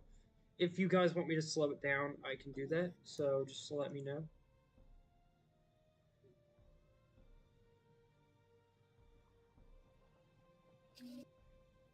Look at that. We're almost at landfall. Oh yeah, we're almost there. Got another 2 hours. Woohoo! I think 3 o'clock is when we said it should be around landfall. So, I mean, that may be really no, I'd say maybe 2 o'clock. Because the storm is now pitching a little bit more western. Yeah, projected landfall is looking to be at South Beach, which is going to be a beach north of Port St. Lucie. Might be closer towards Vero Beach. About 15 miles from landfall currently. How fast is this thing moving? Isn't it West 14 northwest at 14. 15 miles an hour? So we got So to... it's sped back up. No, it's at 14 right now. Well, that was at 12 o'clock, so...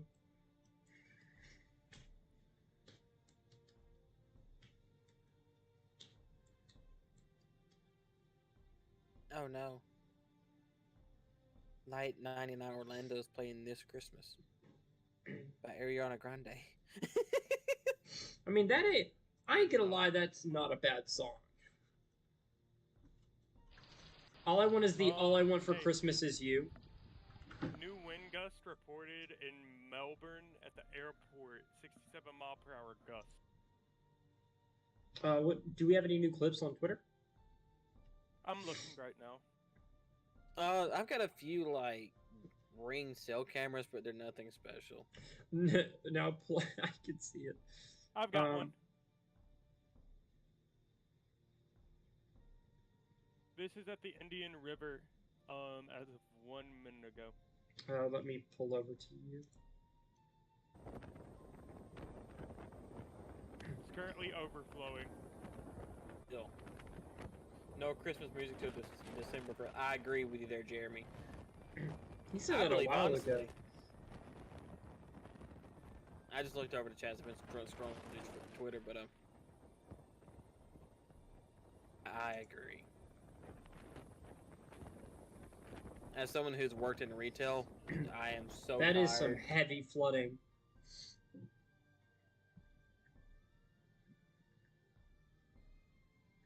Can you zoom in on that?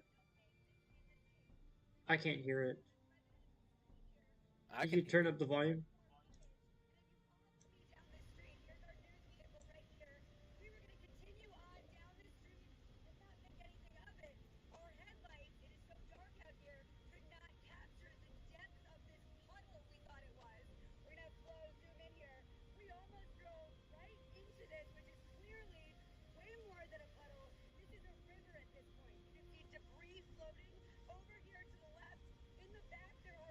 Wow.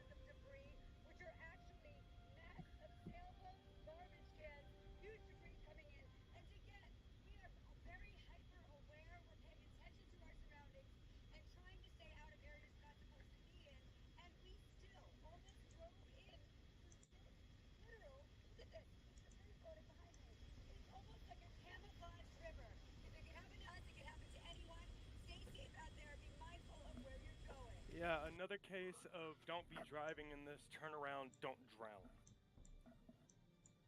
Yeah. So if you couldn't hear that, which I was trying to fix the volume for it, but it was just that low. Those are a group of news anchors, and they thought it was a normal road, but it's actually an area of river that has overflowed, and there's like sailboats underneath it, so it's like almost a foot deep, and they couldn't. That it's amazing. Yo, look at my stream, bro. In the eye of the hurricane, you can see the moon and stars with a 981 millibar pressure. Wow. Look at that.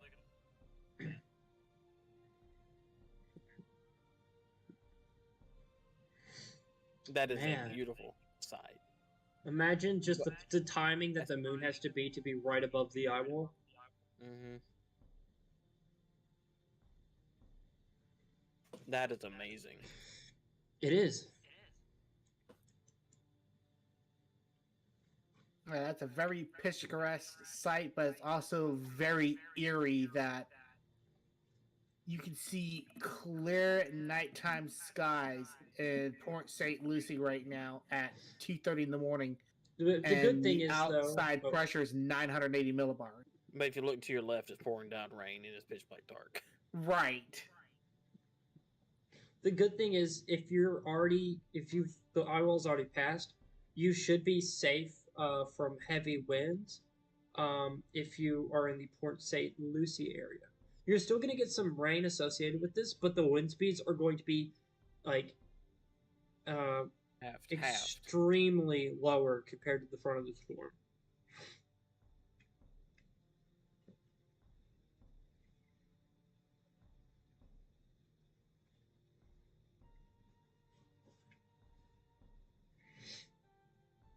It looks like this thing is pitching further north, like you said.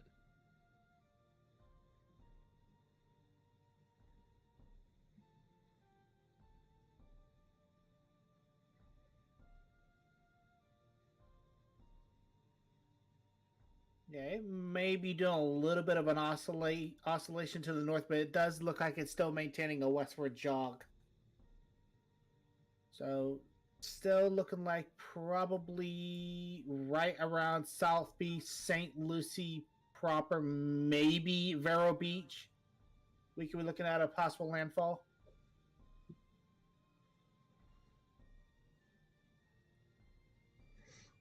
Are there any more islands off the coast that are... No, it's flat. Okay. Once again, I would like to welcome... Wait. Okay, yeah, I'm not muted.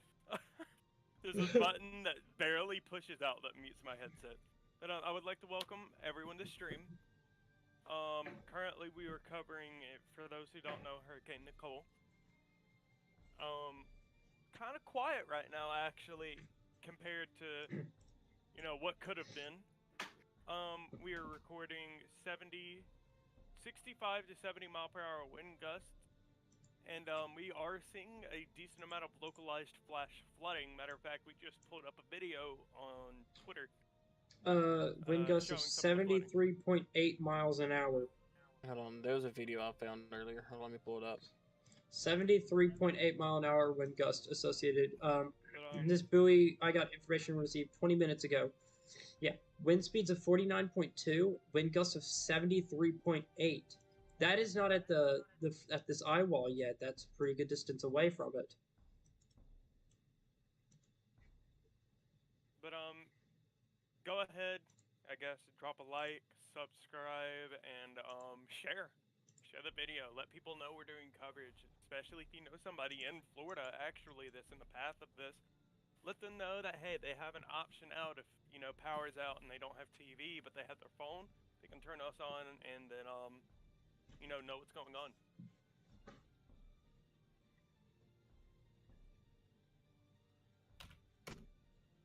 Well, if you would look at my stream, Josh, this was a few minutes ago in Daytona Beach.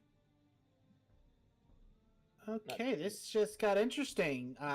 Weather station in the Wallabies suburb of Port Fierce. What was that? Down to now 979 millibars. Oh no. So it's actually strengthening. That's not good. Not necessarily, but that decrease in pressure is worrying. It won't have much more of a strengthening period. It's about to start making landfall, and then it'll start weakening.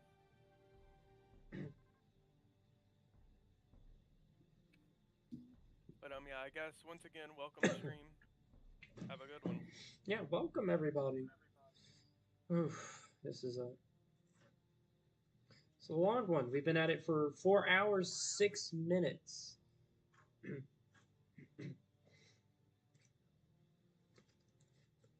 And let's introduce everybody again. I am Josh Thomas, the founder of Spark Service Storm Chasing, and we are here with Dayton Griffin, the What's up? co-founder and of Spark Service Storm Chasing, and then we have Josh Evans. He's an analyst and chaser for Spark Service Storm Chasing, and we are here with a special guest from Force 13.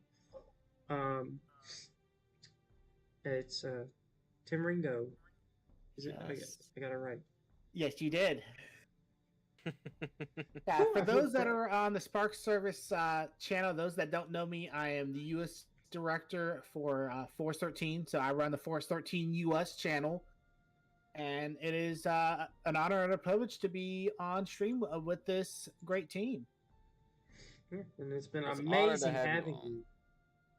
You would love to storm chase. It's a lot of work. It's a Takes lot a of lot work. of preparation. It is a lot of work. It is. Usually, when we wind up doing chases, we have to be making preparations a week in advance. I make preparations way more than a week in advance. What are you guys? I mean, like dedicated. Oh, dedicated things, preparation. And then Yes. dedicated preparations, and then usually Bro, we have like This 3 is. straight It's days of also. meetings. It's expensive. Oh my gosh. Oh Yeah, yeah. gas is nuts. Yeah. Man And- drives a Expensive than the Tahoe. hotels. I do drive a Tahoe. That doesn't help. And storm chasing is actually a twofold process. Obviously, you have this team like Spark Service who go and put their expertise on the line to get the information out to a team like Force 13, so that way you get a full spectrum circle as to what's going on. You got chasers in the field, anchors back reporting it all, and then you get that great full coverage that can only be done when both groups are in tandem with each other and providing the best coverage possible. It's especially needed here in the deep south, where it can actually be very hard to confirm things are on the ground due to the terrain. So, And on top of that, we have probably the largest radar hole in the country. welcome to Geiger. where like the majority of our Geiger's tornadoes touch within down. Tuscaloosa and Columbus's Air Force Base radar. It is, but barely. Barely. It's a good position. And it I don't is know what y'all are awful. complaining for. I ain't got problems with radar holes. I'm just that good. I'm just joking. Yeah, what about Demopolis, bro? We've chased Demopolis. You know I don't like it there. Demopolis is terrible. What about I Selma mean- and Etowah? Shoot, man, my first interaction with y'all was in Demopolis, and y'all were over here screaming at me in a VC telling me where to go. First time meeting you. Yeah. It was like, go here.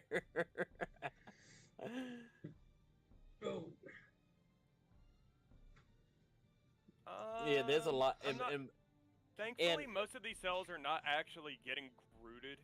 They're not trying to become surface-based in any way, not like they really have the chance to.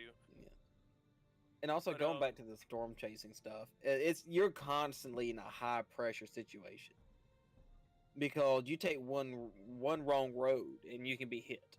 You take one wrong road and you can miss it. You take one wrong road and all of a sudden now you're running well, not wrong road, but you take one left and now you're running first response, pulling people out of houses.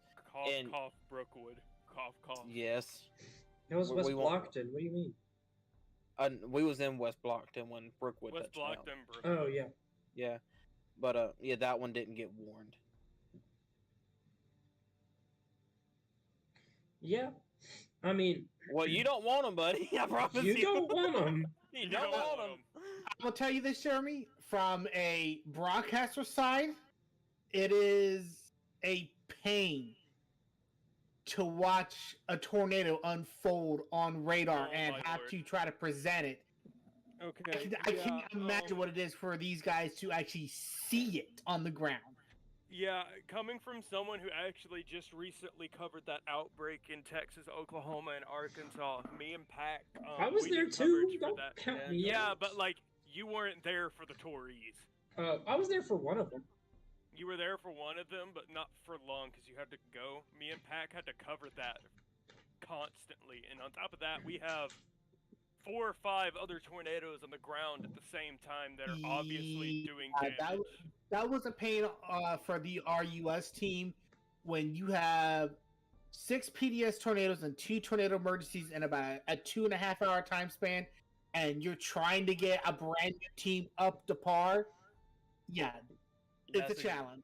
That's a We- heck of a way to do Going it. into And- that one, we all knew how bad it was going to be. They put out that They put out that risk area, like 7 days in advance. 7 days in advance, and it popped and it came up, and there were 12 tornado warnings at the same time, at one To be given honest, moment. It was insane. And Don't take us as complaining either. We love this. We're just stating the facts with it. I mean, yeah, this is our really. job. I mean, Tim, this is what we do. I mean, the U.S. side of things for Force 13, we cover the winter storms, the severe weather, tropics. For Spark Surface, they cover the severe weather stuff. It just sucks when you have everything in place and then something throws a curveball at you and it changes your whole game plan. oh yeah. like- Tim, you were covering that day as well. To be honest, my gut feeling kicked in when surface observations on that setup came in the early mornings, and everything was already higher than we were expecting. they Well, threw what out was that, interesting water is river. our severe weather team, we were discussed it the night before, and we were figuring, okay, there's a chance they could throw a moderate risk, and if they do, it's going to be in a certain area. And I just went on a wild hunch. It's like, if they're going to throw a moderate risk, it's going to be right where Texarkana is at. And 20 minutes before we were set to go live, because we went live at 1 p.m. Eastern, SPC updated, and sure enough, they dropped that moderate risk right over Texarkana. And we usually do like a little bottom bar like you guys have on stream with all of our information, all the risk areas. And I had not updated that. I still had an enhanced risk one. So I had to get our team live, try to present, produce, and then try to go over to my video editing software and try to export a new bottom bar with all the new information on just before everything started going haywire with the tornadoes. tip for that in those situations where you don't really have much time to do anything, just kind of do like we do. Me, when I streamed that, I actually had 3, 4 different pages of NWS websites pulled up so I could show each different thing. Have your cities turned on, have your counties turned on, and then if it comes to that, you can use the SPC website instead. Yeah, I was doing a balance of everything using the SPC to kind of help present the information, and then just saying, all right, this is what it's showing. However, our information is not up to date. We're going to get that up to date shortly. Kind of working in tandem off of inside sources and outside sources. Fort Canaveral has reported a wind gust of 71 miles per hour, and Melbourne has reported a gust of 67 miles an hour in the 2 a.m. hour. Little more organized convection, but nothing really to write home about.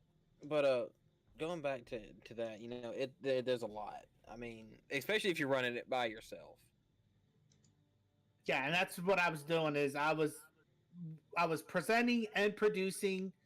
I had a team of 4 commentators, which ballooned to 8 when we had the PDS tornado emergencies. Which then at that point everybody's like, oh, I want to talk. I want to call this out. I want to call that out. And when you're a presenter, you got to try to keep them all under control. And sometimes it's just not easy. Yeah. See, We do the hard I'd labor. rather work it by myself. Yeah, we do the hard labor. We go out, physically do things. You know, we've chased on lower risk days. Really. And I know 2 of those days. Know how we work. 2 of those days, we got on a tornado in between Brookwood and West Blockton. This is and East Josh got on one right there at the Jacksonville, Mississippi airport. Which is good. You know, not good that the tornadoes happen, but which is good that we are really learning how to position properly and in advance. Yeah, we've been really accurate this year. Also, that time I was chasing the same spot, literally the same spot as Reed Timmer. I mean, you can't just ignore that.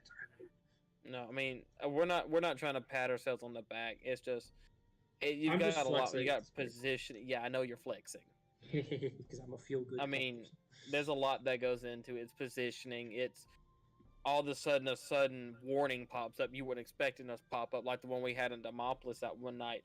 We was about to call our chase, and we're about 30 minutes from Demopolis, and we was like, all right, so we scrolling through our phones, and you know where to stay that night, and it was me. It was me. We were sitting in the car, and then all of a sudden, a really intense rain band hit us. And I thought to myself, you know, most of the storms at this point, you know, they're dying off. They shouldn't be, you know, producing this much rainfall. And I look at the phone, and we saw a tornado warning actually pop up. Me and Griff, we kind of lost our crap because we thought the day was done, storm chaser moment. And no, we booked didn't. it. Jeremy, we weren't in that area. That was the I did go out at that time, but nothing really happened. It was just rain. There were no tornado warnings for my area. I was helping a group that helps. It's called the Stormtrooper Network, and I was in a call with a lot of people that was in Kentucky at that time.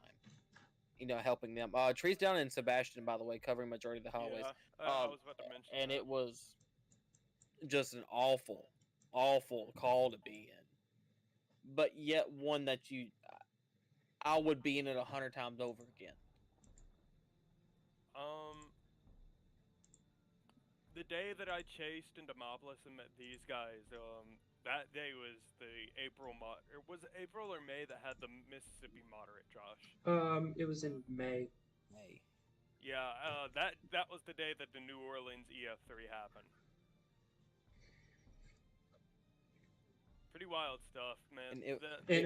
That was my best chase because I chased 2 tornadoes that day. And I've only been with the one, but the lower 9th Ward is just unfortunate in terms of weather. Katrina, Laura came pretty close. Still had some flooding problems there.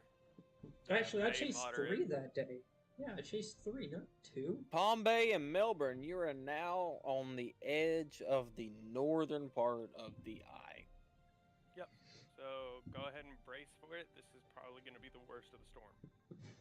These But heavy at the winds are same gonna be time, though, we saw a picture of you high standing in the eye. reflectivity. You look up and you can see the storm. See the stars and the moon. I'm just surprised the eye wall has stuck strong this long. I'm surprised our supercells to the north actually haven't picked up some motion. I don't know, but there's 57,000 people without power. Yeah. Most of the time when I chase, I guess back to that subject, Jeremy, I stay in Alabama. I don't really have the funds currently. I am the poorest one in this group, most He's broke. likely. But I stay within Alabama, central Alabama. I sometimes chase in southern Alabama towards Troy and Dothan. But I've been on a couple tornadoes. I was actually on Tuscaloosa. Yeah, we didn't really do that. A few years ago. Or back on 27th. Pretty wild. I was also I went out one day and caught one in Maplesville. I caught a couple, I got the RFD of a couple that went around Troy as well. Caught. Talk about you catching caught. fish. No, more like they caught me because I was on campus and then the RFD blasted me in the face. Yeah, I've had way too many tornadoes this year. I don't know. Yeah, before I created Spark This, Service, I'm living in a house where that's been hit twice by tornadoes on the ground. So I'm in a building that's been hit by 4 this year. I bet you don't. Yeah, I haven't had that fortune of luck. I've My been in town 2 has had- hurricanes, my and town I've alone- been in 1 tornado. My town alone has had 28 tornado warnings this year. Yeah, don't mess with me. I don't think Talladega County has had a tornado warning this year. Dude, Let's my put it town like has the this. record this year for the most tornadoes per town. At 28. He lives in Meridian. Port Orange Causeway has been closed. I would have suspected Port that Orange. actually. I wouldn't doubt it.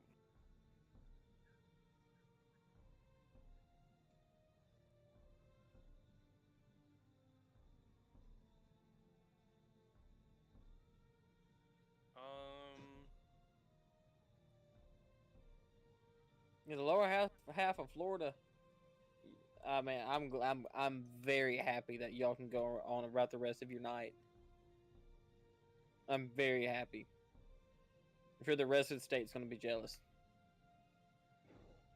Yeah, I would say if you're in Boca Raton all the way down to Miami, you guys are in the clear. Yeah. Hold up. Wait a minute.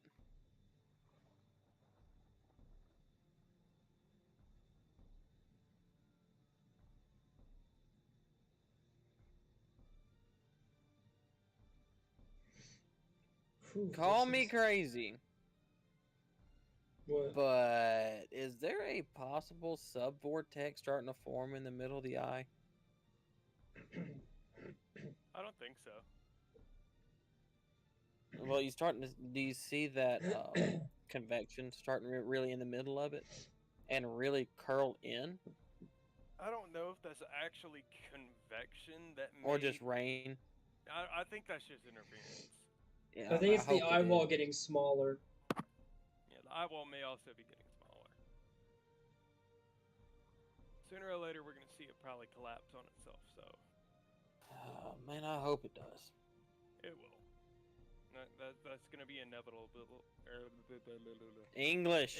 How much time till landfall, guys? Inevitable. Tim, how long we got? I am tired.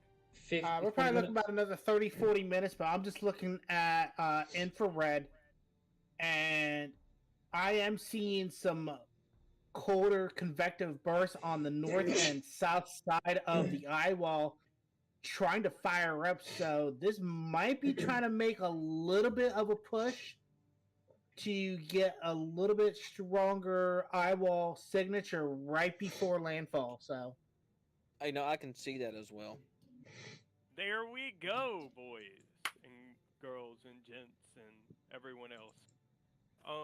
We have some organizing convection finally on the northern side of the bands. None of them look interesting right now, but they're definitely starting to look better on reflectivity. Ooh. yeah, just looking at those bands, usually those oranges is where you see the stronger of the winds if they're rotating around. So Palm Bay, Melbourne, There up we go. towards Indian Atlantic, Indian Harbor Beach, Satellite Beach. You guys are about to get the worst of what Hurricane Nicole can offer. Apparently it's confirmed that it has made landfall.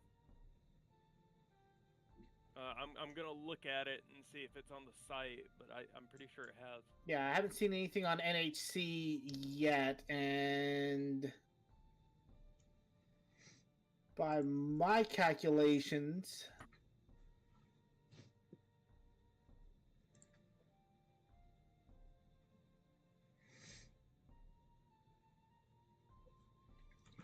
I still got it at least 14 miles offshore of Indian River shores, north of Vero Beach. I'm seeing reports that it has, but those may just be false. Check your legitimacy and then let me know. It's a... Alright. Oh, goodness gracious me.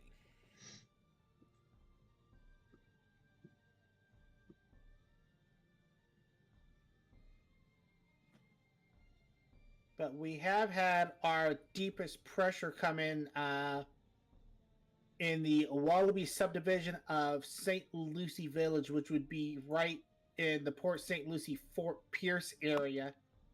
And that was a pressure of 979 millibars. So that is the deepest observed pressure that I have seen with Nicole making landfall.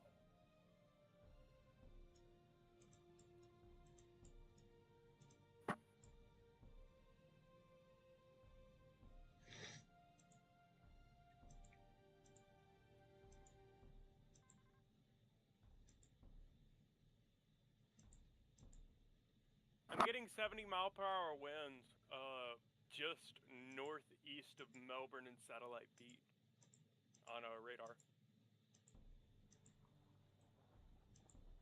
70.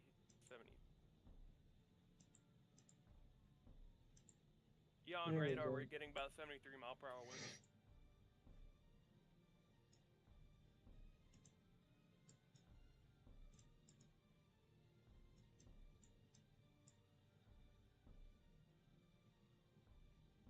Yeah, Melbourne radar would suggest, based on velocity, and not granted, this is velocity, and it's going to be really low to the ground. We do have some 85, 90 mile per hour velocity showing up. Would not be surprised if we saw an 80, 85 gust. The thing is, though, those winds are 1,500 feet above the radar, so they are very low altitude winds. So some of those might be mixing down to the surface, but I don't think those winds are going to be strong enough to really give cause for it to be a higher intensity than what it actually is. Yeah, no.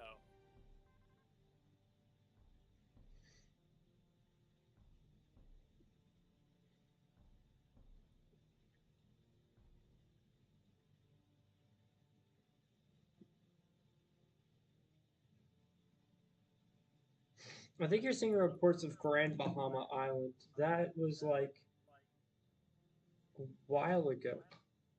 The Dominican Republic is probably going to be one of the worst hit areas from this. I think Palm Bay maybe as well, because Palm Bay is really in the line of these heavy winds. The amount of flooding that's happened in the Dominican Republic is insane.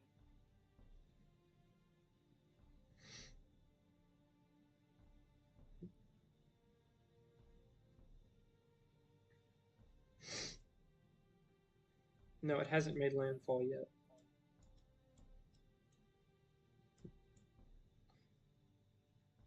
So is landfall when 50% of the eye is over? That's generally what the consensus is, at least for the National Hurricane Center. Other RSMCs, like the Japanese Meteorological Agency, the Bureau of Meteorology in Australia, they usually have a different criteria for what they consider landfall is, but generally accepted once Wow. more than half of it is over land that it's considered a landfall, yes. All right, so Okay, Amy, I have. let me get to you in a second. What is likely to happen in Fort Pierce? Well, Fort Pierce is within the eye wall, is within the eye of the storm. The strong winds associated with this hurricane are really on the front of the storm, the northern side, as Fort Pierce. I'm looking in the wrong place. My bad. Oh no, I am looking in the right place. Right here. So what you're going to be looking at is this section of storm coming around here. Just rain. The winds should not be as strong as whenever the storm is entering the area. So just be prepared for a lot of rain, intense flooding. It's a decent outcome compared to what Palm Bay is going through at the moment, which they've got a lot. If you could swap to my feed real quick, I have something interesting. So it was mentioned in the tweet, people usually talk about the northeast side of the storm actually being the more dirty side and intense of it. And that's reflected pretty well with Nicole here. We can see, compared to the rest of the storm, most of our lightning flashes are actually happening in the northeast quadrant. Most of our, kind of our towers are building there as well. This is the section of the storm I really am watching for later tonight. You can see the convection actually starting to explode on that side. This is where we would likely have our tornado potential leading later on into the morning, into the afternoon tomorrow.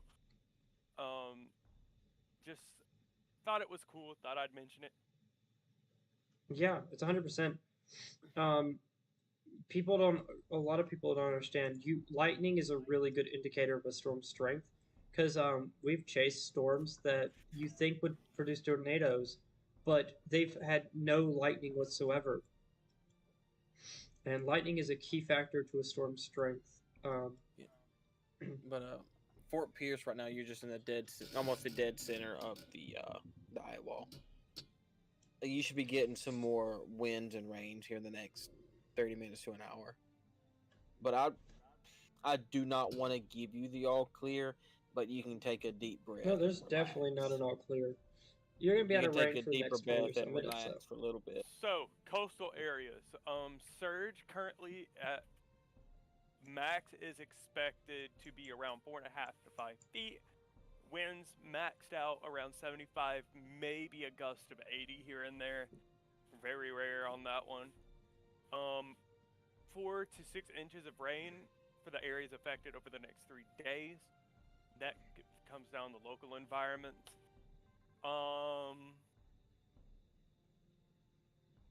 Overall, that's pretty much it. There is a tornado threat with each day the system moves through, although they are on the lower end, just 2 and 5% risk, although it is something we do have to watch out for. And to answer the rest of your question, Amy, about another hour and a half, 2 hours till I would personally give you the all clear. Because you still got the back half of the storm. I mean, it's not going to be as intense, but it's still going to be windy and raining quite a bit. But like I said, you can take a deep breath because the front side of the storm is gone. And that's normally the side you got to worry about. I'm sorry to cut you off, Josh. You're fine, you're fine. I was done. Okay. Wait, which one? JD. Okay. Okay. I was like, he didn't cut me off. But get rolled. Yeah, just you're gonna have to pick a name and stick with it, Dayton, because there's two Joshes in there. At this point, just call me Jace. Stop giving yourself different names. We're gonna call you JD. You're a JD. No. You're a John Doe. I am Don Quavius. No. Oh my gosh, no.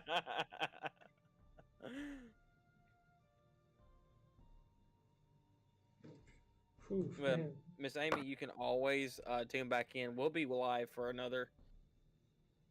But I don't even put a time limit on it. But I may not be here for much longer. I'm starting gonna, to wind as soon down. as we hit the 5 hour mark, I'm out of here. By then we should have a I may landfall. carry over. You I'll may. probably carry over because I'll still have to carry over with my severe weather portion. Hopefully, but you shouldn't I'll have probably too go much for longer. another 2 hours. Simply because. Do you think those- it'd be safe for her to go to bed?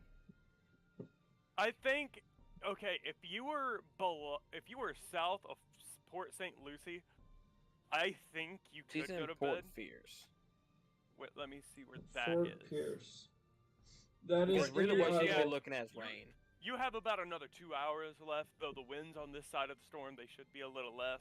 No, they're you know, significantly less. It's about it's way less.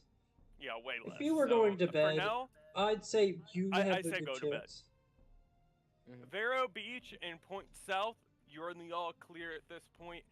Now, Point Palm Bay and Point to North and Northeast, you gotta stay up for a little longer. You got a decent bit of intensity heading your way.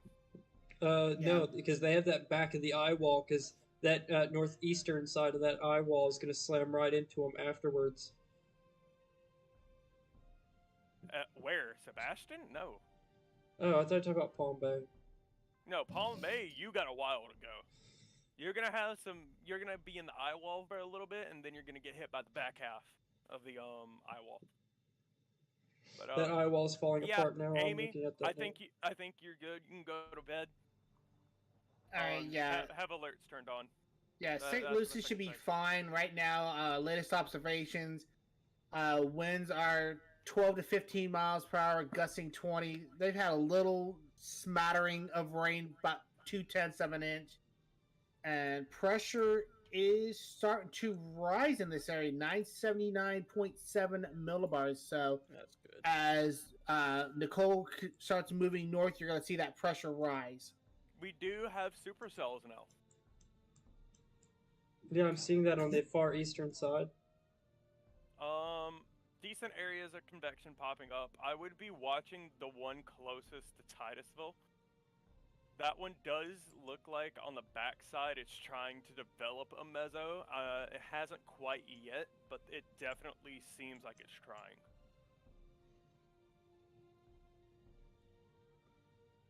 Yeah, that's way more organized than the last two scans. Now there is some weak rotations in and around east of Titusville. Nothing coming ashore as of yet, though.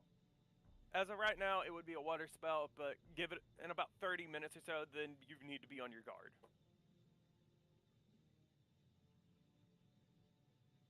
But yeah, Amy, once again, you're good. You could probably call it a day. I like how Walk they're out. probably already gone. All right, we have breaking news. Yes. What is that? Is it landfall? National Landfall. Hurricane Center has declared landfall just south of Vero Beach, 75 miles per hour, pressure of 981 millibars. Well, that's a relief that to know that at least it's on land now. Yeah, that cell's actually becoming way more organized. Yeah. I think it's interacting. Let me pull up some meso analysis. Yep, the official news break. Radar imagery from Miami and Melbourne shows the center of Nicole made landfall on the east coast of the Florida Peninsula on North Hutchinson Island, just south of Vero Beach. Maximum sustained winds are estimated to be 75 miles per hour and minimum central pressure 981 millibars. According to their statement, this would be the last hourly update that they'll be doing due to the degraded radar signature structure of Nicole. So the next standard update will be 4 p.m. Eastern Standard Time and then 10 a.m. after that.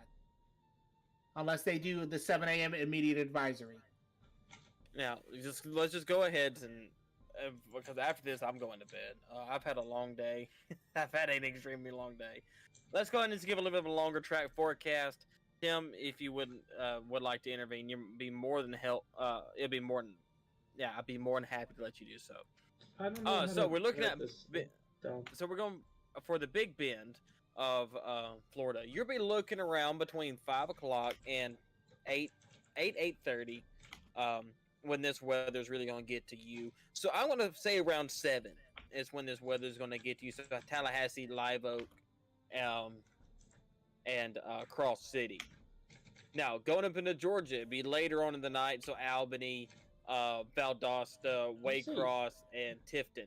You're probably looking around 10 o'clock in the evening. Macon, you're looking around 1 a.m. the next day. I'm so Augusta, bad at around this. 3 a.m. Going up into the Carolinas, it's going to be probably a early, I'll say early, it's going to be a morning round of storms. That's going to linger for the rest of the day, for the next few days. Is there anyone who noticed something that I may have overlooked? At least with that. No. I'm looking nothing like that, but I am looking at mesoanalysis. I think now I know why these cells are actually starting to gain a little strength. So bulk shear is anywhere between 20 to 40 knots.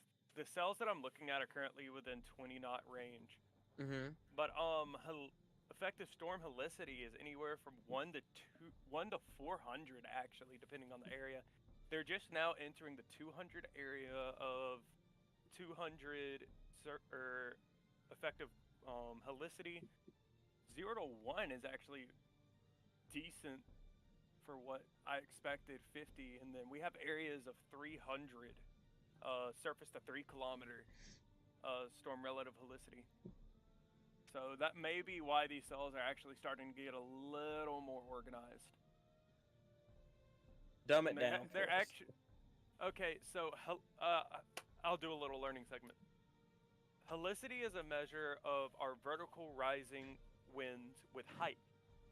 Now, when those interact with, say, bulk shear, they interact with each other and then they collide. They start to rotate. Usually is how that interaction goes.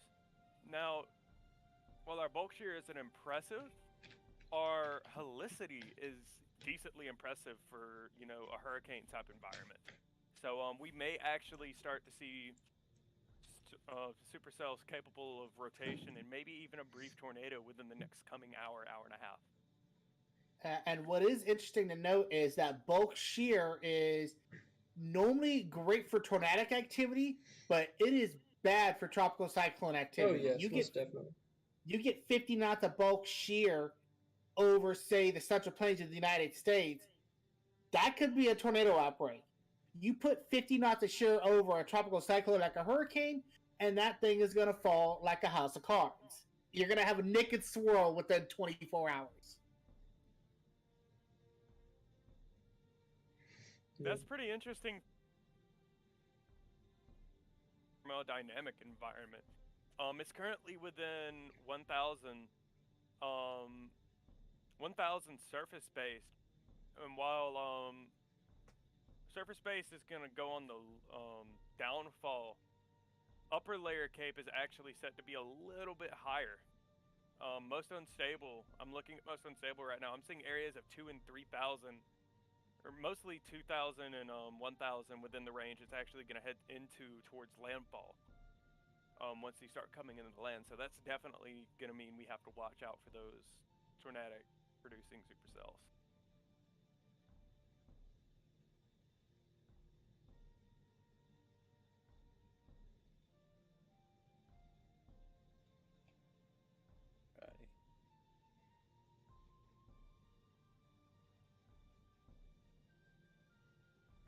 We have been live for 4 hours and 45 minutes, and you can go ahead and clock Dayton out. Oh. All right. You're gonna Chris, leave me? I'll see you. Yes, I'm going to. No, you can at least commit until I'm done, which is I'm gonna be probably ending the stream in about 15 Nah. minutes. No, bro, I can't do that. Like, I'm over Yeah. here struggling. I'm struggling, bro. I'll gladly trade you between this stream and the stream that I did over on Force 13. I have been at my studio for about 8 hours. For 8 hours? I ran the restaurant by myself from opening to about 5 o'clock today. We have new damage. Apparently there was structural damage to a gas station in Satellite Beach. I'm gonna start looking for that. All right. I, Let me I know run where. that restaurant by myself this morning, bro, and I am exhausted. All right. Well, take care. Alrighty, well, thank It you was all good to for have you, joining the Griff. stream. This is gonna be my part of it. Thank you all for joining the stream. Tim, thank you so much for joining us. It was a pleasure. So we may have to pull you in again for expert analysis on certain things. But y'all all have a good night. Right.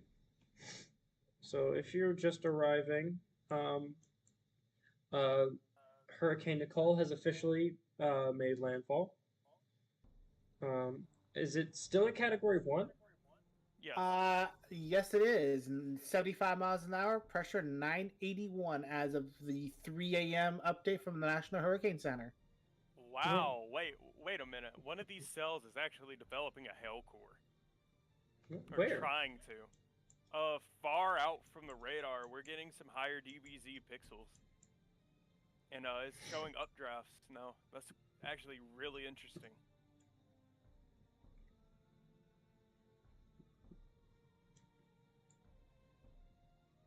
I don't think it's going to be able to completely, but that's really cool to see on radar. This eye wall Now- has stuck for so long.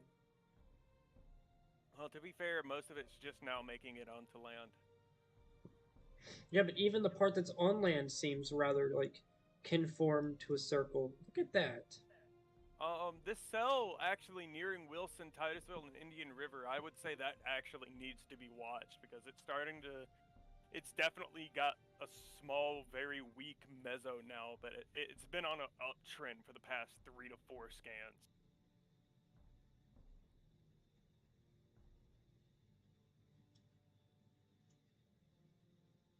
I don't Yeah, know the if hail anyone core else is has seen tightening that. back up into a circle. You see that, Tim? Where exactly are we looking at? The eye wall. Look at it. It's back You into said a hail circle. core. You confused me. No, I said eye.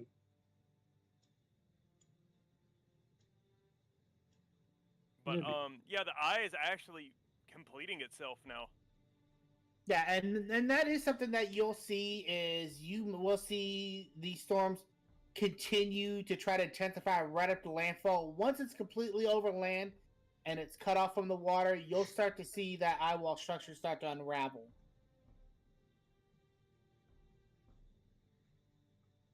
I want to see this next scan for this eye.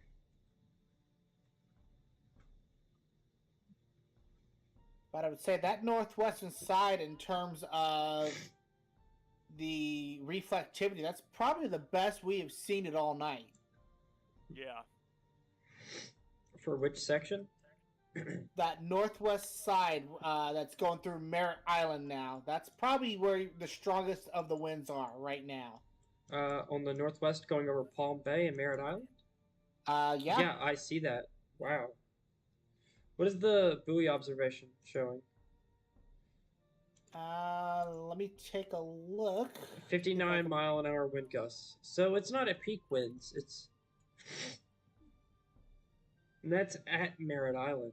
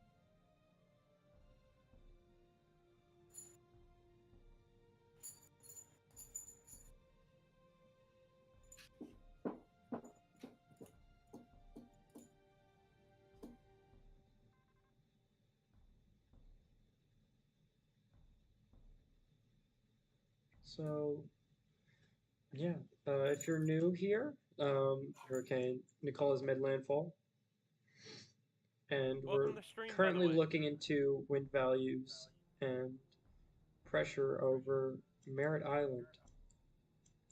Seems to be getting a large tank of these winds. I will be right back. We are here with special guest Tim Ringo. He is the director of Force 13, Force 13's U.S. branch. I am the leader and founder of Spark Service Storm Chasing. My name is Josh. Also here with me is the other Josh. Which I think he's just stepped away. Yeah, he just stepped away.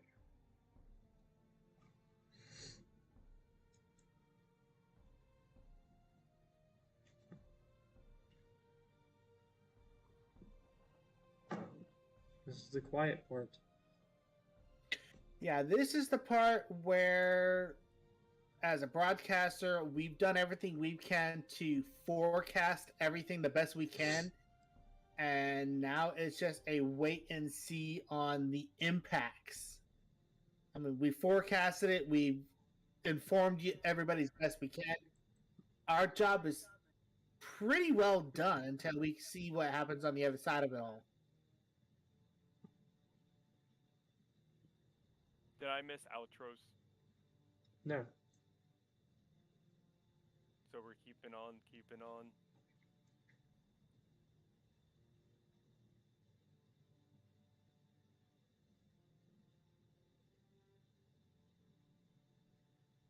Yeah, that Titusville cell actually kind of fell apart.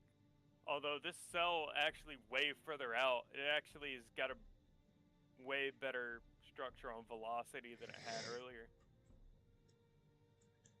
That might be our first water spout. Where at? Northeast of Titusville. It's further out in the sea. I see it.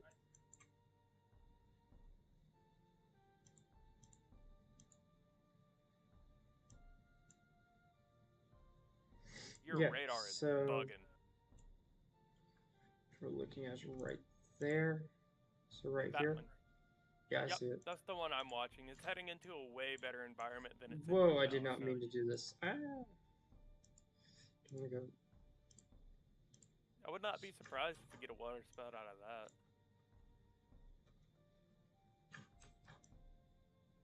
Yeah, what we're looking at is right here. This little section here.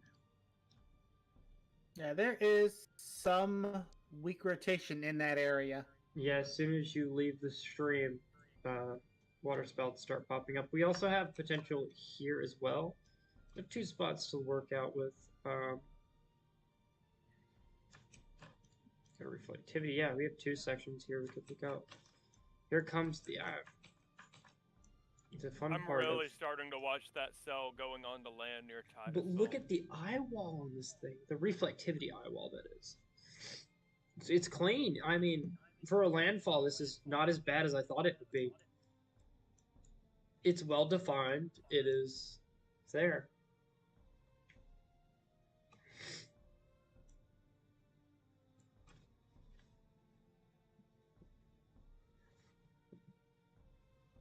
Yeah, structurally, this is about as textbook of a Category 1 hurricane that you're going to see. I mean, that eye wall is pretty well closed off all the way around. There is, at least what I'm seeing as of the last scan 4 minutes ago, a slight break in the south.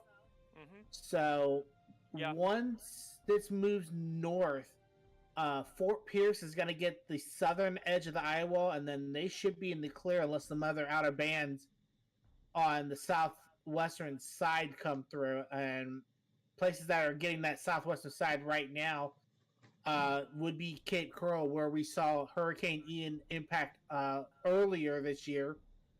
Fort Myers is getting it up towards Punta Gorda, Venice, Northport, up to Sarasota, Longboat Key, St. Petersburg, and right up to Newport Richey, getting the western side of Hurricane Nicole. And you can just see on the reflectivity on just the rain influence, how big this is. This isn't even the cloud influence, which we figure is 1,000 miles wide.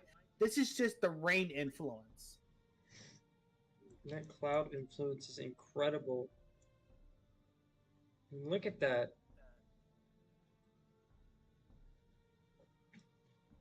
Yeah, just the rain influence alone, from what I'm picking up on my radar, is almost 390 miles going west to east. This is in a really, it's not as intense, but it's just really massive. And the fact that its structure is holding up despite how large it is incredible. Yeah, and that's just the rain. That's just the rain structure. And to think, you go from where the center of where Nicole is at now, you go 450 miles to the north, and you got tropical storm force winds that far north, away from the rain.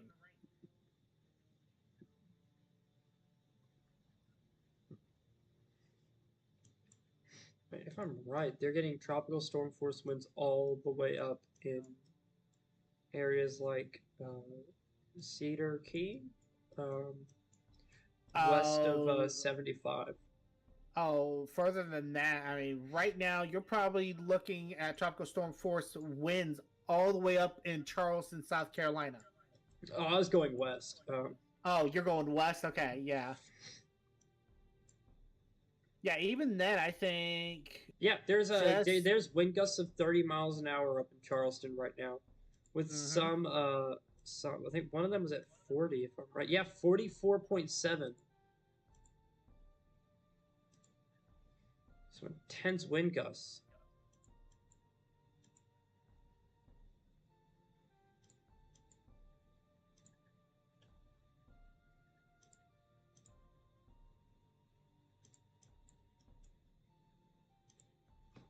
Yeah, wind gusts of 59.9 miles per hour in Merrittville. I think that's what it is. Yeah, these Merritt supercells Island. for the next 6 hours are actually going to have a decent environment. I'm seeing effective helicity values all the way from 4 to 8 or 4 to 500 in some areas. It's actually kind of impressive. 0 to 1 stays pretty good too. There's an area of 650 6 hours from now.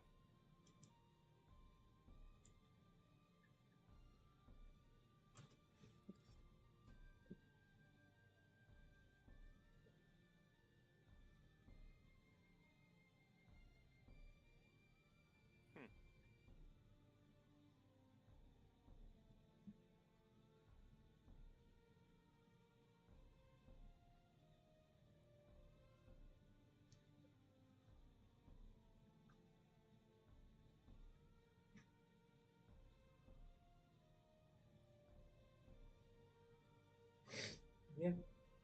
It's that quiet time. Made landfall? Yeah, it is. It is, yeah. I'll be right back. I'm going to use the restroom.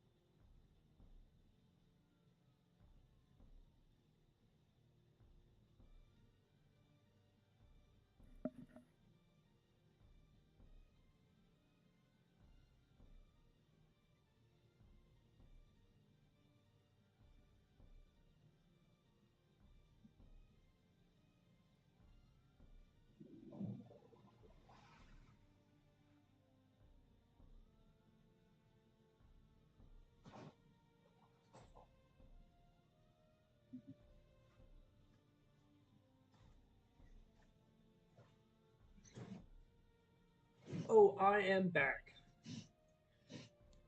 All right. Whew. What a beautiful image. You're looking at the stream, right? Oh, yeah. Yeah, it's such a beautiful image.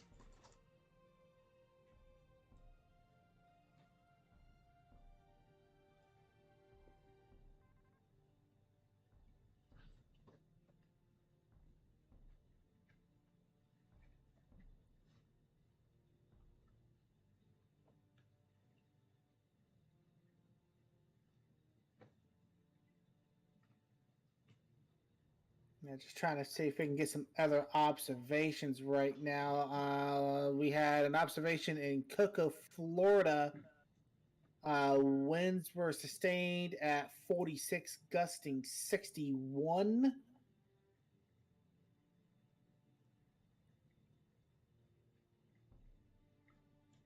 Checking some of these other weather stations. Merritt Island, we got an observation of 30, gusting 55.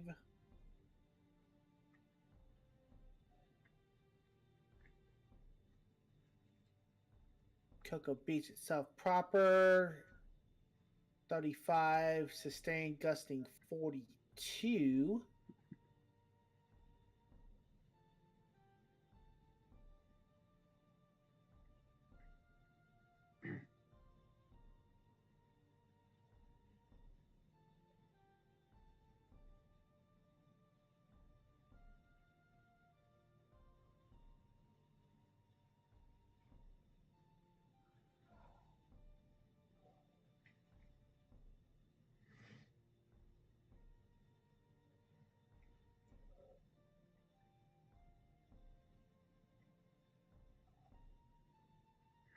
We got one in Rockledge, 38, gusting 47. So I still do think the northeastern side, which is still off the coast northeast of Palm Bay, still has the strongest winds in it. Yeah.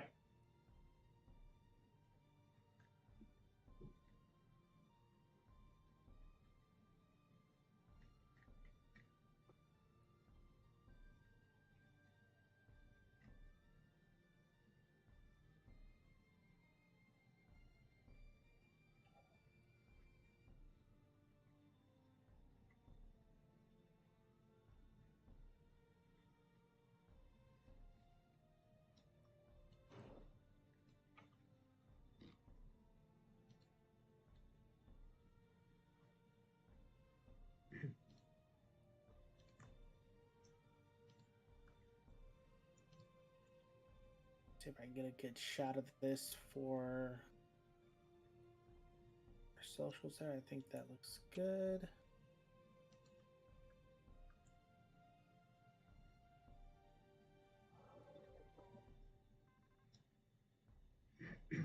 I guarantee you, I can't see my models because this is radar.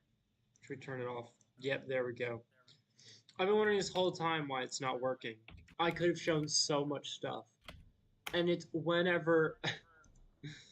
let me turn off this radar. Look at the models for a minute.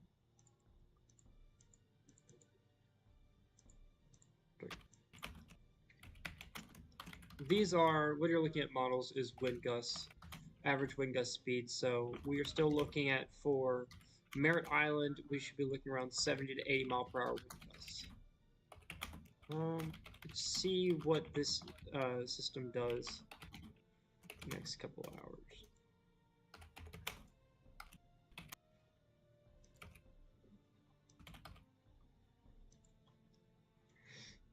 It's gonna form like a semi-squall line going the opposite direction. Yeah, this... Wow.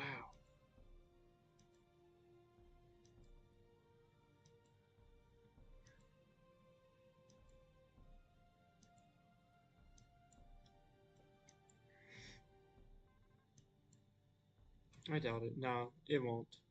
But still, that tornado threat is really high. So we'll have to keep an eye out over eastern Georgia and parts of South Carolina.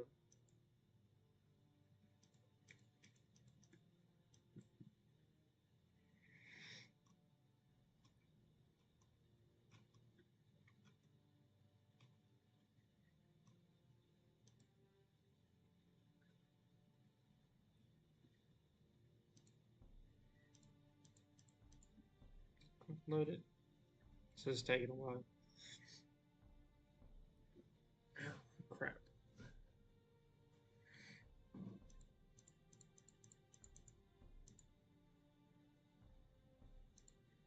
Yeah. All right. So we'll check out the wind speeds. We should roughly see a consistent amount of wind speeds as this pushes out towards central Florida and then off to western Florida towards the Panhandle. So I believe if what we're saying is correct, um, the wind speed should maintain across. Tim, do you think that is the case? These at least 70 to 60-mile-an-hour wind gusts would stay like. If Nicole maintains this west northwest path, you could start seeing those stronger winds. I would say start coming into the Rockledge, Titusville area probably in the next couple hours, since they are on the northern side of this storm. And you can actually really tell if you just looking at where Nicole is at versus the NHC cone. It is actually taken more of the northern track off their latest advisory, and actually has almost gone outside of that cone there.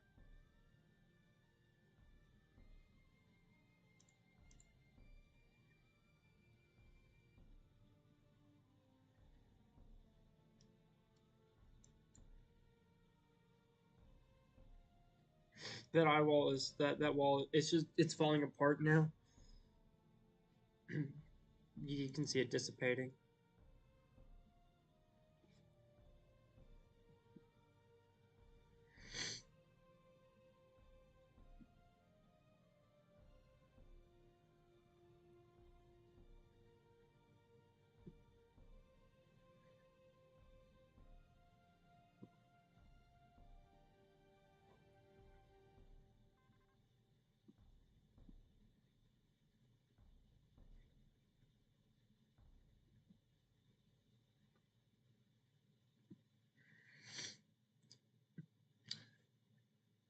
You have 3 seconds. Name your favorite hurricane, John. Oh god, for me, 3 seconds is up, but okay. I've been tracking her. I've been tracking tropical cyclones for 27 years. So for me to pick up my favorite storm in 3 seconds, that's really hard to do. Mine would be John. It's comically long path. It's jumped from Pacific to Western Pacific, back to Eastern Pacific. I mean, if I had to go that angle, I would have to say Andrew, because that is the storm that got me into storm tracking. Yeah, that makes sense. I got into storm tracking because it's kind of my job. you know. Yeah. Hello, everybody. Hurricane Nicole has officially made landfall. This was about 20 minutes ago, so not too much has happened. Palm Bay is a little bit out. They're in the eye wall now, which still has some of its support and some of its formation. Looks like it is going to be breaking apart. So there's that to the eye wall. Now Cocoa Beach and Merritt Island should be getting another band of wind coming through that you should just be wary of. Some heavy rains before you should be out of your all clear zone. Now, man, West Palm Beach is good. If you live in Port St. Lucie, you can go to sleep. Your whatever is over. Your threat is not really there anymore. However, Titusville, you are still in the path of these heavy wind gusts. These are 75 around that 70 to 75 mile an hour wind gusts. So, if you're not in a safe place, get in your safe place. If your power goes out, use a generator. However, do not have your generators located inside your building. That includes your garage, your attic, your basement. Carbon monoxide poisoning is one of the leading causes of deaths in hurricanes. So it's better to have it outside than inside. Anything you want to say? Not really. Yeah, don't be out driving. There is a high flood threat along the coastline, especially in like areas like Titusville, Merritt Island, and there is still flooding in Palm Bay. So driving is not recommended. Check DMs or check the chat by the way.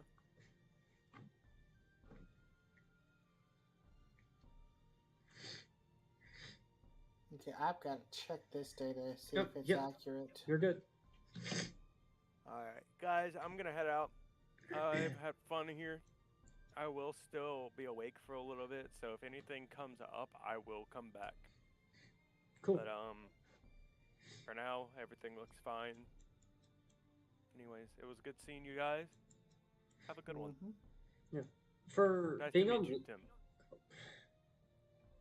for being on land this long, the eye wall still has a good maintaining shape. It looks like it is dissipating. That eye wall is, concaving in on itself. Should be dying out soon, especially down here. You can see this opening here.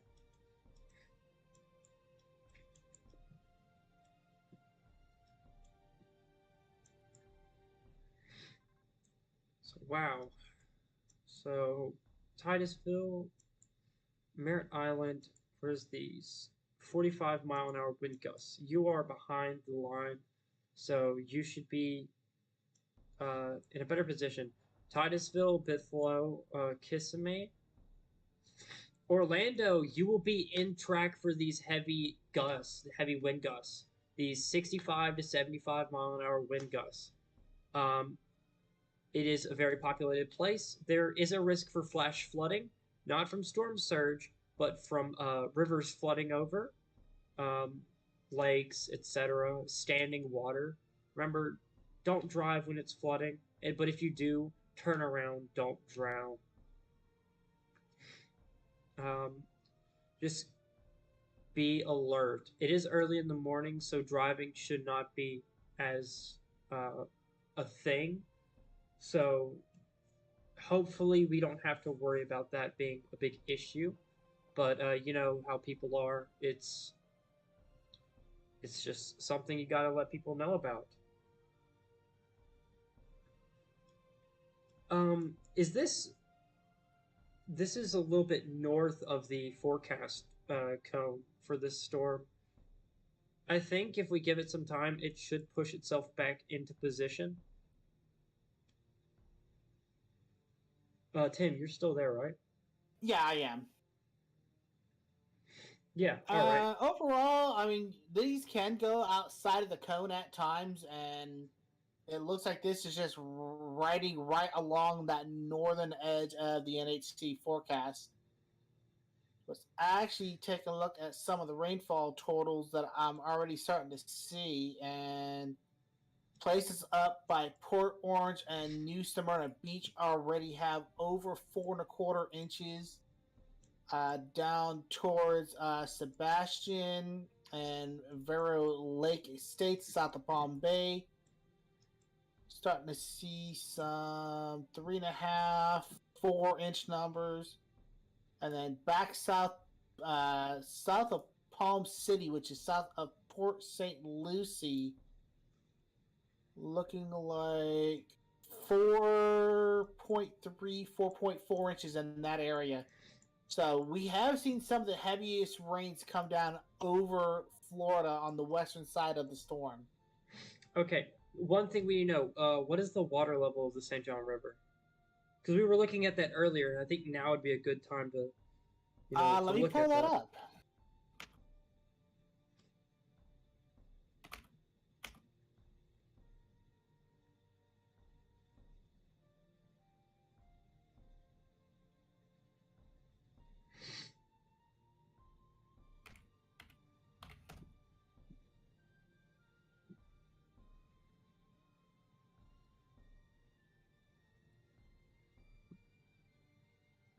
Okay, looks like it is currently at 4.12 feet. Still forecasted to crest at 4.2 feet. And this river gauge is right between. Looks like it's in Volusia County, north of the town of Astor. So that's Hello, going to welcome, be Mark. well north of where we're seeing the heaviest rains at right now. Yeah. So it is at what feet? What level? 4.12. So it's still in major flood stage right now. It's actually 4.7 is the record. Am I right? Yes. Okay, so should be in a safe zone, unless a lot of major flooding occurs, which I think we're in the good for now. And it's interesting that record actually occurred back on October 1st. Really? Yeah, so that is just recent. That was from Ian. And then from there, Wow. you have to go back to 1933 to Why get did the next all that highest bad crest. stuff happen in the 1930s? That's where all of our records are at. I just want to know what was going on in the 30s. The 1930s was really unusual because you had the Dust Bowl in the west and then Yeah. potentially one of the most active tropical cyclone seasons on record in the east. 100%.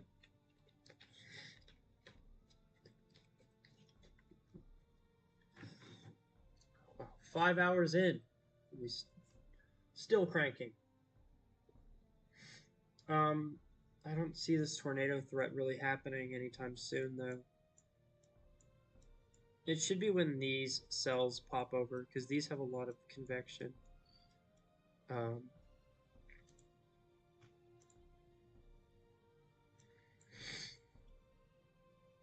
Yeah, it's when these storms start moving over to land is whenever we're going to start worrying about the tornado aspect of this. There is a tornado risk. Let me pull it out real quick. Convective outlooks.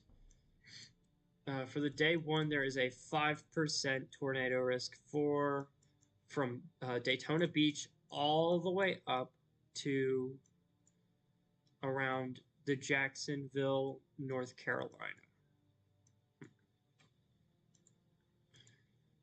There's no hail risk associated with this event.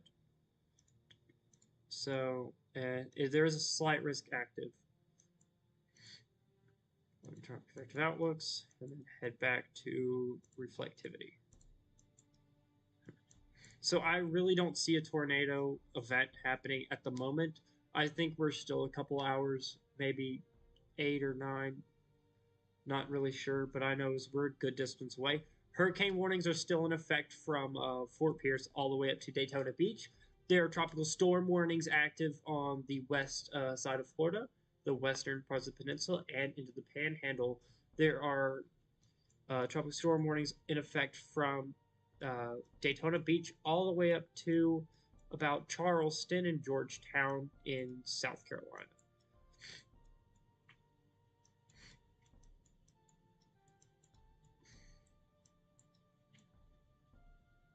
Yeah, that just gives you an idea of the wind field of Hurricane Nicole when it's making landfall in Florida and you have tropical storm warnings all the way up in Charleston. Yeah. If you want a basic idea as to the wind field of this, if you're looking at my stream, you can see the satellite imagery of this, and you can see that cloud field on this storm. It's larger than the state of Texas. It is insane.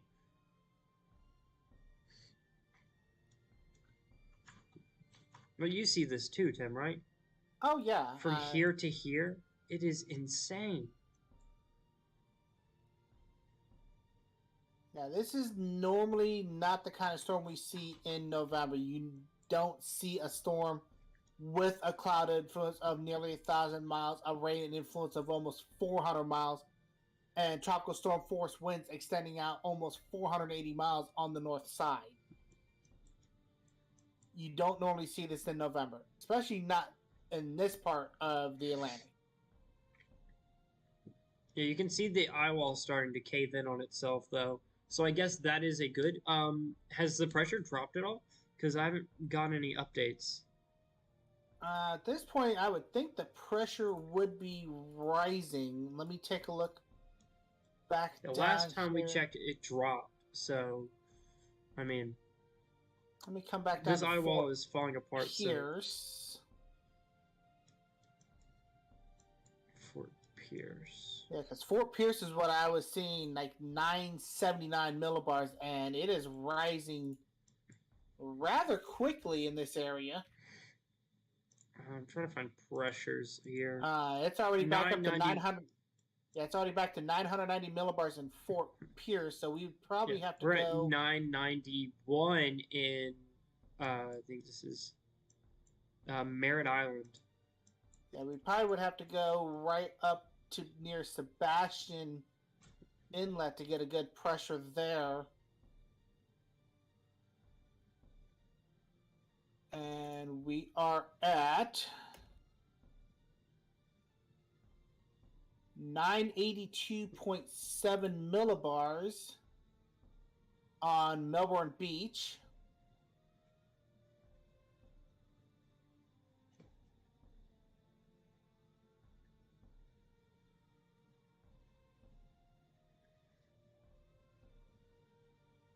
Trying to see how much further we can go with this. Lowest pressures might actually be further inland, so we'll try. For any new viewers here, we are currently watching Hurricane Nicole as it had made landfall over 30 minutes ago over Vero Beach in Palm Bay, Florida. Pressure has dropped pressure has increased significantly since then. Right now it is just me. I am Josh, the leader and founder of Spark Service Storm Chasing, and I am here with a special guest from Force 13. His name is Tim Ringo, and he is the director for the U.S. branch of Force 13. Yep, and we are covering Hurricane Nicole, as Josh has said, has made landfall as of 45 minutes ago. National Hurricane Center declared landfall over North Hutchinson Island, right off the coast of Vero Beach. Was a Category 1 landfall, 75 miles per hour, pressure 981 millibars. Orlando should be tanking some of these winds in a minute.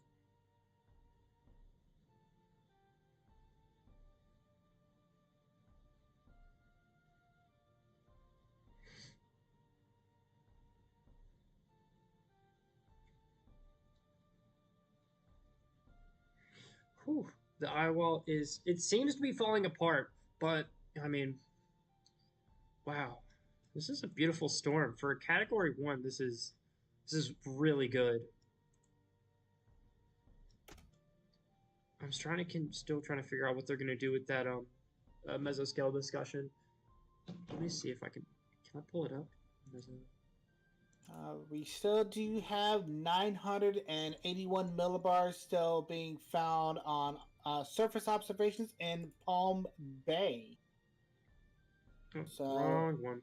NHC definitely has nailed that pressure, and I don't see any signs of it starting to rise as of yet.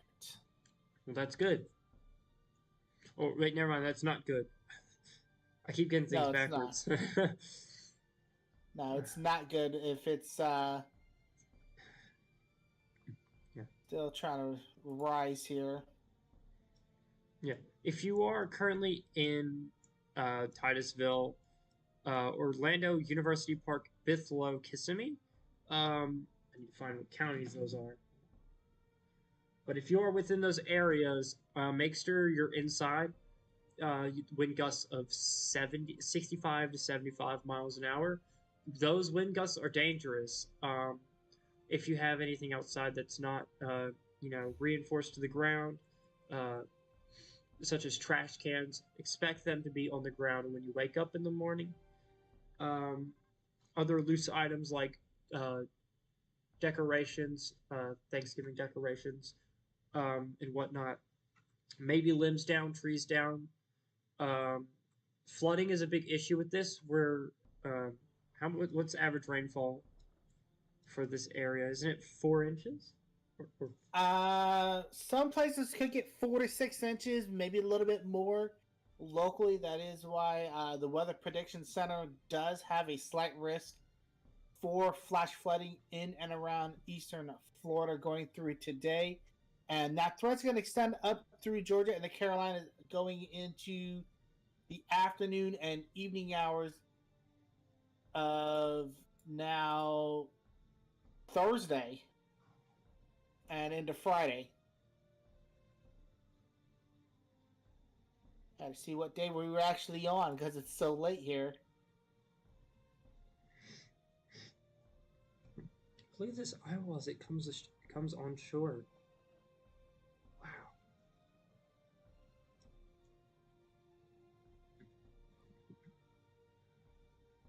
Just looking at its structure, I would be inclined to believe that this was trying to intensify some more right up the landfall. Well, thank you for being happy with our live stream. A palm tree is against the power line here and sending out sparks, so I'll stay up a little while longer and keep an eye on that. I'm grateful for rain. If your power is out, make sure your generator is outside. You don't want to get carbon monoxide poisoning. It's one of the leading causes of deaths in hurricanes. Most people don't know that, but it's a true fact. So make sure if you have power, then you're fine. But you said there's a tree against the power line there, so I assume your power may be out. You're on your phone. If you are in Fort Pierce, so you are right here. I'm going to circle it.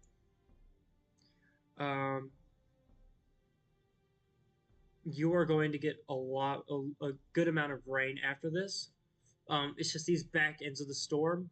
It should be gone over the next couple hours, so it's just going to be like a normal set of storms for you. Just beware of flooding. So if you have work early in the morning, just be careful with what you're doing. Pay attention to the road, and always check your local news station because they will usually update the people on areas that are flood prone or already flooded. Yeah, but thank you for tuning into our live stream. Greatly appreciate it. Oh, there we go.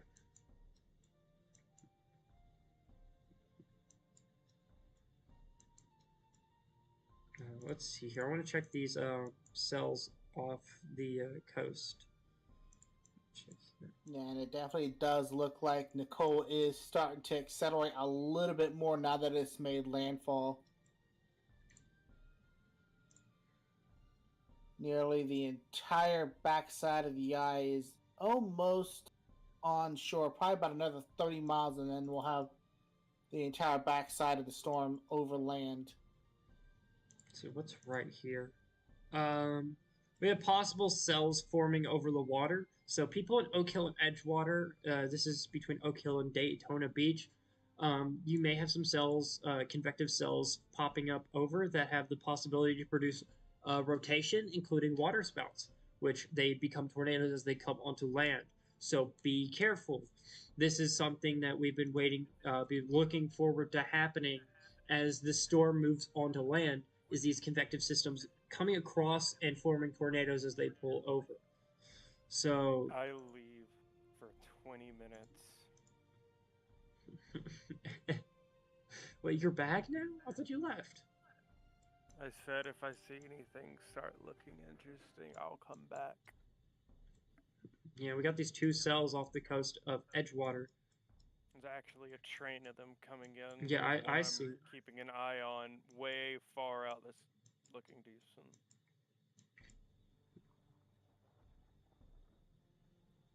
You gotta look at velocity for it.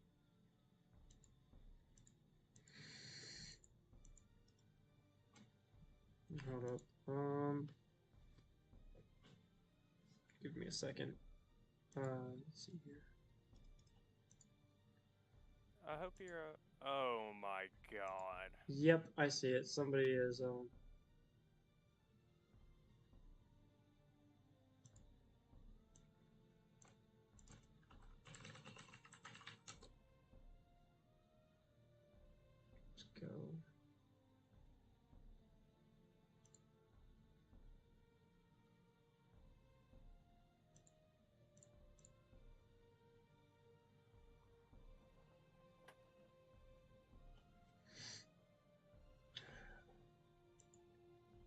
me get onto that in a second. I'm gonna.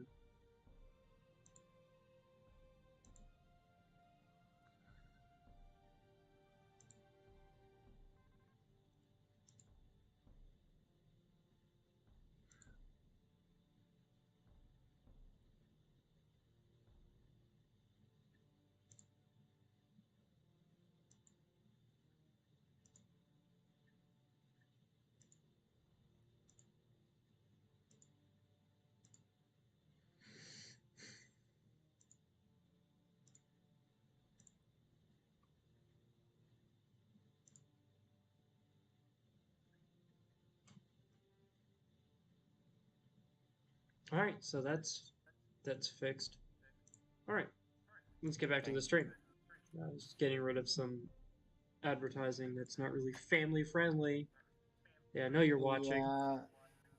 Yeah, attack of bots. That happens a lot.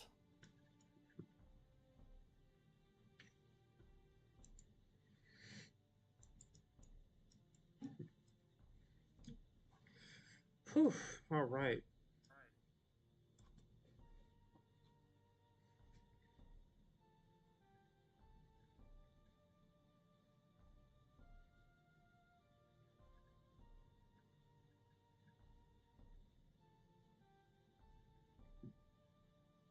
It's going to be really quiet for a minute. I'm looking at other stuff off screen. So you're not going to hear me talking for a couple seconds. So if Tim, you want to take the floor.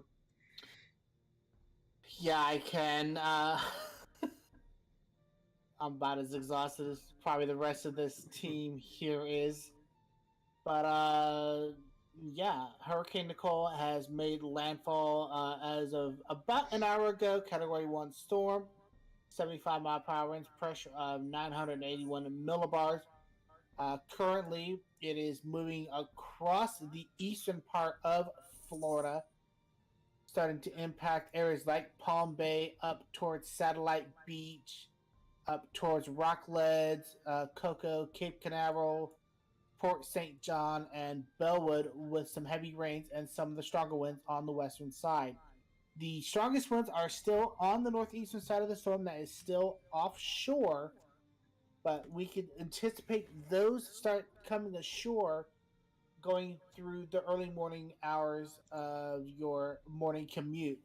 So places like Oak Hill up to New Smyrna Beach, Port Orange, you guys could get the strongest winds, which would be on the northeastern side as Nicole starts moving towards the northwest. Places like Kissimmee and Orlando already starting to get into some of the heavier rainfalls that is associated with that central banding of Nicole. You may start seeing it getting up towards Claremont later on this morning, getting over towards the Bushnell and Brooksville area later on. And we're going to see Nicole move across Central Florida through most of the day today. And the big catalyst is going to be a cold front that is bringing blizzard conditions to the Dakotas and some severe weather out in front of it. And that front is what's going to be picking up Nicole and bringing it towards the north and northeast into Georgia and the Carolinas going into Thursday night and Friday. For the further upsells, you might want to use KJAX. They just downgraded Nicole to a tropical storm with sustained winds of 69 miles an hour. There's some cells moving in near St. Augustine that you might want to pay attention St. to. Augustine, that is. Further north, it's on KJAX. Yeah, 4 a.m. update is out. National Hurricane Center has downgraded Nicole, now a tropical storm centered over east central Florida. Strong winds. Oh, there are cells. I didn't even see this. Wow. And heavy rains continue over a large area. Nicole, located at 27.8 north, 80.7 west, still maintaining a west-northwest track at 14. And pressure at 981 millibars. Sustained winds are 70 miles per hour. You see, they do not have the full cone out just yet, but now, these cells, Josh, they're not they're not as good of an environment as the ones further south. But they are a little more discreet, so they might be able to pick up on things more. Yeah. Yeah, but I'm worrying about these northern cells over here, east of Titusville. I'm These are watching the ones. those too. These are the I'm ones I just saying really want there's to worry more to. about, especially this one right Those- here. Yeah, look at that. It's a mess. Now the problem with these up here is they're not as discreet as the ones up there, so they might have a little trouble in the long run. What is the?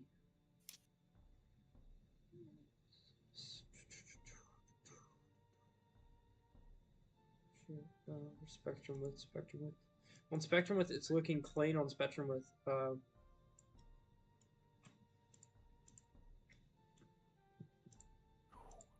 Okay, I'm awake now.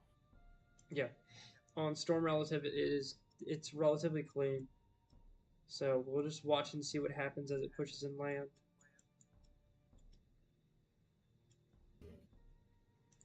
Let's get back to reflectivity and keep track on this system. Oh, there we go.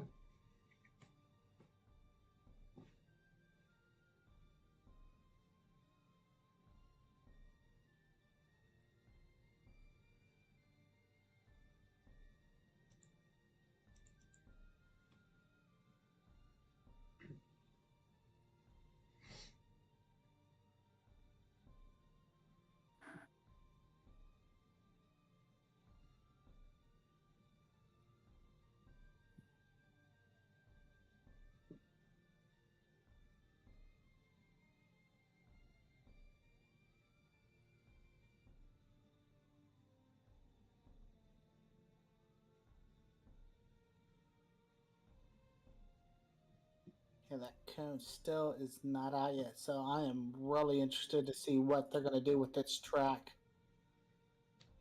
Wait, what about the cone? They have not released the new cone yet for the 4 a.m. update. I mean, it seems to be following the path that they predicted. So I mean,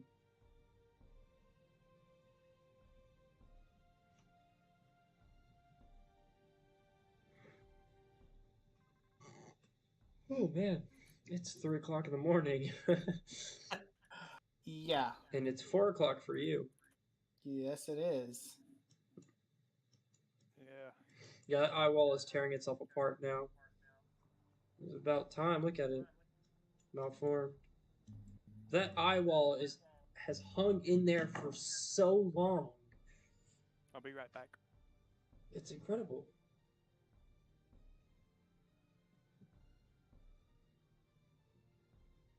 Yeah, and that's normally what we see with a tropical cyclone like this is it'll still maintain its structure for a little while, and then it'll start to unravel itself when it doesn't have any water or anything up under it to help keep it maintained. But yeah, that entire southern eye wall is eroded out pretty well.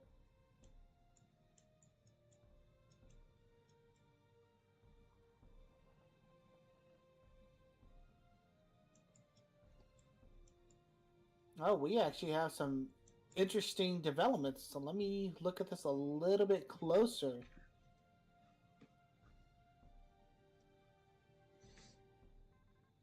Okay, we have a big set of changes with this 4M advisory.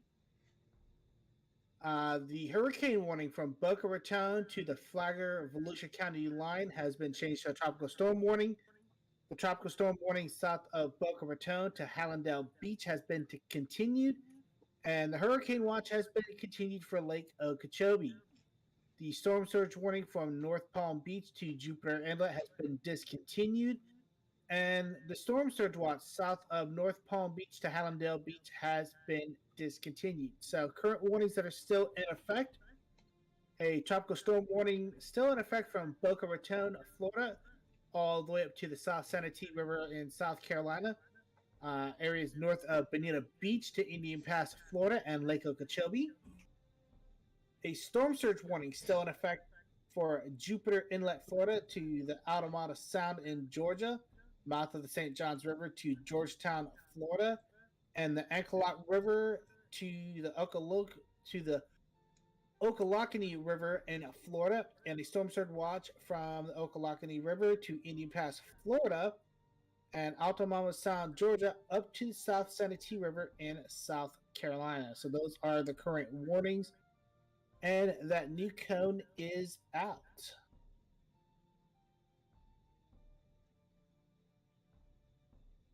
All right, let's hopefully I can get this update relatively quickly. The only thing I don't like is the fact that hurricane updates take way too long on this. Well, there's the new cone for you. So you'll be able to show that on air. Let me see. Is it on yours? Just dropped it down in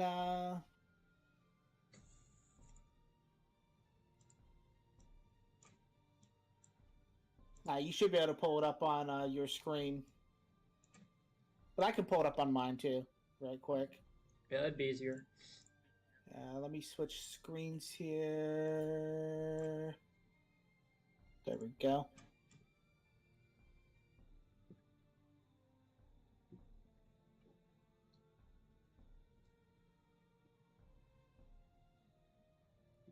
Okay, so that's what the latest NHC forecast cone looks like. And still a bunch of the tropical storm force winds still off the eastern side of what is now Tropical Storm Nicole. And that's going to be the trend. I would be surprised if we start seeing some of those tropical storm force winds start getting down into the Savannah, Georgia area, getting up towards Hilton Head in South Carolina and up towards Charleston, which is right about where the South Sanitee River is at.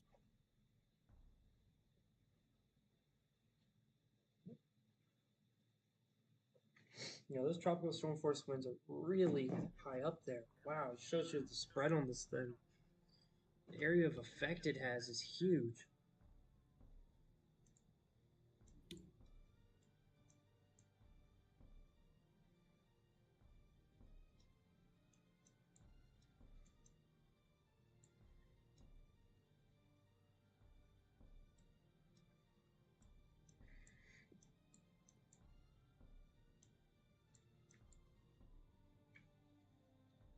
Yeah, feel free to comment in the comments. You know, ask any questions. We can answer anything.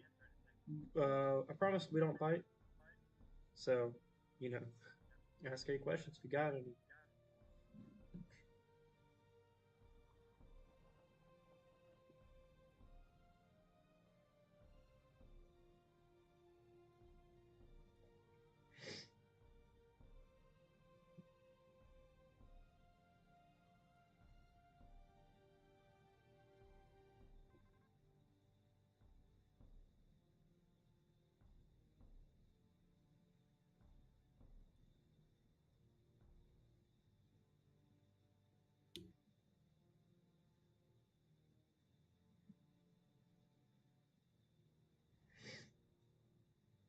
I think I'm already looking at that forecast cone.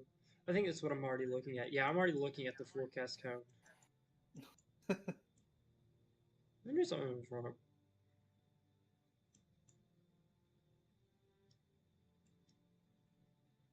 Speaking of which, I need to get that updated on my side of my studio, since that has changed.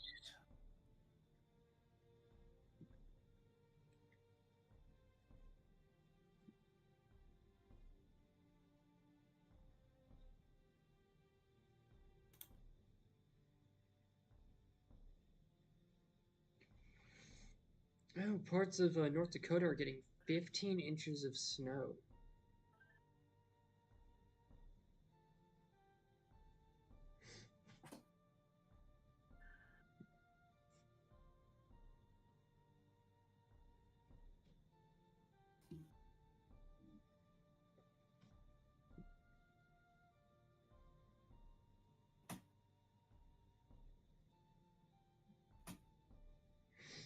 Oh, there is a magnitude 7 earthquake um,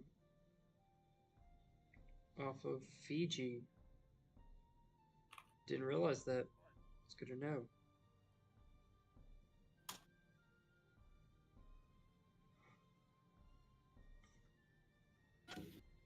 Yeah, that is something I'm pretty sure the Force 13 Australia team and our Earthquake team have been keeping an eye on most of the day.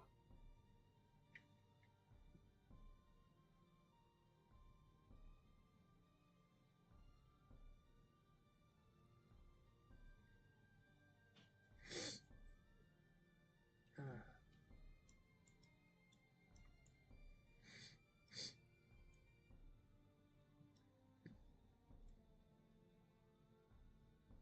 Yeah, that eyewall's falling apart to pieces. I think we can pull a 6 hour. So I will probably end the stream in 15 minutes, give a wrap up, and then be on my way because it is 3 o'clock in the morning. I've been doing this too long. The stream's been on for 5 hours and 45 minutes so far. I think 6 o'clock should be good. But we still got some time left. We got 15 minutes. Yep, and then when you shut it down, if your viewers still want to keep an eye on what is left of Tropical Storm Nicole, Force 13 US does have an automated stream going right now with a quad panel display showing radar, satellite, and the latest warnings. And right now we're showing a shot of South Beach out of Miami, Florida, as our feature camera for where Nicole was impacting earlier. So if you guys want to keep an eye on the storm after Spark service ends, you can hop over to the Force 13 US stream and keep an eye on Nicole there. Yep. Sounds about right to me. I'm probably going to come down with the flu over the next 2 days. Don't say that. Nah.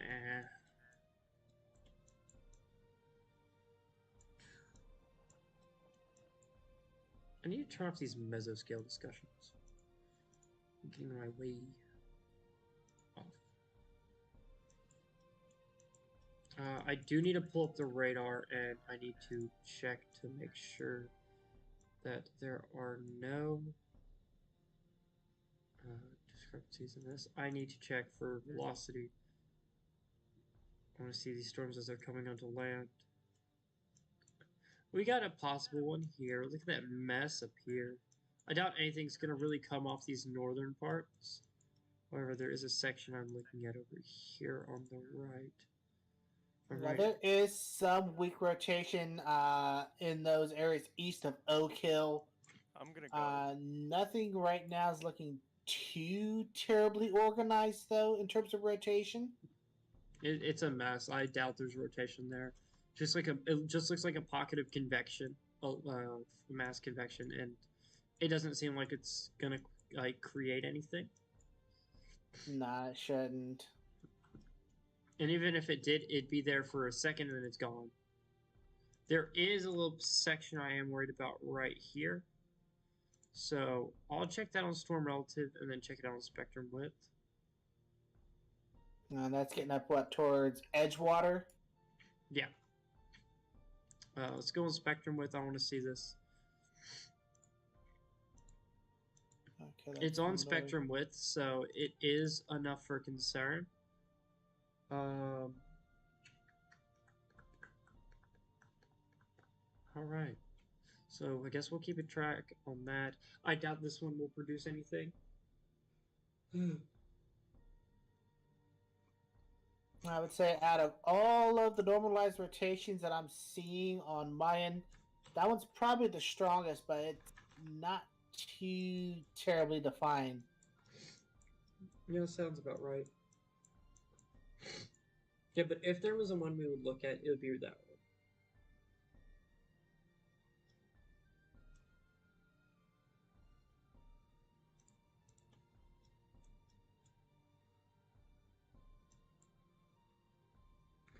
Let me turn off my radar real quick and then turn off everything. Gonna give everybody a glimpse as to what this actually looks like.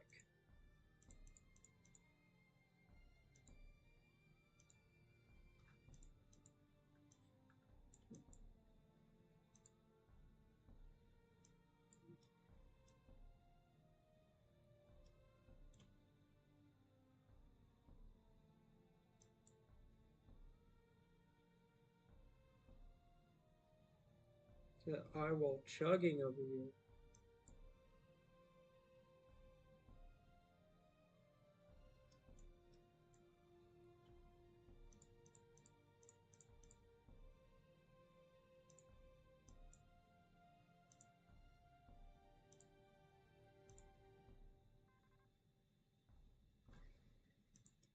Yeah, that eye wall is practically done for. So, yeah. It's like most of the work has been done already.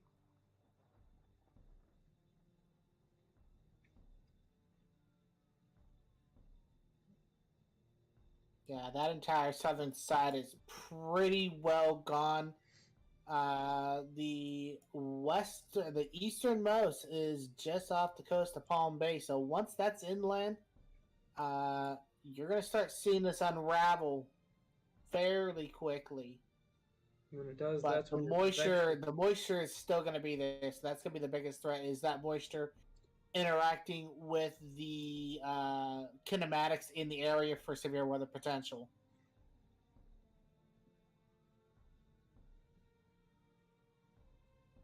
Yep.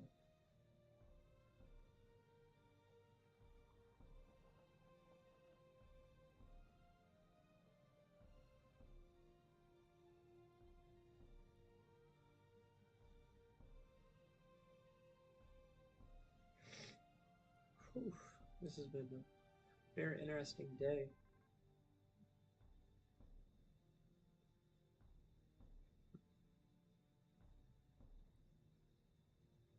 I'll keep this on loop.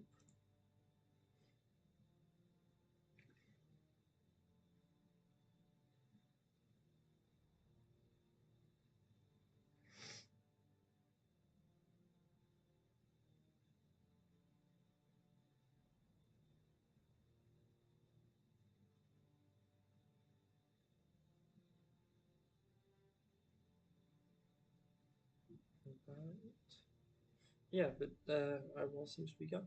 The warnings are, they've taken down, the hurricane warning is still there. It upgraded at 4 o'clock. There's no hurricane warnings in effect. All right. So, but the tropical storm warnings are still in effect for those areas, so I assume that's still there. Yes. Nice. So as long as those warnings are in place, so the whole hurricane situation is gone. That gets rid of a lot. There still is a high flooding threat because this is a torrential amount of rainfall. 14-mile-an-hour movement speed. It's a lot of rain. Let's see here. Yeah, it's still a very strong tropical storm at 70 miles per hour. Pressure is 981 millibars. So this is one of those fine lines of 70, 75, tropical storm, hurricane.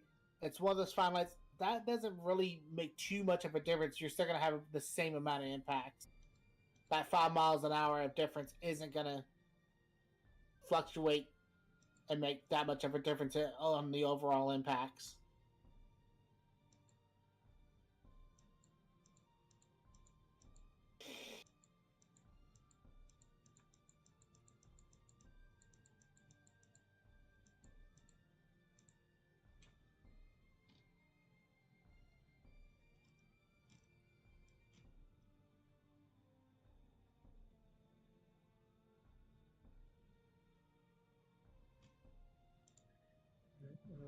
Water levels. See here. I'm gonna look up some water levels here.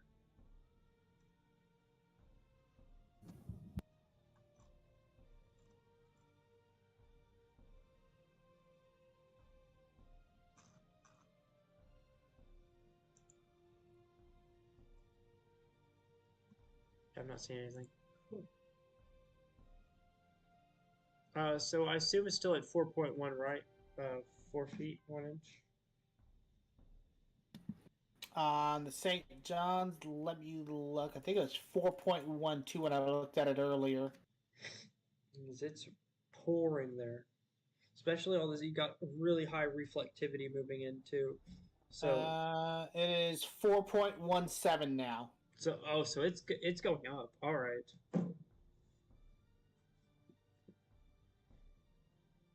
All right. So hopefully all this rain can make it out, because we don't want a repeat of, because it's already overflowing if I'm right. So that is that's really bad. Yeah, the St. John's River at the town of Alton is at major flood stage right now. If that's a major flood stage, you got to think about all the other places that are.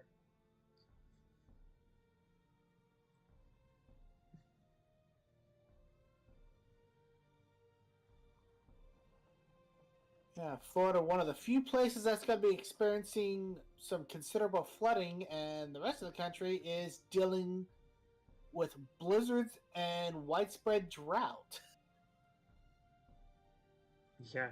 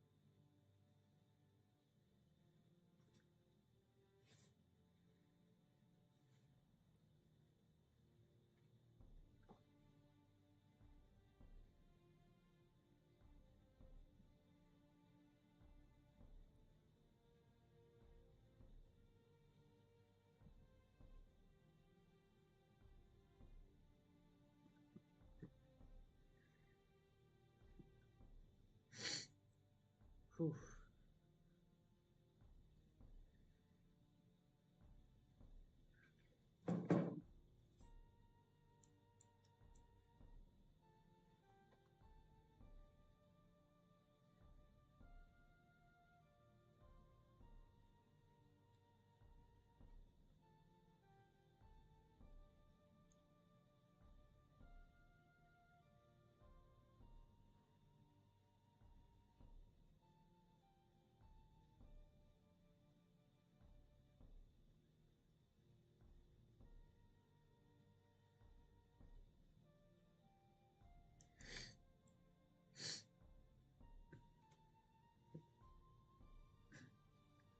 All right. I think that'll do it for today. All right. All right. So, thanks everybody for staying tuned with us for 6 hours. Wow. We reached a lot of milestones today, and we got a lot covered, specifically the landfall. I would like to thank you, Tim, for coming and joining the stream. It's been really great having you here. Yeah, it's definitely been a pleasure to be on with the Spark Service team, and hoping to be able to partner with this team a lot more in the future on more streams. Yeah, you can check out Force 13. They have a YouTube channel. I can plug that in a minute. Can you plug it into this? I should be able to. We actually have an automated stream running right now on Force 13 US. So once this stream goes off, if you want to keep an eye on what is now Tropical Storm Nicole, you should be able to go to that link that is in the chat there, and that'll take you over. Posted the Discord link in the server. I think, yeah, it should be posted. Anyways, thank you everybody for appearing. and you can check out that Discord link and join our public Discord server. So everyone, have a good evening. Stay safe. Yeah. Thank you for